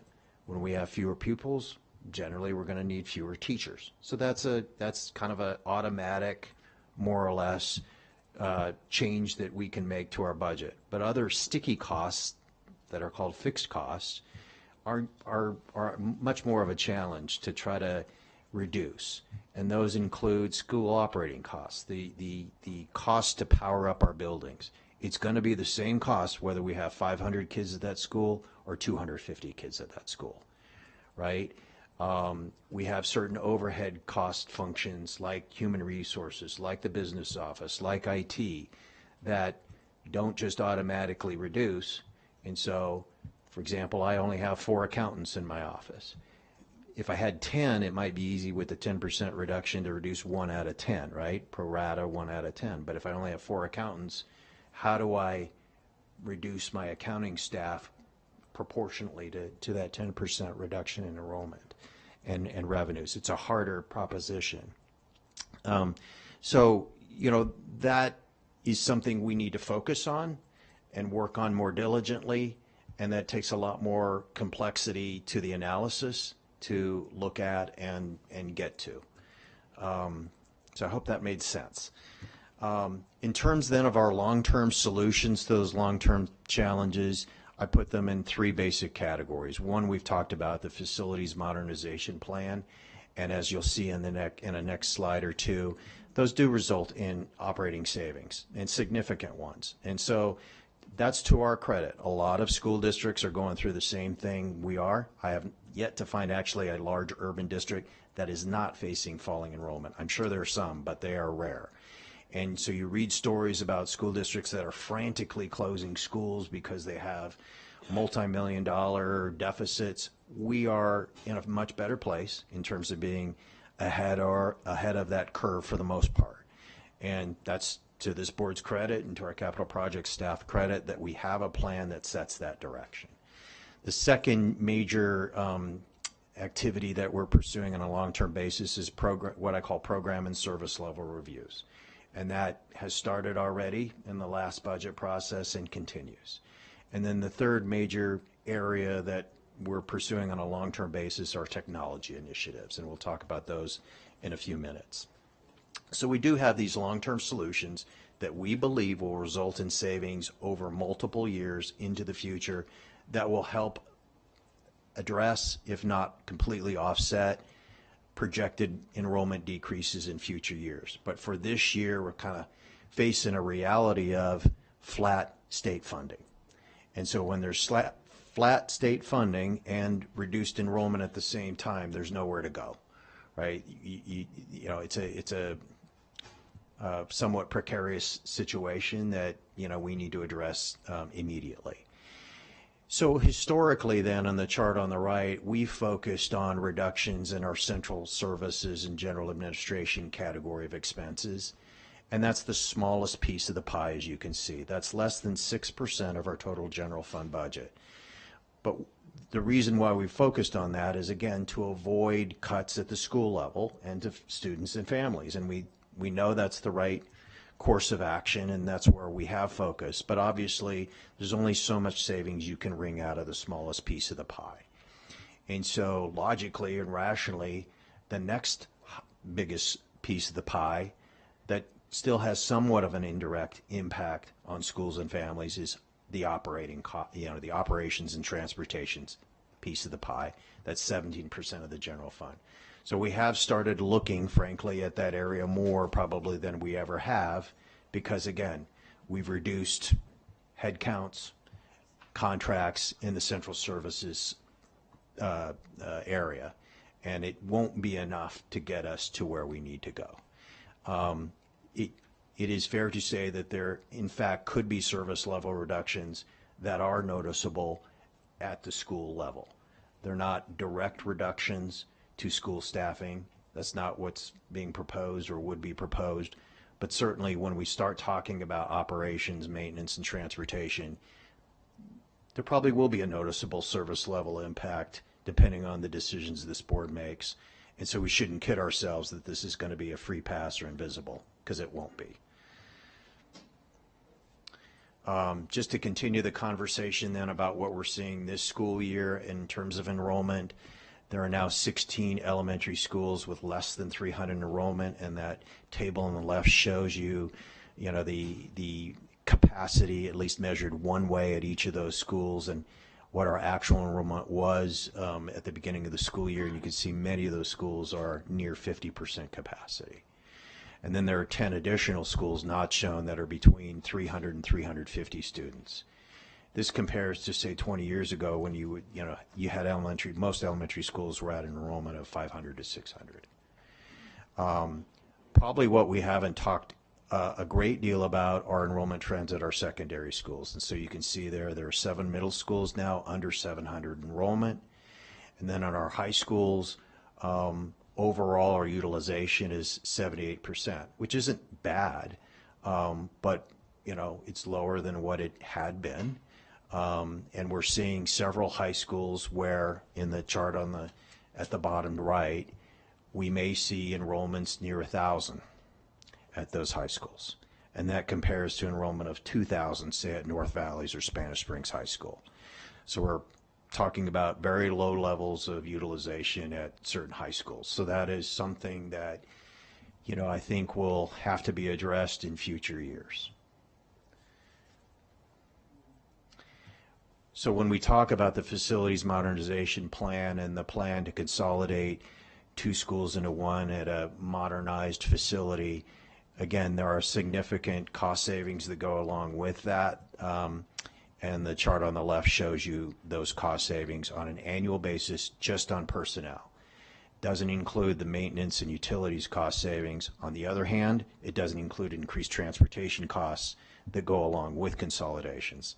But it gives you a sense of the order of magnitude savings on a per school basis there for an elementary, middle, and high school. And then the table on the right just shows you the tentative plan based on the facilities modernization plan recommendations and some fine tuning since then of which schools, again, could be consolidated in the future. And again, all of those individual decisions go to the board for their approval. But again, these are efforts we are making to address the long-term challenges we face. And then lastly, are in fact technology initiatives that we are pursuing. Last year, you approved a new finance and human resources system called an ERP system in the industry that will absolutely help our staff become more efficient in processing transactions at the central office level. It'll help provide greater data analytics to central office staff and also better information at the school level for principals and assistant principals to make financial decisions. So there's going to be some real tangible benefits of those systems that will result in cost efficiencies and cost reductions. And then I know all of you are aware of artificial intelligence, and a lot of times that has kind of an ominous feel to it. But what we envision is using AI to a greater extent to do the mundane tasks that staff now do and freeing them up for higher level work. So, you know, there's a lot more to this that you know, I'm sure Chris and staff will go into in future presentations, but we're hopeful that, again, between all of that work, that, again, that'll help us wring out greater efficiencies and in cost savings. So again, that gives you some context to kind of the long-term situation. I wish I could tell you this year's a total anomaly. I think the size of the problem hopefully is an anomaly, but the trends we're seeing this fiscal year I think we'll continue to see in the future. But again, there are long-term proactive measures we're taking to address them and minimize them in the future.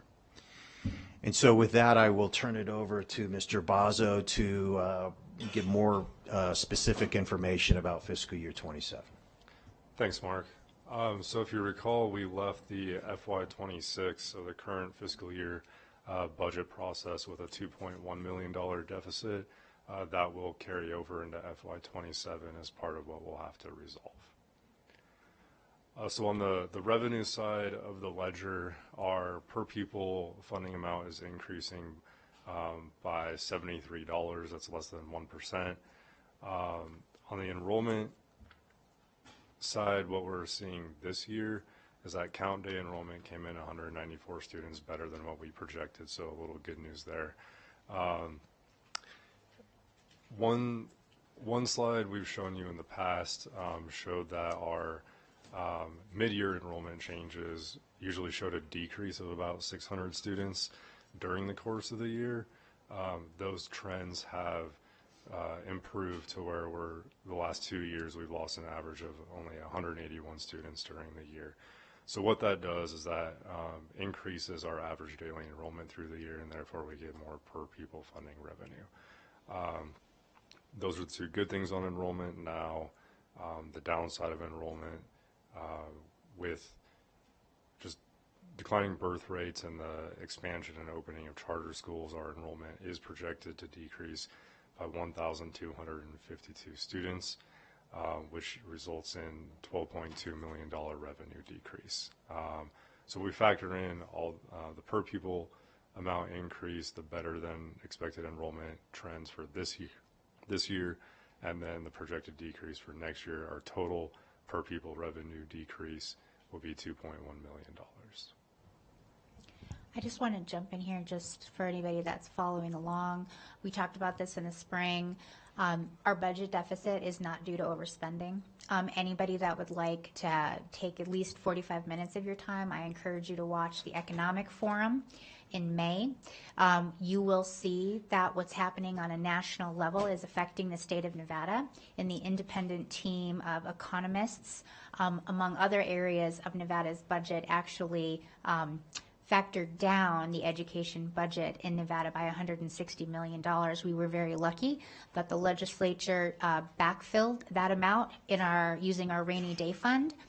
But I would be remiss in pointing out that if anybody sees these numbers, that this is really an example of how issues that are affecting us on a national level then affect our state, and then economists then revert down our budget that we have. And then, of course, there's other aspects of this too with the governor's budget and what passes out of the legislature. But I just want to make this crystal clear that what it is that we're facing is not due to overspending by our district.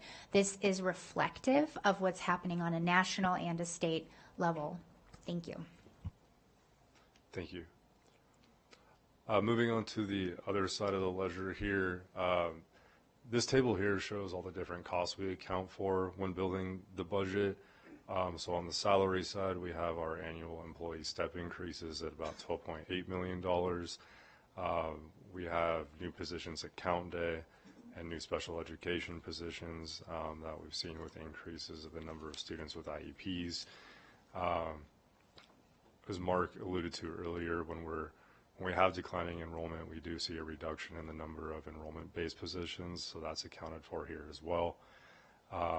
In the benefits area, we're projecting a health insurance rate increase as we do each year.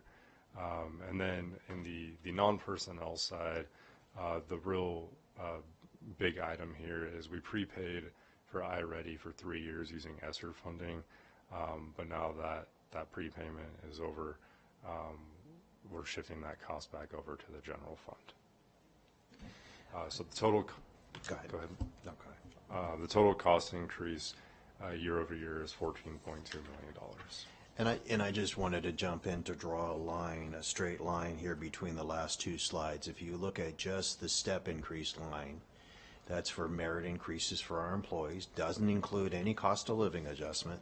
That's an increase of $12.8 million. Then if you go to the previous slide, the revenue increase we're seeing due to the whole 0.75% increase from the state is 4.2. So it's a third of the cost associated with just merit increases for our employees. We're right off the bat $8 million behind the curve when we compare what additional funding we got from the state is to the cost of those merit increases, and we would never want to deny our employees, right, their merit increases. So I just wanted to draw that line about how the level of state funding here just isn't close to recovering just even the most basic of cost increases we face.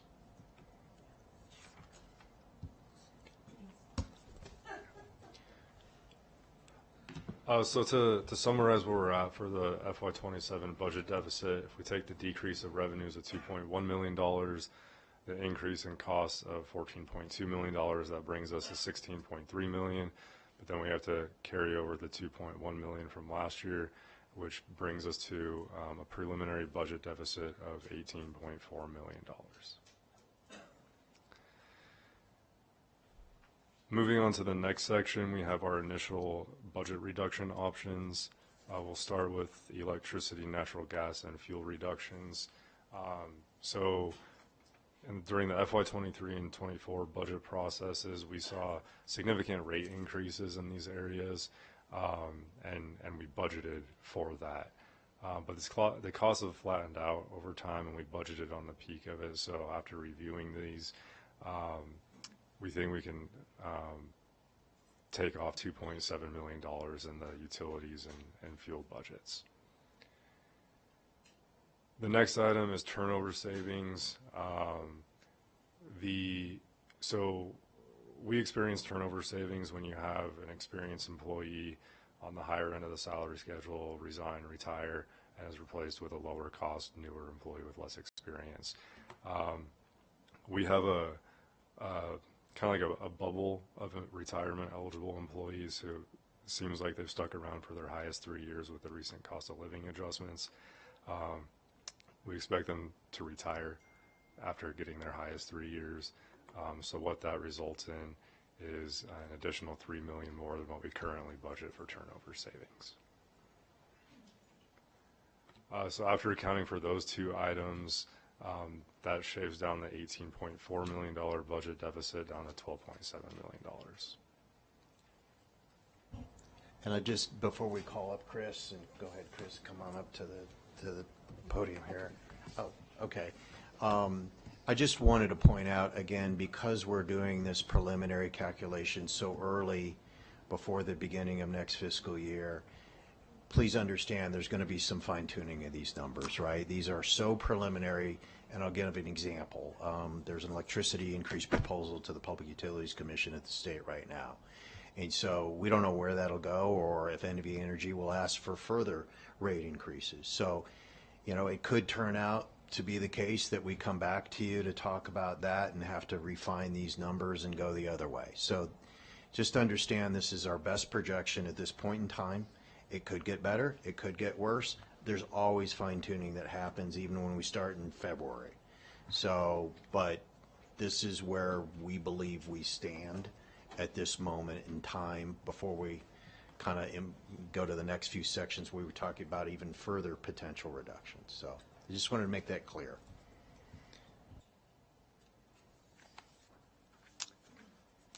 Our next section is a follow-up from May-June budget discussions. So the first item here was the idea of leveling our kindergarten through third grade class sizes. The options we presented back in the spring were leveling all the class sizes at 22 to 1, but then maintaining that 0.75 special ed factor, or leveling the kindergarten through third grade class sizes at 23, and then eliminating that self-contained special ed factor. So both of those were budget neutral options, and after getting stakeholder input, staff's recommendation is to level the maximum class size for kindergarten through third grade at 23, and then eliminate that self-contained factor at the elementary school level. So later, if you do approve this item, this would be implemented for the 26-27 school year. Next, we have the Hug High School GT Institute, and we have Area Superintendent Chris Hackbush here to chime in on this slide. But what we've seen at the Gifted and Talented Institute at Hug High School is lower enrollment with the expansion of other academic options like concurrent and dual enrollment. So if you look at the table at the bottom of the slide, you'll see only a few years ago we had 117 students at the High School Institute, and this year we have 65 students, so almost half of what we had. Then if we look at next year's enrollment,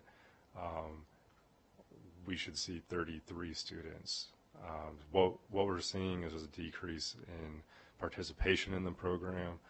So under this proposal here, this would be a transition out of the GT program at Hug High School and offer more and expanded concurrent and dual enrollment opportunities. One important note here is that any students currently at or attending Hug High School for the GT Institute would be able to finish out that program, but we wouldn't have any more students entering the program. So that's where I'd like to chime in. Chris Hackbush, Area Superintendent, for the record. I think it's critical to pinpoint that we're going to hold and honor our promise to the current GT cohort through 2029. And that's very important in this plan that we've created. I think I want to applaud our district leadership in all these tough budget decisions and discussions. There's intentionality here. And with the intentionality here, we just got done listening to our presentation on the concurrent and dual enrollment, all right? And from my perspective, putting my principal hat back on, that is unprecedented alignment and collaboration with higher ed. I mean, that's something that 25 years ago I didn't know would happen. So when you talk about this institute and shifting to more options for our students, that includes students within a GT cohort, because if you think about a pathway of education, there's some rigidity with what you can take when you're in a program. And I've experienced that at my level as an area superintendent, working with families on, hey, let's be creative with our master schedule and let's balance our options. Can you dip your toe into a CTE pathway while you're taking concurrent enrollment courses? So this plan takes an account of those issues, and I just want to hit that home. This isn't taking something, this is expanding. This is more opportunity for more students. So I just wanted to make sure that was heard. Thank you, Chris. And I also wanted to clarify, we're talking about just Hug High School GT Institute. We're not talking about impacting any SWAS or magnet GT program at any other school. And again, the notes, I just want to make that very clear to those listening who may be concerned. And as Chris said, what we're really doing is transitioning to where there's a greater demand, and that's for dual and concurrent enrollment. We've seen people embrace that in great interest, as you just heard, and so the idea would be to expand those offerings at Hug High School while the numbers diminish kind of naturally in the High School Institute. So there is a plan to increase opportunities for all students at Hug High School, not just those in the GT Institute program. Yeah, and to just piggyback on what Mark said, there's also a hearing from the students, and I've been on a lot of the visits with President Sandoval, Superintendent Ernst, when we've heard panels of students who are in concurrent dual enrollment courses. There's an element of confidence that students are having now to actually take these courses. I think after COVID, we saw a dip of honors courses, and we saw a severe dip of AP courses when I was at Reno High School. And that's one thing, is trying to problem solve around building confidence with our young scholars.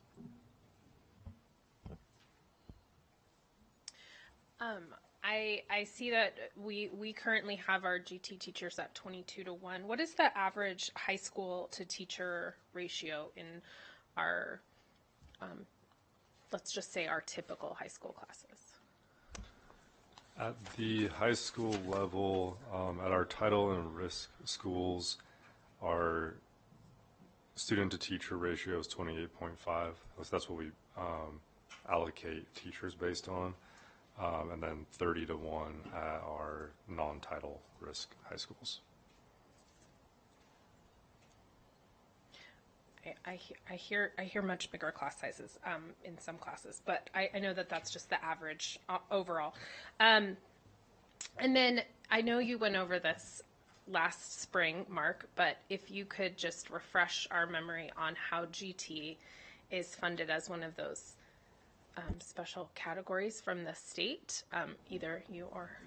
Yeah, it is one of the 4 weighted categories of funding, so we do receive a separate allocation of funding from the state.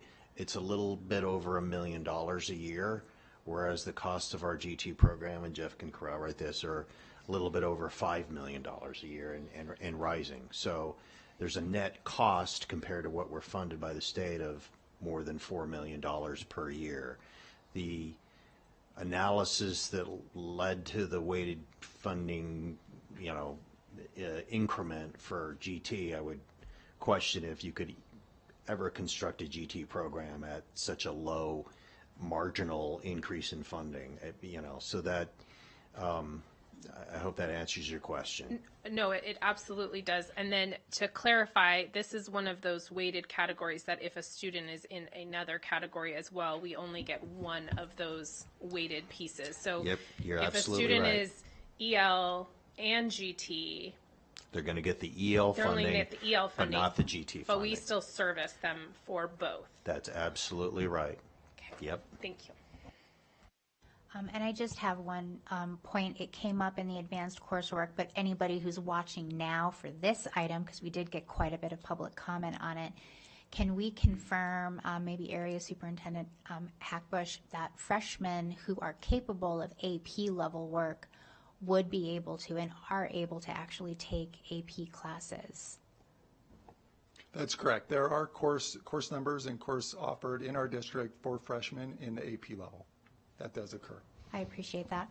And when we develop the HUG program pending this vote, is that something that we could possibly make sure is very clear to families that attend HUG? Because there does seem to be a misunderstanding about freshmen being excluded from that type of coursework. Yes, again, it gives freedom of the master schedule, I think, for all students. But again, the current cohorts that are existing in the GT Institute will be able to finish their program.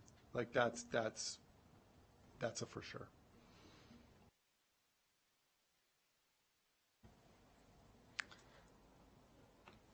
Okay, moving on to another follow-up item, which is about fixed and small school allocations.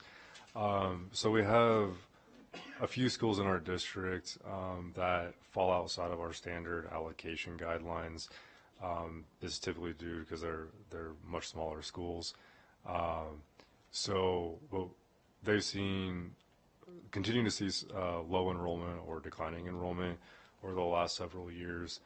So the proposal here is to start to create staffing guidelines that are enrollment based for these schools, so that as enrollment changes at those schools, so do allocations. Want to keep in mind here that this would still allow students to have the full plate of classes. We took that into consideration, so we're not just cutting a bunch of options for students. But by doing or moving to this model for our fixed and small schools, this would save about $800,000. So to summarize the follow-up recommendations, the transition for the GT Hug Institute, the small school allocation guidelines, and then also we had an item about leased office space. We were able to move folks out of the Plum Lane building and save just under $100,000 a year. That shaves off another $1.3 million from the budget deficit, bringing it down to now $11.4 million. So with that, I'll hand it back over to Mark to talk about other general fund savings ideas. Thank you, Jeff. So we continue to look at out-of-the-box creative solutions that, because we kind of have to. We're at this point now where, you know, that's something we'll need to do. One of those ideas that we have analyzed and are ready to present to you as a concept is the use of capital funding to fund our annual textbook budget, which is $3.1 million out of the general fund per year. We have an Attorney General opinion that confirms that textbooks can be considered equipment, and therefore we can use property tax revenues we receive for the rollover bond program for textbooks. We cannot and are not proposing to use WC1 funds for the purchase of textbooks. So I want to make that very clear. And as you can see in this table here, we always try to have a buffer between projected property tax revenues and the debt service on our rollover bonds, because we want to, you know, always have that buffer in case there is something that happens, you know, in terms of appraised values of residences and businesses. And that results in, you know, kind of this additional revenue that would normally go to fund balance in the property tax debt service fund. And so we do have the coverage here, as you can see, for each of 23 through 26 to be able to afford to do this out of those monies. So as you can see, we've generated in excess of $7 million per year, comparing what our revenues were, collections out of property taxes, to the debt service and the PC refresh program. And so we could fund this out of those monies, but you know, and just to add to that, we are aware of at least one other school district in Nevada that is doing this and has done it. I don't want to make this sound like, though, like this is just a gimme or a free pass. The implication of this is that's $3.1 million less to fund capital projects per year. So that's the trade-off that we're looking at. $3.1 million per year equates to, for 30-year bonds, $50 million of capital funding. So it's, you know, again, I want to give you both sides of kind of the trade-off here. At the same time, I think, again, you know, this is a significant cost reduction and cost shift that'll benefit the general fund. It's, you know, a legal avenue, again, that one other school district has pursued and has done, and an opportunity here to, you know, offset our significant deficit. All right, Mark, you knew I was going to ask the question. I am personally in favor of this, particularly in light of what we're looking at with the budget. Is this something that we can do this fiscal year and then make a budget transfer? We believe there's a very good chance we can do that this fiscal year. What we'll need to wait on is to see how property tax revenues come in, and the last of the 4 distributions of secured property taxes come in March.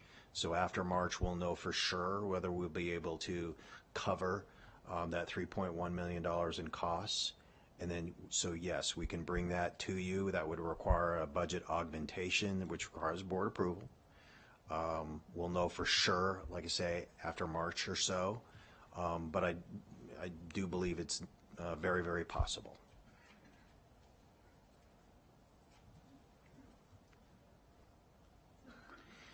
So we've tried to go through this quickly given where we're at in the evening. We are happy to answer any questions you may have, but in terms of just what we're doing now and next steps, in the spring you had approved this an idea of reviewing vacancies, contracts that are renewing to identify opportunities where we may not need to fill those positions or renew those contracts.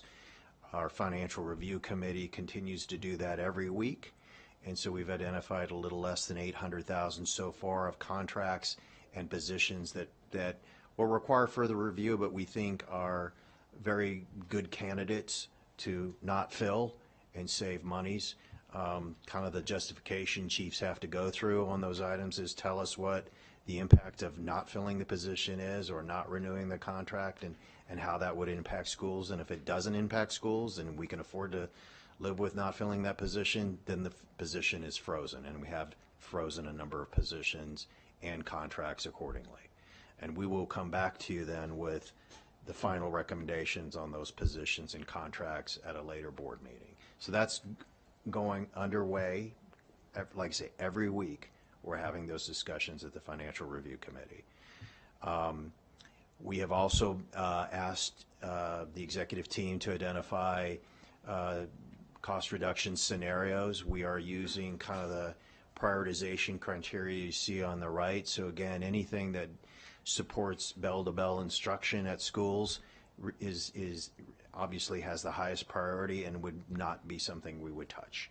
And then we go down the line to, at the bottom there, 8, 9, 10, discretionary programs at the central office level, wants, not needs, perhaps pilot programs or programs that are redundant, where they're achieving, trying to achieve the same result as another program, for example, or kind of outlive their usefulness, and so forth. So we are going through this methodically, using a data-driven approach as much as we can to kind of assess those different scenarios, and that's what we'll be coming back to the board on this fall and winter. It's complex work, it's deep dive work. For every proposal, the executive team is doing a cross-check with each other, and so the academic team is looking at every single proposal to assess what that impact is at the school level.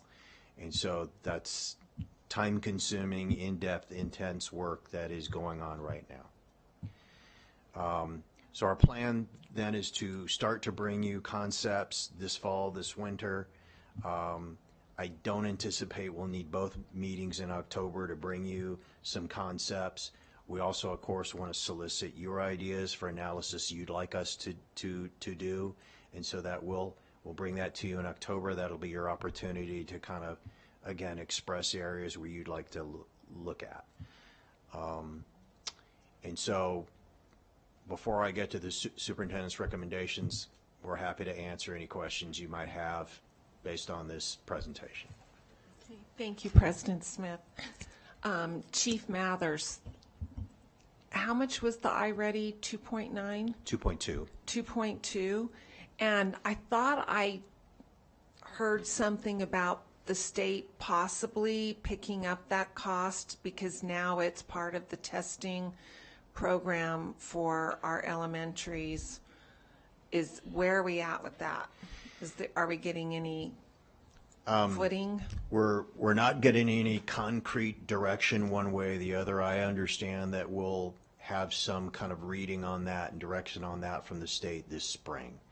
And so if they do come through and hopefully cover all or at least some of our costs, that'll help certainly. Okay. But at this point, they really haven't given a strong indication one way or the other, to my knowledge. Okay, thank you.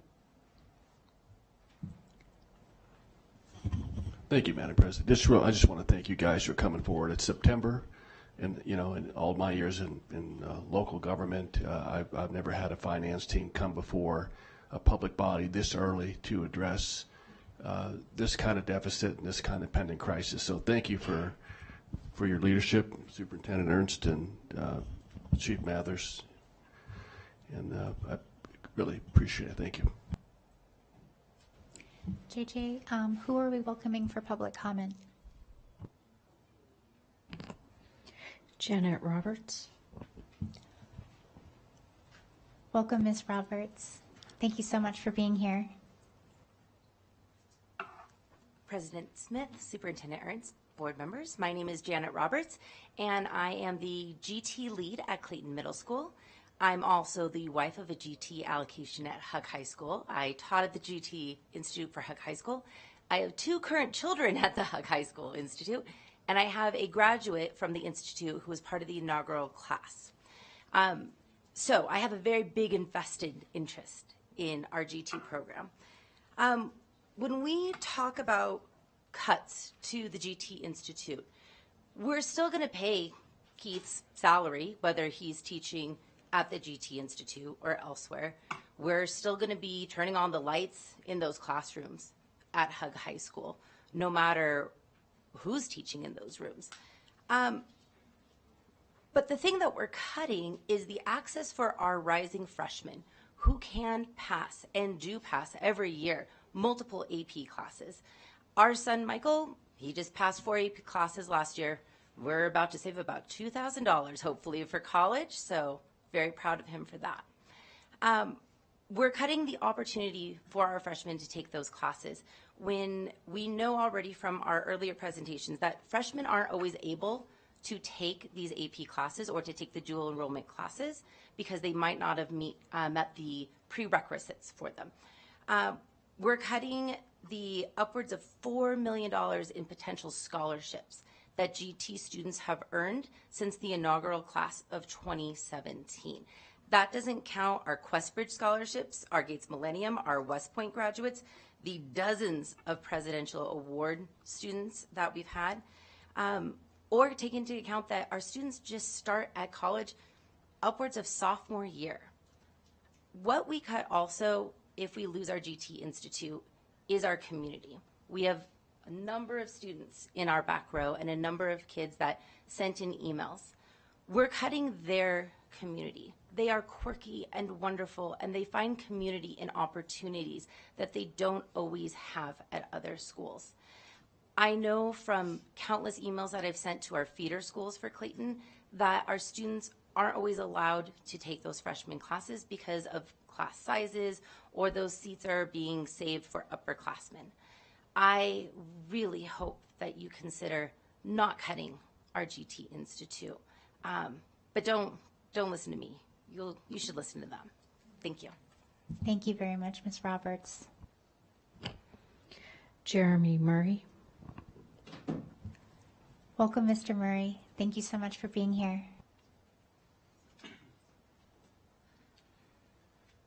Hello, Trustees, Madam President, Mr. Superintendent. My name is Jeremy Murray. I'm here to advocate for the GT Institute and its hardworking teachers. It's actually the second time I've been here.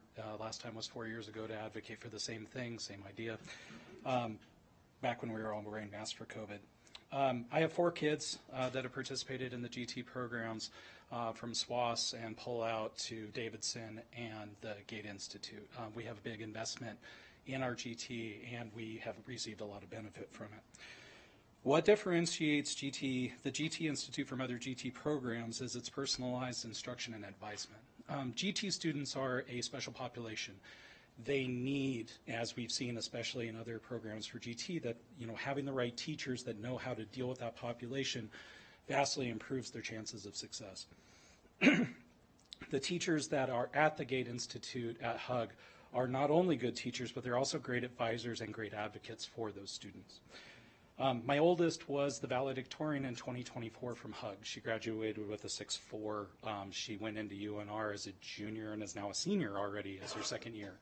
She was supported by those teachers to be able to do every crazy thing she ever wanted to do at that school. Every cool, I want to take this class. She did 16 credits at one semester at a summer for TMCC, trying to figure out what she wanted to do with college for the rest of her education. The great thing that the GT Institute brought was teachers that had a path to yes. We will work with you. We will find the path for this. Compared to other schools in the district, the GT Institute and its teachers are the best advocates for that population. Our enrollment numbers that I'm seeing going down is more of a problem on our side of not pushing that population to those opportunities. I advocated for this before. I really think we should not only be keeping this program, but also trying to make it bigger. We have lots of freshmen coming out of these advanced classes in Magnet where we've given them every opportunity to push, and they get to high school, and depending on the high school, they may eat a year where they don't get to do a math at their level. They may just not be available. Sorry, we don't offer that to freshmen. And I have had several parents just absolutely, how did you do it? How do you do it? Like, send your kids to the Gate Institute. They're going to help your kids achieve their goals. Okay? We don't do that very well. I would be interested in how that $400,000, what it's being spent, and how that's going to be saved. Is that teacher allocations, right? These teachers are not, it's not a SWAS program. These teachers are teaching the population of HUG. They're the AP teachers. They're the other teachers that are there. What is HUG going to lose if HUG loses the GT Institute? We want to make sure that HUG's Title I, being able to give them every opportunity that we can, is important in a lot of different ways. So thank you for your time. Thank you very much, Mr. Murray. Keith Roberts. Welcome, Mr. Roberts. Something tells me you're related to Janet. Yes, that's a good guess. Madam President, Superintendent, board members, thank you. Yeah, my name is Keith Roberts, and I'm in my 28th year teaching at HUG High School. I was in the room when Friend LaPinta and others from the district came and said, what about if we put the GT Institute here at HUG? I was an English department lead at the time. And my first thought was, this is great. This is great for HUG because this is going to give us an opportunity to expand our AP classes and expand our offerings for our neighborhood kids. I'm passionate about HUG High School. I'm passionate about gifted education. But first and foremost, I'm passionate about the students of this county and the ones that happen to live in my zone where I have spent my career and plan to finish it out. And what I have seen is that by having, when you see on that spreadsheet, 15 sophomores, well, I teach 50 sophomores. 15 of them are accounted for on that spreadsheet. But the other 35 are HUG zone students who have a chance to take more difficult coursework than they might have otherwise because we're able to expand our offerings because of the allocations we get through the Gate Department. If we lose those allocations, if we magically just eliminated things today, and I know that's not what we're talking about doing, but if those 65 students we have this year were at their zone schools, then those 3 Gate allocations go away. Well, they have to follow those kids someplace. We're still going to pay those teachers to teach those kids wherever they go back to his own school. I'm afraid we're going to rob Peter to pay Paul, not actually save any money, but lose major opportunities for the students zoned for HUG High School, as well as for the students who choose to come there. The changes that I've seen in our upper level programming that benefit all the students have been massive, and I'm proud of them, and I'm glad to, at this point, be a part of teaching those classes for the last few years. But whether I teach those classes or someone else, or whether I go become an itinerant GT teacher somewhere else, the real tragedy for me will be that we have students in the HUG zone. And we know this. We know that across the country we do a poor job of identifying gifted students in minority populations, in higher poverty populations. We don't do that great a job of finding them. We've tried as a district to get better, but I can tell you from personal experience that we find kids in the 9th grade and go, you know what, we only have 11 or 15 kids this year. Let's bring you into this class of 25, and those kids succeed and excel. And they wouldn't have been in that advanced coursework class if we didn't have that institute.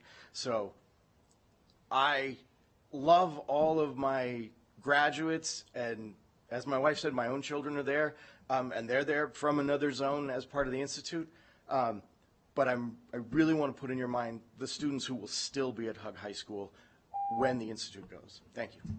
Thank you so much, Mr. Roberts, and thank you for being an educator in our district, to your wife as well. Saturn Davy. Hi, Saturn, welcome. Thank you for being here. Hi. Thank you for your time. My name is Saturn Davi, and I am not a student at the Hug High School GT program. However, I was a student in the Clayton GT program taught by Mrs. Roberts. And one of the biggest regrets that I have is not going into that program. I have a lot of friends who are in that program, and the main struggle that I realized when coming into a new high school is the change of my scenery and my peers in my community. I remember when I was in middle school, we would routinely like make jokes and just have fun with the material, which not only shows a high level of understanding, but also passion and a sense of humor about what we are learning and what opportunities we have. And many gifted students show great interest in learning and being challenged. In fact, I know many gifted students who will stop trying and let themselves fail altogether if they are not challenged enough, because they believe it's not worth their time to do this work. Therefore, more advanced kids need to be academically challenged enough to motivate themselves to succeed. And not only does being challenged and engaged help motivate these students, but in my experience, also being with peers who are also like being challenged and engaged. While it is true that HUG might offer AP and dual credit classes to freshmen who are qualified to take it, one thing that I noticed when I was, for example, taking Honors Algebra 2 last year is that maybe I had a few of my friends who were also in the GT program, but everyone else, they didn't share the same passion and interest in the subject that me and my friends did, and they often tried to exploit me and my friends just for answers, and kind of takes away that sense of community that you get with the GT program. Thank you for your time. Thank you so much, Saturn. We appreciate what you shared very, very much. Patricia Patton.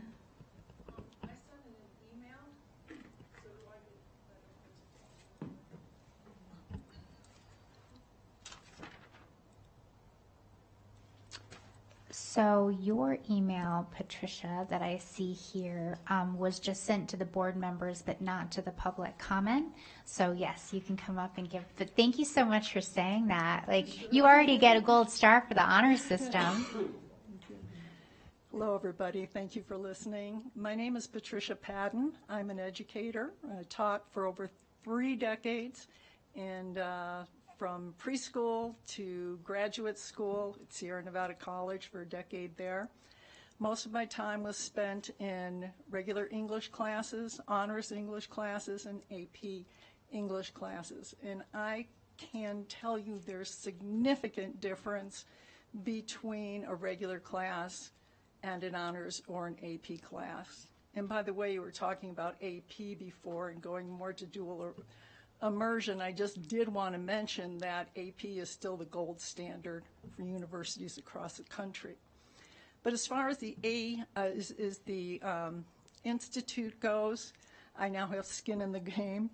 I have 2 very gifted children who were not supported by this type of program and have floundered.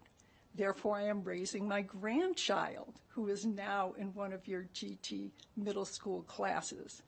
And what could this could mean to us as a family and for the greater community when these kids can actually give back. Gifted students are often not given enough, because they will, go take classes elsewhere. They won't be part of your grading systems or the statewide testing. Students need to be with each other, to push each other to go higher and faster. So please reconsider making any cuts to any GT programs. Thank you. Thank you so much. Ms. Patton? The board received emails from Pablo Nava-Duran, Kristen DeHaan, Jennifer Stark, Oliver Benavides, James Bedard, William Cook, Michael Roberts, Catherine Cook, Luke Spearman, Riley Gillis, Andrea Morrow, Suzanne Lewis, Alina Murray, Evangeline Murray, Risha Simpson, Ariane Soretta, Joy Great Thomas, Stephanie Koning, and Daniel Jackson related to this item.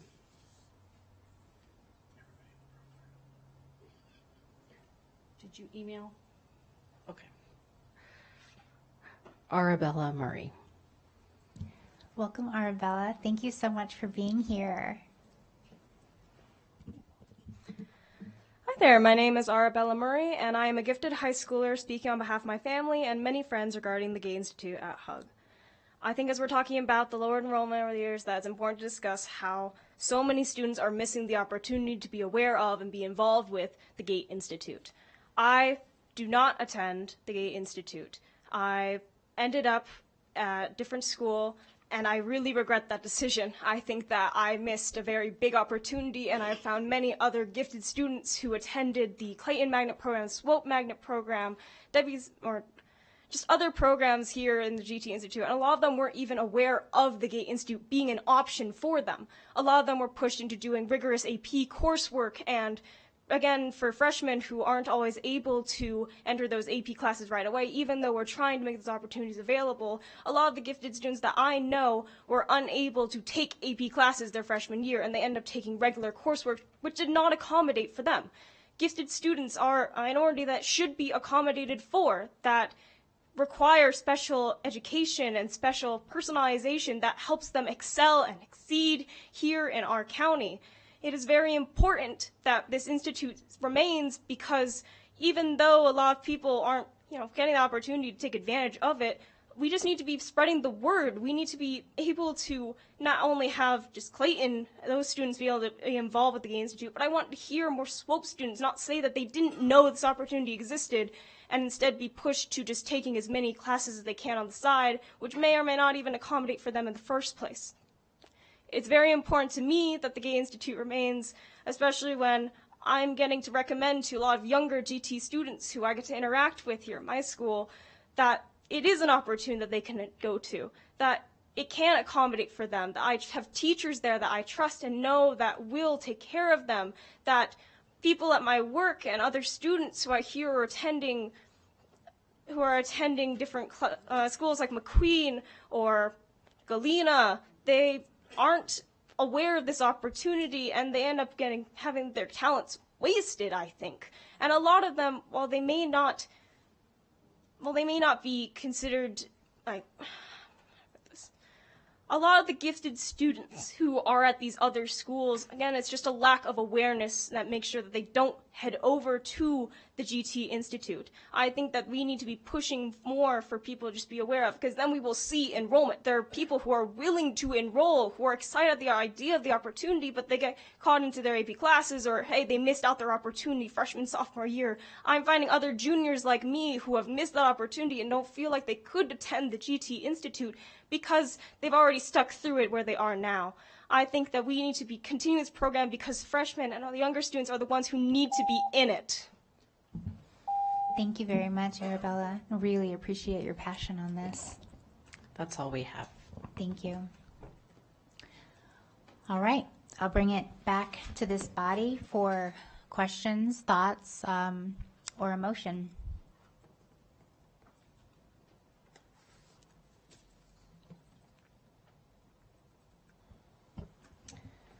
just jump in. First, I just want to say thank you so much for jumping ahead and really starting this process now. This is a huge deficit, one that I don't think any of us take lightly.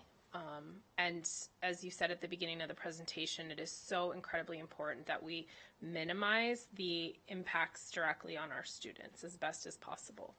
I do have a question, and I guess just a clarification. So I know that some of our specialized programs in the district do provide transportation, but the GT Institute at Hug, it is on the families to get their, is it on the families to get their students to, and maybe Mr. Hackbush might need to respond. I don't know. Somebody else. I don't know if you guys know this, but do we provide transportation for that school? I don't believe we do. Nope. Nope. And I was pretty sure that we didn't, but I just wanted to clarify. So I think that it's incredible. You know, I love the utilities and fuel and budget savings, and I know as we continue to remodel our schools, we've been doing great work with geothermal and solar, and we will continue to see those realized costs, and all the other costs I think are really make a lot of sense. I think it's pretty clear that the conversation we need to have is about the GT program. The one thing that I can say is I live on the south end of town, and I think I have a child who's gifted, and I have several friends who even maybe went to Marcy Hers for the GT magnet program, and getting your child at like 7:30 in the morning to Hug High School is really difficult. So this is potentially a really unpopular thought here, but and I think it's simply just because of the passion that I hear, but I think we can really provide opportunities at every single one of our schools for all students if we invest in proper training and opportunities at those schools for our students. We already have School of Choice. We already have Debbie Smith and AACT. We have a lot of options, and I know how incredibly important it is for students who are identified as gifted and talented to have opportunities to create community. I know how important that is. But I also believe that if we flip the script a little bit and say, hey, what if at Galena and Damani and Reno, we created those communities within that school, we would provide a lot of opportunities for students. Hug is not the easiest school to get to for the entire county. And so I absolutely understand why everybody is passionate about this, but I have real concerns about us investing money in a program that is not serving a large amount of students. And I know that there's a lot of students that get added into those classes. I do. I think, but I also believe that Hug High School will find ways to still offer those advanced courses. And this is one of those decisions that is going to be really hard for a lot of us, and I'm sure we're going to have a really rigorous conversation about it. But it's important that we are being fiscally responsible for all students and not a small percentage of students. I think that that's a conversation that is really, really hard to have sometimes, but we're not being equitable. Just like we aren't being equitable with these smaller school allocations, the fixed allocations. We're not being equitable to other schools when we do that. And so we have, you know, last year we did zoning for Shaw Middle School, and across the street was Sky Ranch. And the Sky Ranch allocations allowed for them to have a Spanish teacher. But the Shaw Middle School kids didn't get Spanish. So they all went to Spanish Springs High School, and guess who started ahead? Because of allocations. And so we have to find ways to be more equitable to all of our students, and sometimes that means really, really hard decisions. So I'll stop, but I really hope that we can take this as an opportunity to be more creative at all of our high schools instead of just one. That's just a couple questions here. So the motion isn't, if I'm reading this correctly, is not to just adjust the Gifted and Talented Institute. It's also to expand concurrent enrollment courses, dual and. Can we talk a little bit about that? Because I need to have an understanding of the framing of this, because we are looking to make an investment in advanced coursework, so that the intent of the program is still offered to those students and really everyone at the school. And then my part two is I am very sensitive to freshmen who are capable effectively being locked out of courses that match what they are ready for in terms of academic rigor.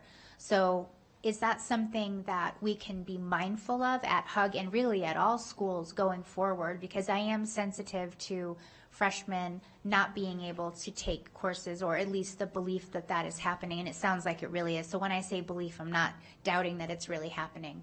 But can you talk about those two, please? Yeah, absolutely. So if I rewind the tape a little bit of my first year as principal, 15 years ago, something like that, I remember getting a list of GT students' recommendations, and what we would do, similar to an MTSS model, is you are doing strategic scheduling on your courses, and you're looking at data-driven decision-making within your master schedule. Your master schedule is your engine that drives everything.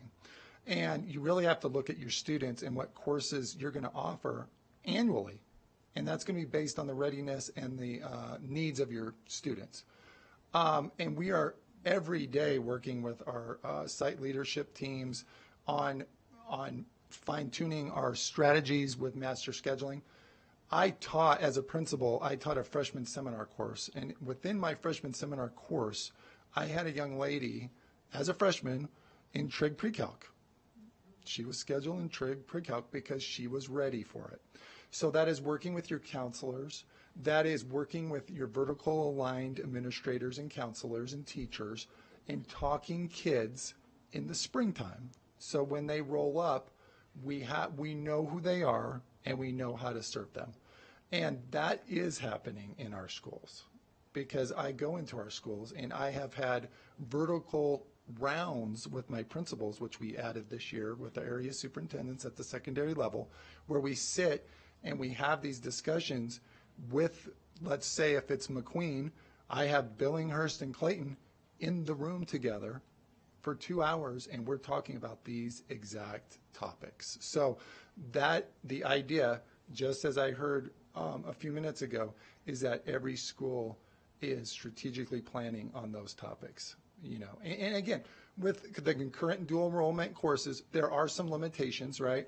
And you also, if it's AP, you got to figure out who's able to teach it. But we're always forward thinking in our offerings, and we're early in the game right now. Master schedules aren't going to be created till, you know, we're going to start looking at it once we get course requests, February-ish time frame. So you got all spring to kind of plan those courses. Thank you.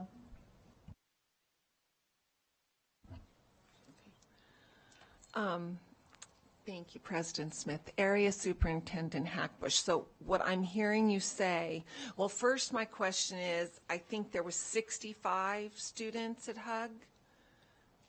Was that roughly 65? Yeah. Okay.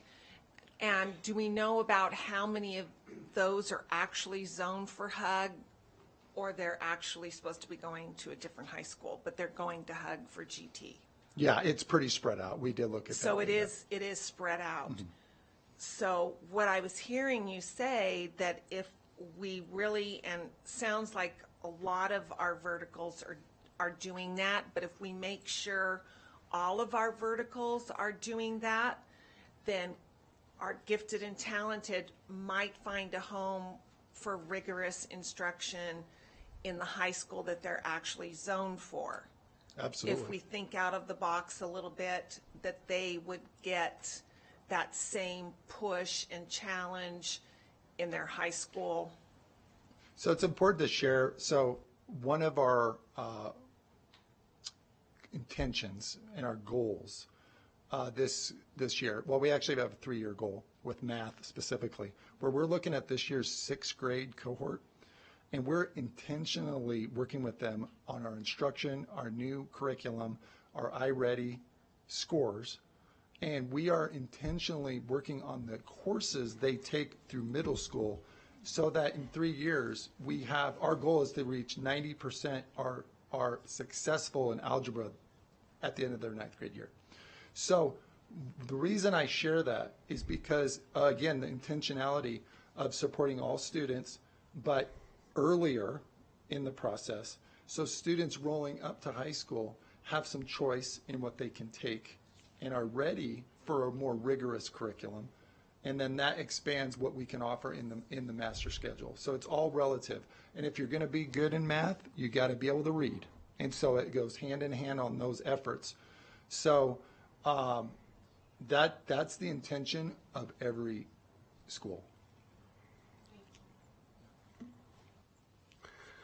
Okay, Madam President, I'm going to make a motion here. The Board of Trustees approves staff recommendations in the following areas. 1, reduce utilities and fuel budget. 2, incorporate anticipated fiscal year 27 turnover savings.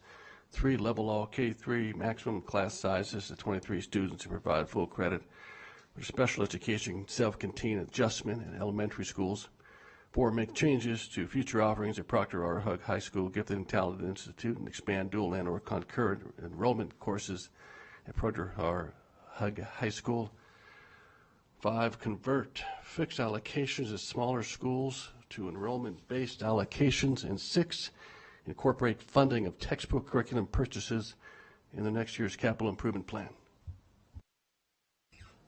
Second. All right, we have a motion by Vice President Mayberry. We have a second by Trustee Nicolette. Seeing no lights on for discussion on the motion, all those in favor, please say aye. Aye. Aye. All those opposed, nay. All right, motion carries. Thank you so much. And thank you so much for everybody that came out.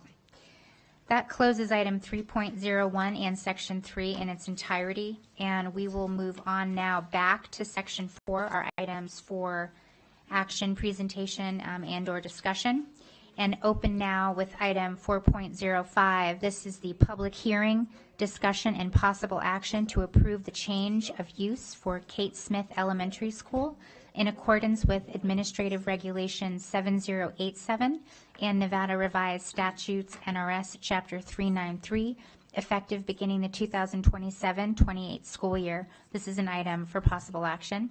And we welcome with us Tammy Zimmerman, our Chief Facilities Management Officer. Welcome, Chief Zimmerman. Thank you, President Smith, Board of Trustees, Superintendent Ernst. Bringing tonight to you guys the hearing and the public hearing for the proposed change of use for Kate Smith Elementary School in school year 27-28. Give you a little bit of background for this. You know, we started our facility modernization plan. We went out and had a lot of community involvement. We went around to the neighborhoods and talked about the options with that. And it was listed within that FMP that was approved for a long-term trade-up, which means replacing the older, smaller schools with newer and updated technology so that we could have that parity with the educational specifications for them. And just as Chief Mathers stated earlier, Kate Smith is one of our smallest elementary schools with about 197 students in it currently. And so we also enacted the Zoning Advisory Committee for this item in preparation for it tonight. They met last week, September 18th, and they actually voted to bring forward a recommendation to rezone the Kate Smith students to Matthews Elementary School if it was approved tonight. Matthews is 33 years newer than Kate Smith. It will have updated academic items, a STEAM lab, outdoor shade areas, a larger grass section for them, and it will welcome those students to that school. A little bit about the financial aspects of this, as Chief Mathers spoke. This would reap a $700,000 savings in salaries for that if you combine those schools together. That's not including utilities or any of that. I want to express to the board and to the community that we realize change is difficult. Moving these things is difficult, as I can understand if I had a student at those schools. But it is what was approved in the facility modernization plan. And so during the 26-27 school year, we commit to having a transparent process that looks at what Kate Smith is repurposed to in accordance with board policy, as we've talked about when we reviewed that board policy. And we also want to emphasize that we know, and we've heard from the board, that we want to continue to serve that legacy of Kate Smith in name and in that community. And so we want to make that comment to you that we intend to keep that promise with this. Some examples of potential repurposing. We've talked a little bit about that, but it could be repurposed as a Boys and Girls Club facility. It could be repurposed for academic uses that the district needs, such as Washoe Inspire Academy could use a playground instead of a parking lot. Those are kind of ideas that we think about. Student health services that is currently housed over at Sparks High School in a residential building that could be better used into a more spacious and a more centrally located place. As we start that modernization at Sparks High School, we're going to be looking at that property, and we could use every bit of that property for Sparks High School. Child find programs. We have child find at Moss and Drake. Could we provide child find that's more centrally located? And that is on a bus line over there. So it could service that community as well as others. District provided early childhood programs. We have them all over the district. Could we provide additional ones at that site? Could there be vendor provided daycare and childcare or other options with nonprofits in the community? Those are the promises that we talked about in that board policy that we would investigate in a transparent process. These are just examples that would come back to the board at a later date for you guys to approve and recommend that repurposing and what it actually is. So with that, next steps. If approved tonight for the change of use at Kate Smith, we will be bringing forward the Zoning Advisory Committee recommendation at the October 28th board meeting. So those families know how they can plan for the 27-28 school year. In the 26-27 school year, we commit to building relationships with the community and community engagement in preparation for this change through Matthews modernization, the principals, the area soups, and that community. Now this transition, it would be effective in the school year of 27-28. And then with that, I want to reemphasize that the facility modernization vision was exactly this, to provide trade-ups to those schools with educational opportunities and to serve that tradition at that school as well through the name and other opportunities. And with that, I'll take any questions you may have. Okay. Thank you, Chief. Miss Tammy. I was calling you Miss Tammy. I have a few questions, and then I probably have quite a few comments because this is one of my schools. I am a fifth-generation Nevadan. I've seen our community grow. Some bad things, but you know, you take the bad with the good, and there's probably more good. But Sparks is a very, very, very unique community. It is night and day to Reno. It just is. And that's not saying Sparks is better or Reno's better or vice versa. It just is different. So trade, and I'm all about trading up, and I understand when a school the size becomes economically not feasible. My concern is how we are moving these families. My question is, I asked earlier how many students were in Agnes Risley, and I think you guys said 329. And then, but I didn't ask what the year of Agnes Risley is, and I had forgotten where we're going with Agnes Risley in the semi-near future. So if you could answer those, and then I do have a couple more comments.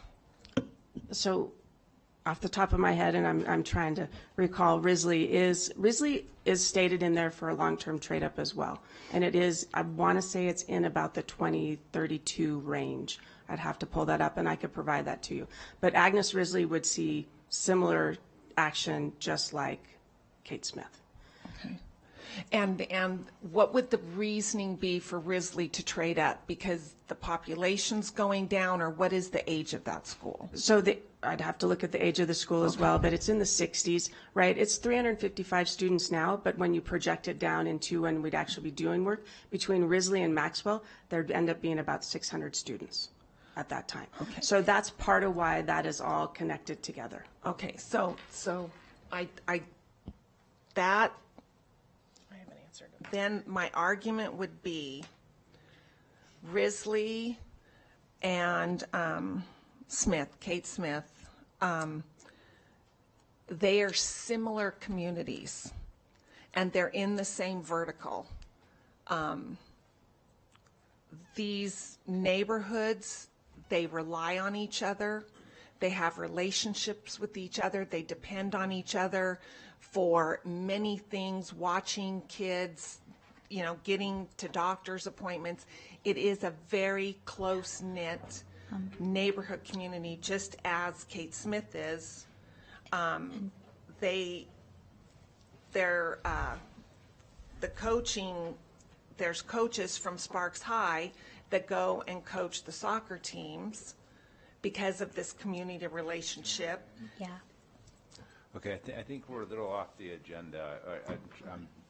I'm listening. I'm trying to see the connection here. Well, I'm going to make that connection. Okay, then we need to kind of get there because we're Okay, pontificating about a lot of different things. My connection is how are we going to connect the community of Kate Smith to a completely different type of community that's not in the vertical? So how does that vertical work? If I can help here, so this is an excellent conversation when we contemplate the zoning. This item, like when we did it for Pine, which is always a difficult thing, but we did that with Pine, this contemplates the site of Kate Smith moving to a different use within the district or the community rather than a school, but it doesn't actually touch on where those students may go. So that is absolutely going to be a discussion we have, but this item only contemplates the change of use for Kate Smith, not where the students are going to necessarily When go. I read down, though, I mean, it was stated to Bernice Matthews, and I think you had even said to Bernice Matthews, so I thought that's what we're talking about here. I mean, it sounds to me like it's already a given, and I guess then I'm a little bit... No. So if I may, Chief Zimmerman, what she said was that the Zoning Advisory Committee had met, and they have a recommendation that they will be bringing to us. But just like the recommendation came to us, for example, with Vaughn and Pine, that will be a completely separate conversation. So this item solely contemplates that the site of Kate Smith could be changed, will be changed if there's an affirmative vote to another use. Okay. And then the zoning will absolutely come back, and we will have a conversation about that. But that is, nothing is pre-decided on that. Committees do their work, but we actually make the decisions. I guess I wish we would have left the verbiage and the talking about the committee out of this whole thing then, because I'm just a little taken aback that we're already throwing out there what's going to happen to Kate Smith. If we're just deciding on closing it and repurposing, then that should be it, not bringing in the other stuff, because then I feel like I need to throw my 2 cents in to advocate for my little school. And that's definitely good feedback.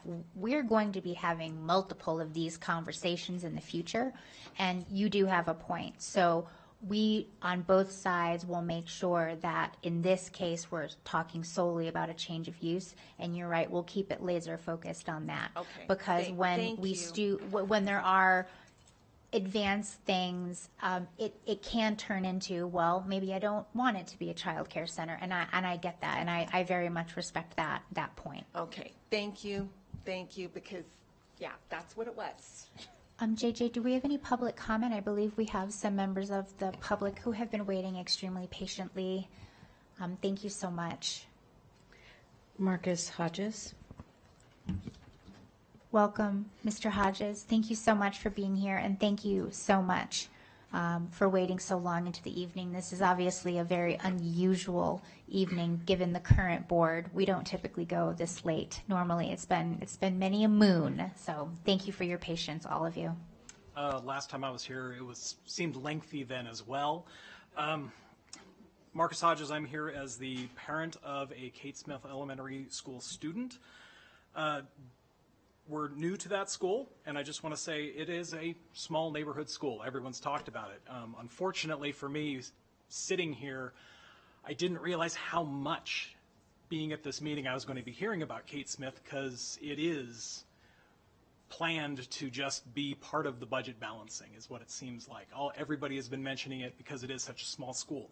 Just want to say personally, the trajectory of the school, like many, many, many others, it just moved up to a 3-star school through the diligent work, the dedication of the community, the teachers involved there, the previous principal that was there that put all that groundwork in, has helped that school improve.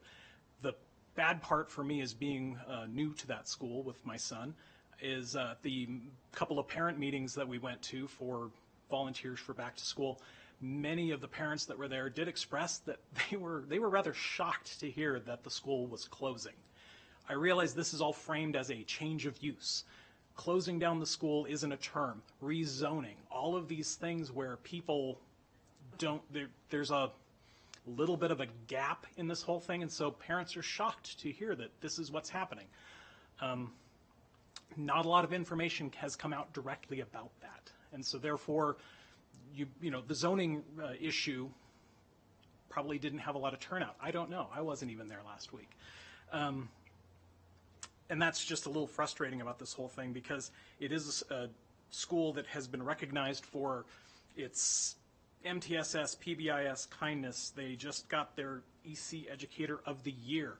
The teachers are a wonderful team. They work well together. They collaborate. They're working really, really hard on this, and I understand that this cost savings that we're talking about of $700,000 is cutting some of those positions. We're short teachers.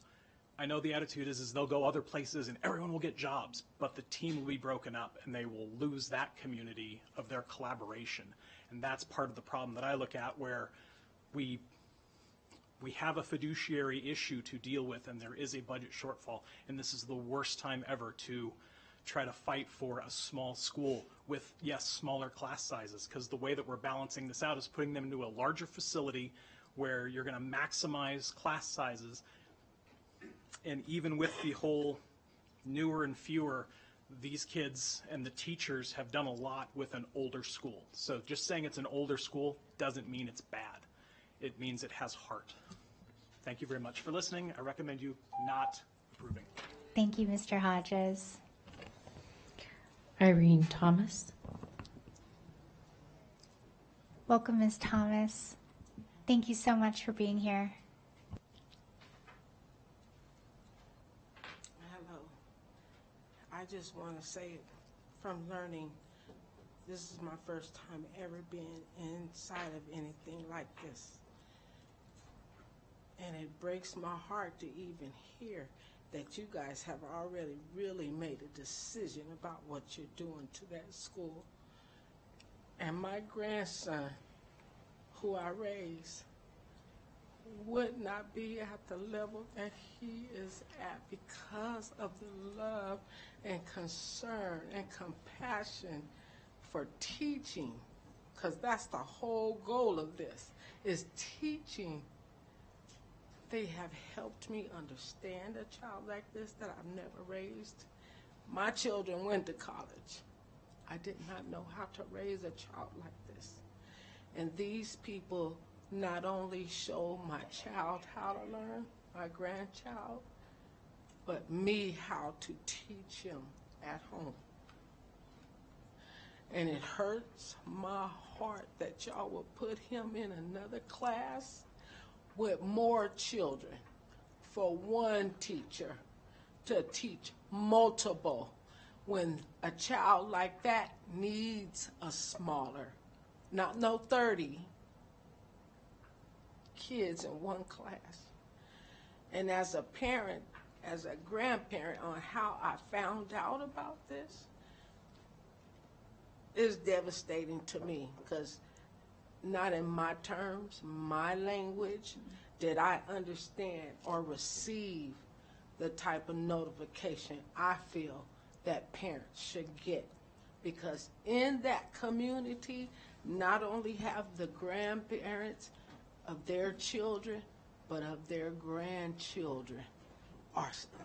And I got to witness, since he's been at that school, at the end of the school year, how those kids have to be pried apart from those teachers, because it's the last day of school. But look forward to the following year of school. These teachers are needed. There are already teachers that are burnt out, and you're going to wear them out some more. And we're lucky that we have teachers that still have the compassion to teach children. But they're going to be few if you spread them out like this and then drop our children so far away from the children that they are used to being raised with. Because it is a community with children and the teachers. And it's not fair. It really isn't fair. And thank you for listening to me. Thank you, Ms. Thomas. You never have to thank us. We're the ones thanking you. Marie Scalacci. Welcome. So, Marie Solecki. Close. I want to make sure I say your name right. Can you It's please? Salaki. Salaki. Thank Yeah. you very much, Ms. Salaki. Thank you for being here. Thank you so much for having me. My name is Marie Salaki. I am a teacher at Kate Smith. I have been there for 13 years, and it is the only school I've ever taught at because of things like what Irene said and things that Trustee Westlake said, and I very much appreciate your commentary. I'm just here to express my disappointment in the decision to close our school, but not only that, the way that this process has been brought to our school. We're a really special school. This is our 100th year of a school. I don't think with our current building, but as a school, it is our 100th year. And we have a beautiful community. I have 6 children in my class this year whose siblings I've had in the past as long as 12 years ago. So families stay in our zone because they appreciate it, and it means a lot to them. This year, we are a governor's designated STEM school. We have been for 10 years. We are one of the only elementary schools in this district who is a governor's designated STEM school. We are a platinum PBIS school. And just today, our preschool, one of our preschool teachers earned the ECE Teacher of the Year award. So there are amazing things happening at our school at all levels that, yes, we only have 200 students, but that is part of why we can do those things. So just besides expressing like what a loss I think this is for our community, I do want to express my frustration with the process that this has been for our school. Last year we were unofficially informed that we would be closing in 4 years. They told the teachers that, and then we were, through random people in the community, told that no, it's only 2 years. We had originally been informed through the FMP it would be 2033. So this was a huge surprise to us. We did not know that we needed to be at these meetings before this year to be expressing our concern, because we were told we had several years until this was a problem. At that time, we were also told that we were not supposed to tell the families at our school about the upcoming closure, and many of them found out through the RGJ, which is not okay. Just very last, because I'm running out of time, this has been incredibly stressful for us. We don't know the process as teachers. It's stressful for our families who don't understand what's happening, because we have been told that we're moving to Matthews. That has, we've been sent the zoning meetings, but I understand the budget. I know that's a problem, but I just want to express my frustration. Thank you. Thank you so much, Ms. Lecce, and thank you so much for being an educator at Kate Smith. Megan Tilton. Welcome, Ms. Tilton.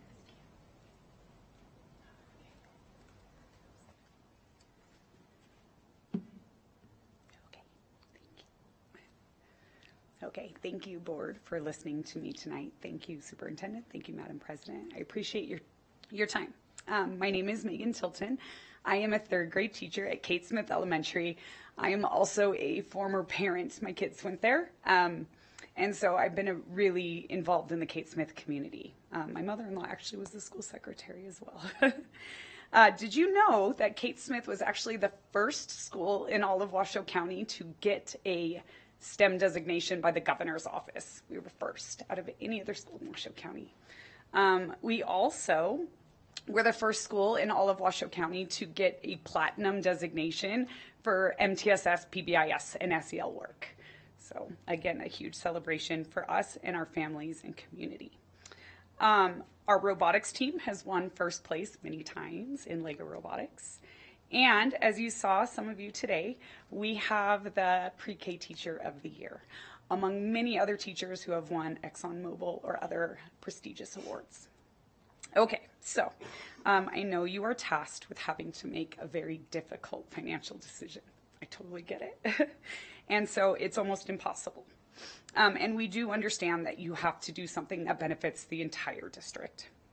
But today I'm asking you to consider please just giving more clarity for our families, our community, and staff as you guys move forward.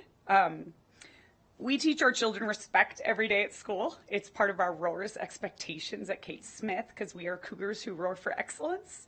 And I'm asking for you to extend that same respect to our community, our families who were blindsided, our staff who was blindsided. I really would appreciate that respect.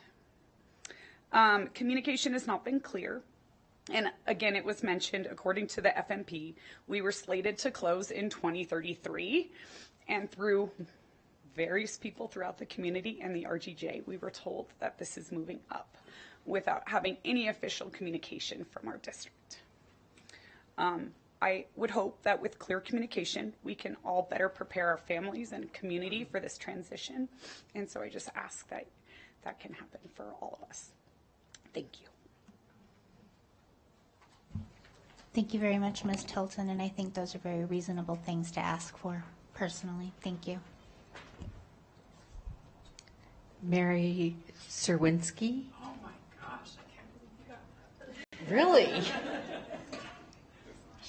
That's Yay. JJ. She's the best.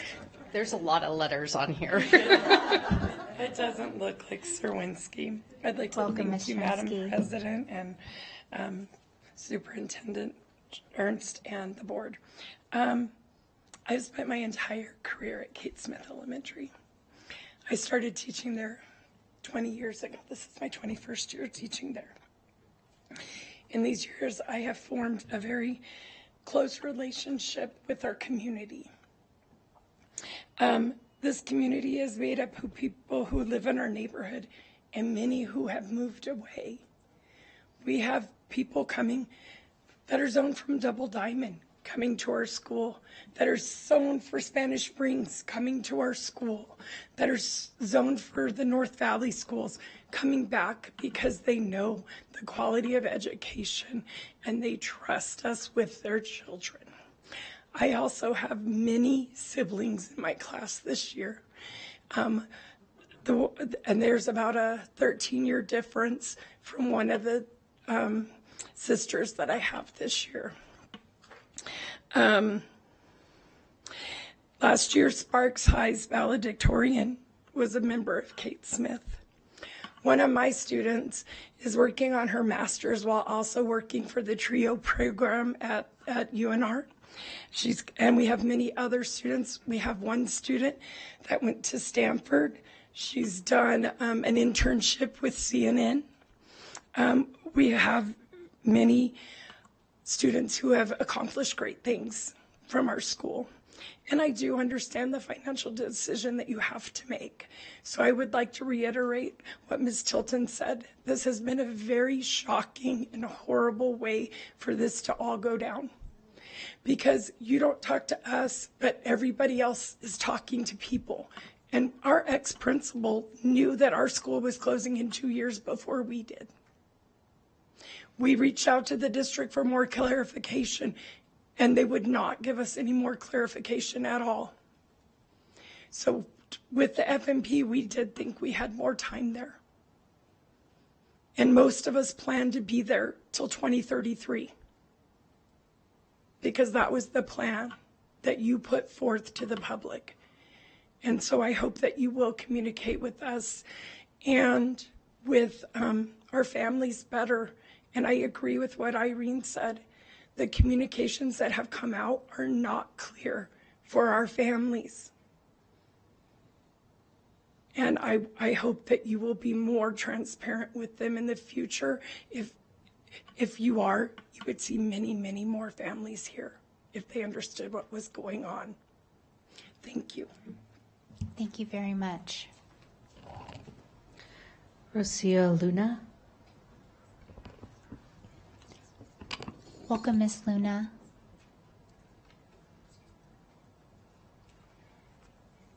Thank you for having me, Madam President and Superintendent Ernest and everybody in the board. My name is Rocio Luna. I've been working at Kate Smith for 7 years, and I'm working at the front office. And I'm here to speak about the frustrations in the front office when the word came out on the RGG. Parents have been coming in and asking where their students are going to go after Kate Smith closes with minimal to no information to respond to them.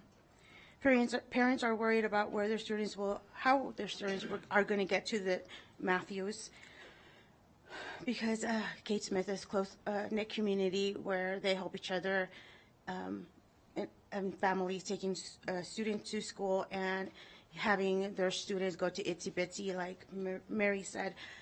They're coming from North Valleys, from Damani area, to drop off their kids at Itsy Bitsy, and they know that they're going to be taken to school and being picked up from school.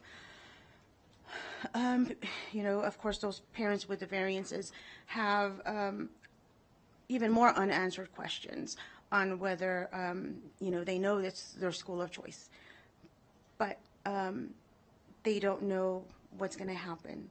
And it's really frustrating and heartbreaking when they come and ask me all these questions and I have no answers to give them, when they trust us with their children every day. Of course, I ask for IDs. I almost ask for Social Security numbers to make sure they're going home with the right person, but I cannot answer a question on where they're going to school in 27, 28. The communication between the district staff and families has been very little. Our families deserve time to ask questions and have their questions answered. Please help me give out more information to these families in this process, because it's very hard to say, I don't know, to everything. I wouldn't be able to answer that.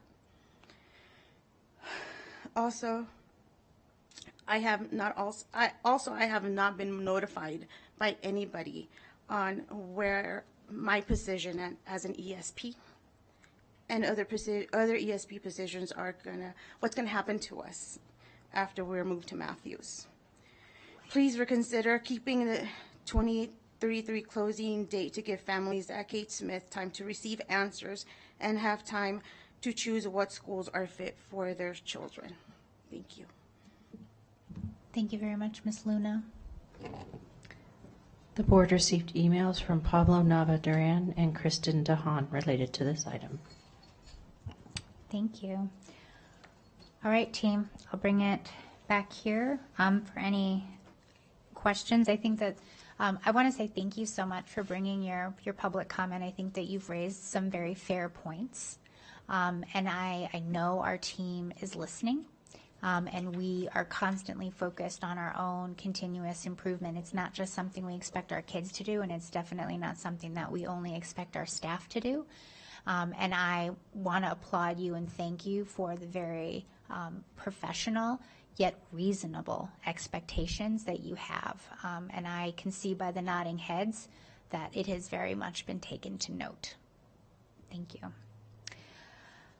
I guess one question that I have, I know that this is an item that we'll discuss later, but is there an assurance on some level that the community will be involved with expressing interest in the things that Kate Smith could potentially be in the future? Do we have a mechanism? I know we're deciding at a later point how to create those mechanisms, but will the community have an opportunity to weigh in with their thoughts? And this is true for every community that will be looking at a change of use for their school.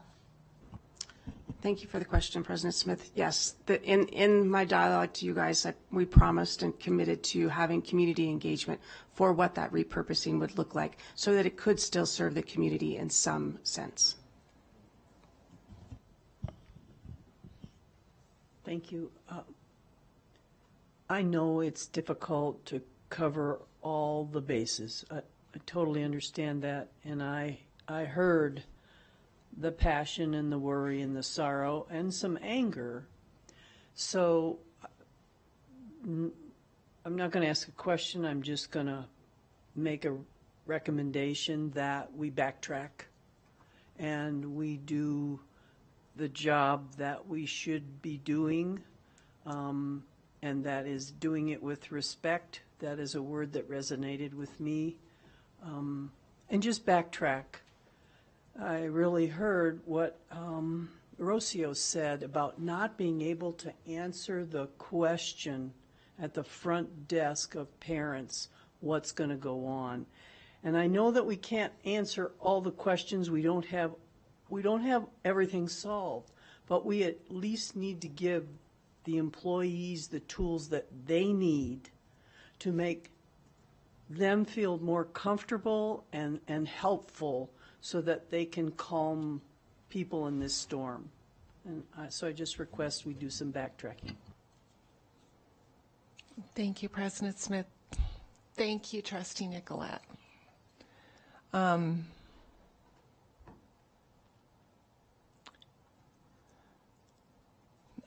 I completely understand the predicament we're in here, but I'm just going to be blunt.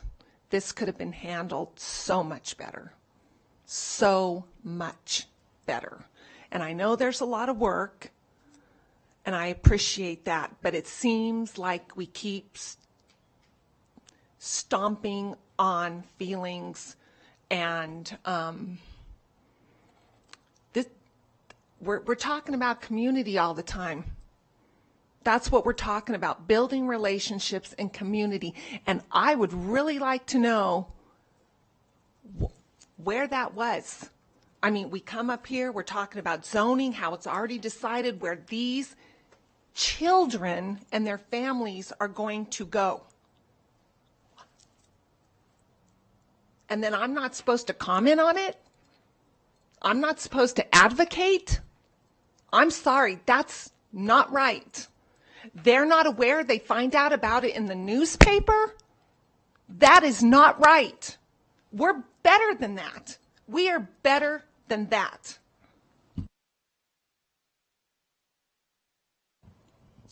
I know that these are hard.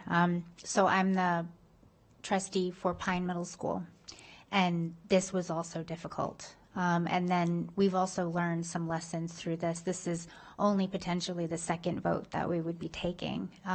But there are more schools that are planned for change of use in the future that we have talked about. I know that you've raised some very good points. I feel very confident that the team is listening. And to Trustee Westlake's point, at some point we have to make sure that we are covering all of these bases. With that said, where a school is on the facilities modernization plan is or was a plan from almost 2 years ago, and we look in the district where we have the opportunities and where that was never a specific time, although it was, of course, on a calendar. It's all subject to change.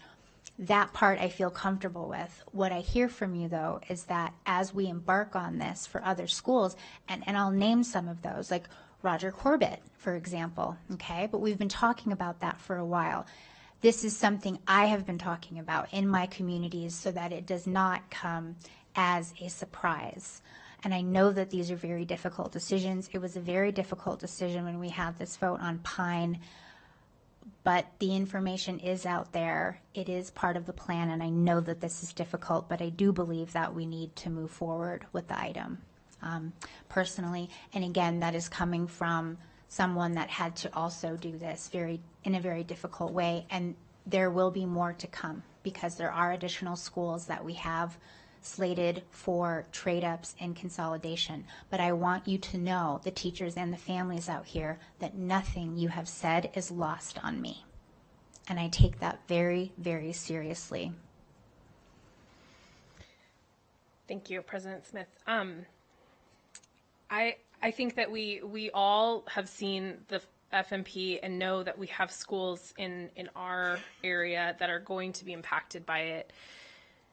And we've all had conversations with the superintendent, and we have small group meetings about the FMP so that we can best answer those questions. But I do want to say that we hear you. We heard Stead Elementary, we heard Vaughn, we've heard the teachers at the schools, and I do know that the district staff is hearing you and our community, that we absolutely need to do better with communication. That is not a question. The other thing that's not a question is that we have to do something different. Our state does not fund schools that are super tiny. We don't have a funding model that works equitably for small schools. We just don't. I learned this so well while I was on the zoning committee, that an elementary school around the 500 to 600 enrollment is really what the best way that we can provide resources for our students, the appropriate level of resources for the students. And that's not set in stone. And I understand that our teachers do an incredible job at small schools. I was at Hidden Valley yesterday, and there's one fourth grade teacher. One. She has all the fourth graders, which means if there is a situation between two kids, you don't get to separate them, right? You get all of the special ed kids in that particular grade level. It's tough. And we also want to provide better resources for our teachers. The other thing that I've shared, we've talked about a couple times today, is our allocation process. And our kids will always have the allocation. So we're not losing teachers. We're not just taking all of the kids from one school and only keeping the teachers at that one school. It's going to grow, which means they get to have more teachers at that school. What is the cost savings that was in the budget presentation is the physical cost of the building. Buildings, especially older buildings, cost a lot of money. That doesn't mean that those buildings aren't amazing and incredible. I went to Lincoln Park, and it's about to celebrate a big anniversary as well. And those sheep shed schools, we all love them. And, you know, there's something special and magical about some of our older, let's not call them old, older schools. But we also have to be responsible and do the right things for our kids where we can provide them the resources that they all need. And it's not going to be favorable for everyone. And there's going to be some tough decisions. That being said, we absolutely can do better about communication. We absolutely can give families more opportunities to participate. And if that means we have to go to that school in order to have that meeting, then we will find ways to do that. And that's what I'm hearing, is that we need to go to the school to have those conversations. So I do think that we really need to focus on the item here, which is specifically voting on the approval of change of use. And it sounds like we have a lot more conversations coming up about Kate Smith, so we will make sure that there's more communication and more opportunities for the families at Kate Smith to give input and feedback and be a part of these decisions rather than being told after the fact. So. Alrighty, hard decision to make. You know, it's crunch time, right? I heard you, they've heard you, they've expressed everything, you know. Again, it comes down to, I heard earlier, I just want to make this before the motion. We heard readiness, you know, being ready for this, being ready to go to college, being ready for things like this, communicating better, being ready. And I'll just end that with there because everyone's already said it here. So, therefore, I move that the Board of Trustees approves the change of use of Kate Smith Elementary School in accordance with Administrative Regulations 7087 at NRS Chapter 393 to begin in the 2027-28 school year. Second. All right, we have a motion by Trustee Phoenix, and we have a second by Trustee Nicolette. Seeing no lights on for discussion. Oh, Sorry. Don't be sorry. No, I am sorry because I know everyone's getting tired. I totally get. I'm sorry for my little Kate Smith. I absolutely understand that we are in a tough spot. We're in a tough spot. And I do like what you said, Trustee Hall, that we need to do a better job of communication. When? We dropped the ball on Pine. We dropped the ball on Huffaker. And so I will be voting no, not because I don't think that we need to make these tough decisions. I can make these tough decisions.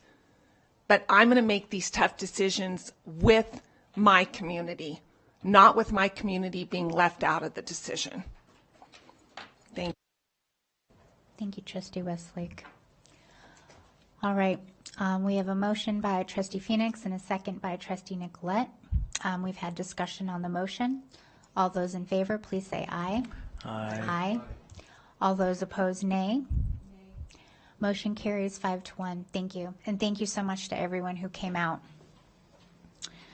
That closes item 4.05 and brings us now to our final item in section 4. Item 4.06, the presentation and possible action to provide preliminary approval for the deletion of Board Policy 4700, employee complaint process, and the initiation of the 13-day public review and comment period.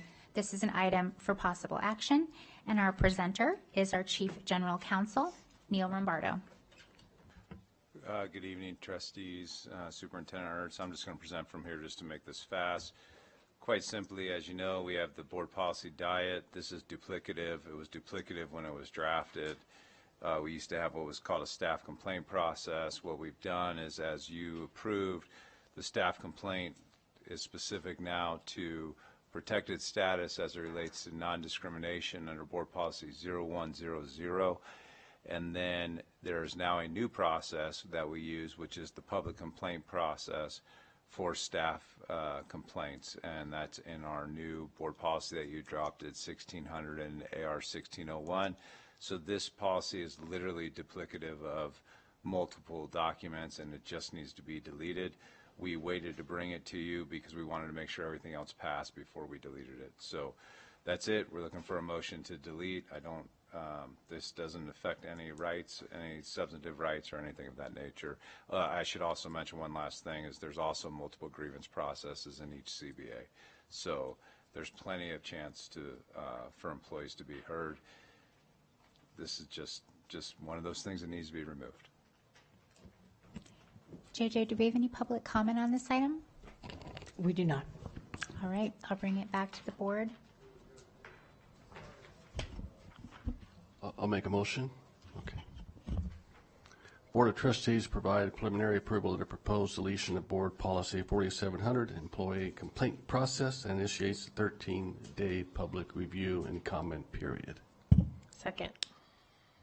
All right, we have a motion by Vice President Mayberry. We have a second by Trustee Hull. Seeing no lights on for discussion on the motion, all those in favor, please say aye. Aye. Aye. All those opposed, nay. All right, motion carries 6-0. Thank you so much, colleagues. And we have found our way to the end of section 1, 2, 3, and 4. Thank you all so much. We'll now open section 5, our reports, beginning with our student representatives report. Hey, yeah, it's getting late. Okay. Thanks, Maya. Good evening, everyone. I'll keep this short. I'll just go over what our last student voice meeting was about. So we gave each group of students a question and asked them to write down their responses to it, and then we had the rest of the group go around and vote on what they agreed with the most. So for the first group, the question was, what is one thing you wish adults would ask more? And by far the most popular result was, how do you learn best? Which I think most students find when their teachers actually find how they learn better. The next question was, what helps you in school? And we had two very popular answers on this. The first one was field trips. And then the second one was teachers who care about students mastering subjects. So instead of just seeing if they can scrape by on certain tests, having them know that they can answer these questions if they were asked years later about it. And then the third one was, what do students need more of at school that no one talks about? And everyone said driving classes. I think students trying to get their licenses feel that they would do better if they had more resources on that. And there wasn't much else at the meeting because majority of our student voices are just getting ramped up, so they didn't have much to report. And that's about it. Thank you so much, Maya. We're going to go ahead and forego item 5.02, the board reports, and then Superintendent Ernst has also graciously foregone his 5.03 superintendent's report, which brings us to section 6, our closing items, beginning with item 6.01, our public comment. Connie Silveria. Hi, Connie. It's so good to see you. Welcome.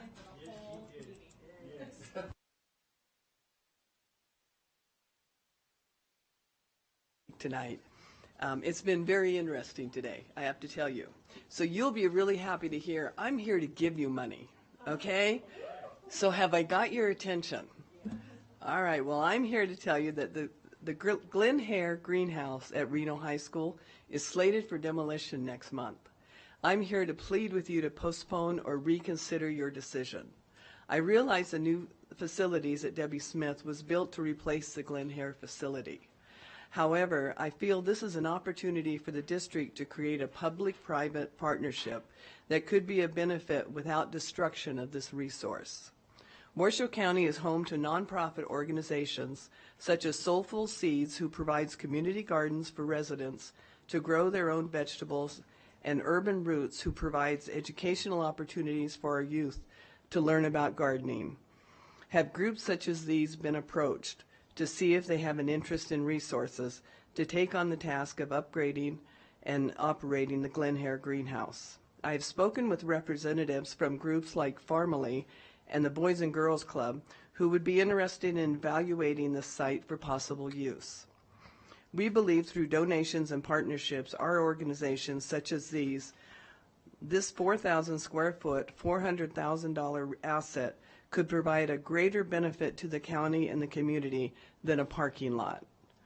I understand the decision to demolish was based on a structural report, and I believe you all have a copy of that.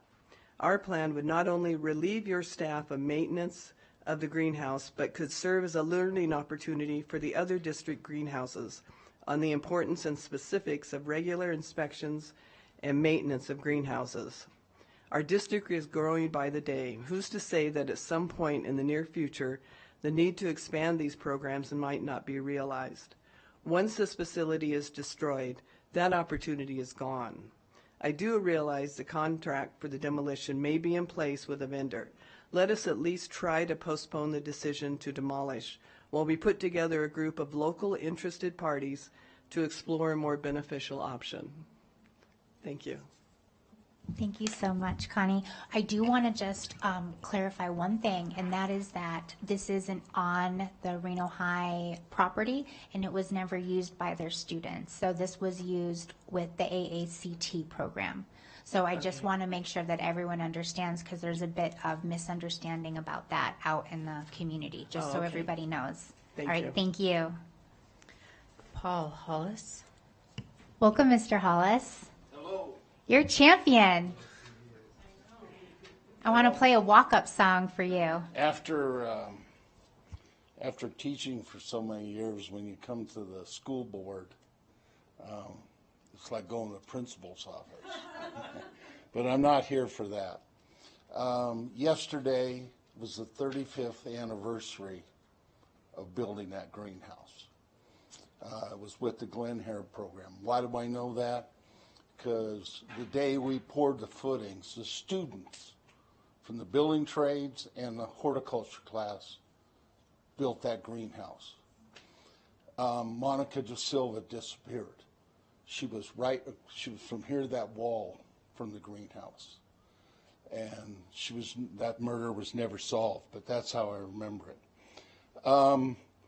The students built that greenhouse totally.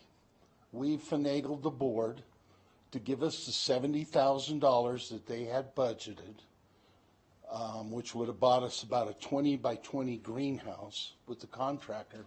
You buy the kit, we'll put it together. We did that. And for 35 years, it's been up. It had some maintenance problems. I got involved with CTE to go back and help them get it up and running again. It has little plumbing leaks. It has some electrical. That can all be repaired. We keep hearing it has structural deficiencies. Not in the frame. It's only in the covering and the gutters. That's it. We can fix that. People are begging for greenhouses. We've talked to the city of Reno to help them expand their flower basket growing. We've talked to Farmally right across the street. They have over 2,000 kids go through their farm program. They could use it. We need to put something together so that we can all kind of decide what we can do with it without tearing it down. Once it's gone, you're right. You'll never get them. You have a beautiful facility, Debbie Smith. I was involved with getting that designed. It's going to be awesome. We still have this good one here, and we can use it. We say it's Reno High Greenhouse because if you say it's at Glen Hare, nobody knows where in the hell it is. It's next to the football field behind Reno High, okay? But that land's not going to be used for anything else. They haven't got any plans for it. Leave it up. Let us fix it. I can get the community behind it. We know what we're doing to get it repaired. I mean, just fix it and keep it. There's not many opportunities. Thank you. Thank you so much, Mr. Hollis, and thank you for that bit of history. Greg. It's okay. Okay, thank you. Good evening, Welcome, Madam Greg. Chairman, members of the Washoe County School Board, Superintendent. My name is Greg Evangelatos. I'm a long-term resident of the community.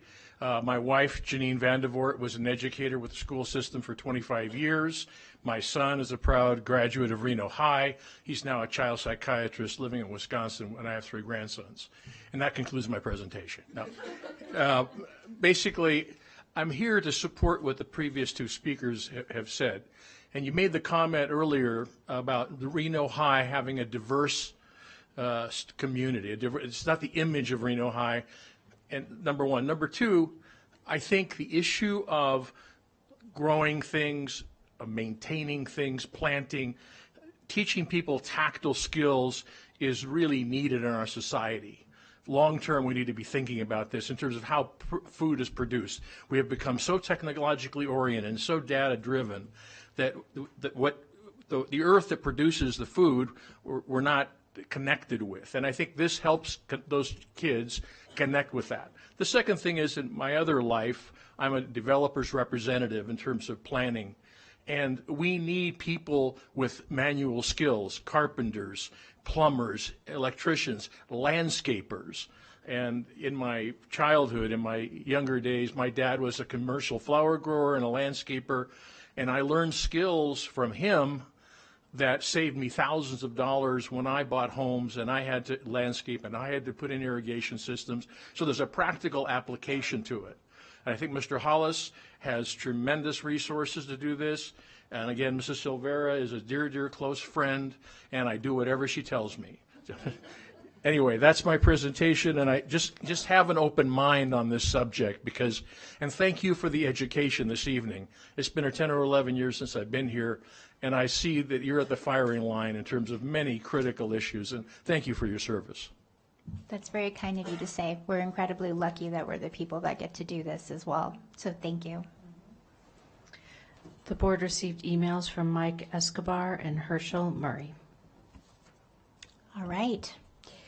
Well, thank you everyone who was here. That closes item 6.01 and brings us now to 6.02, our next meeting announcement, which is going to be October 14th, 2025. I will also repeat my point of privilege that I had mentioned before, which is that November will be an unusual scheduling for our board meeting. We typically have our meetings the second and fourth Tuesdays of the month, but in November, we're going to have one meeting on Tuesday, the 18th. So I just want to make sure that everyone in the community is aware of that.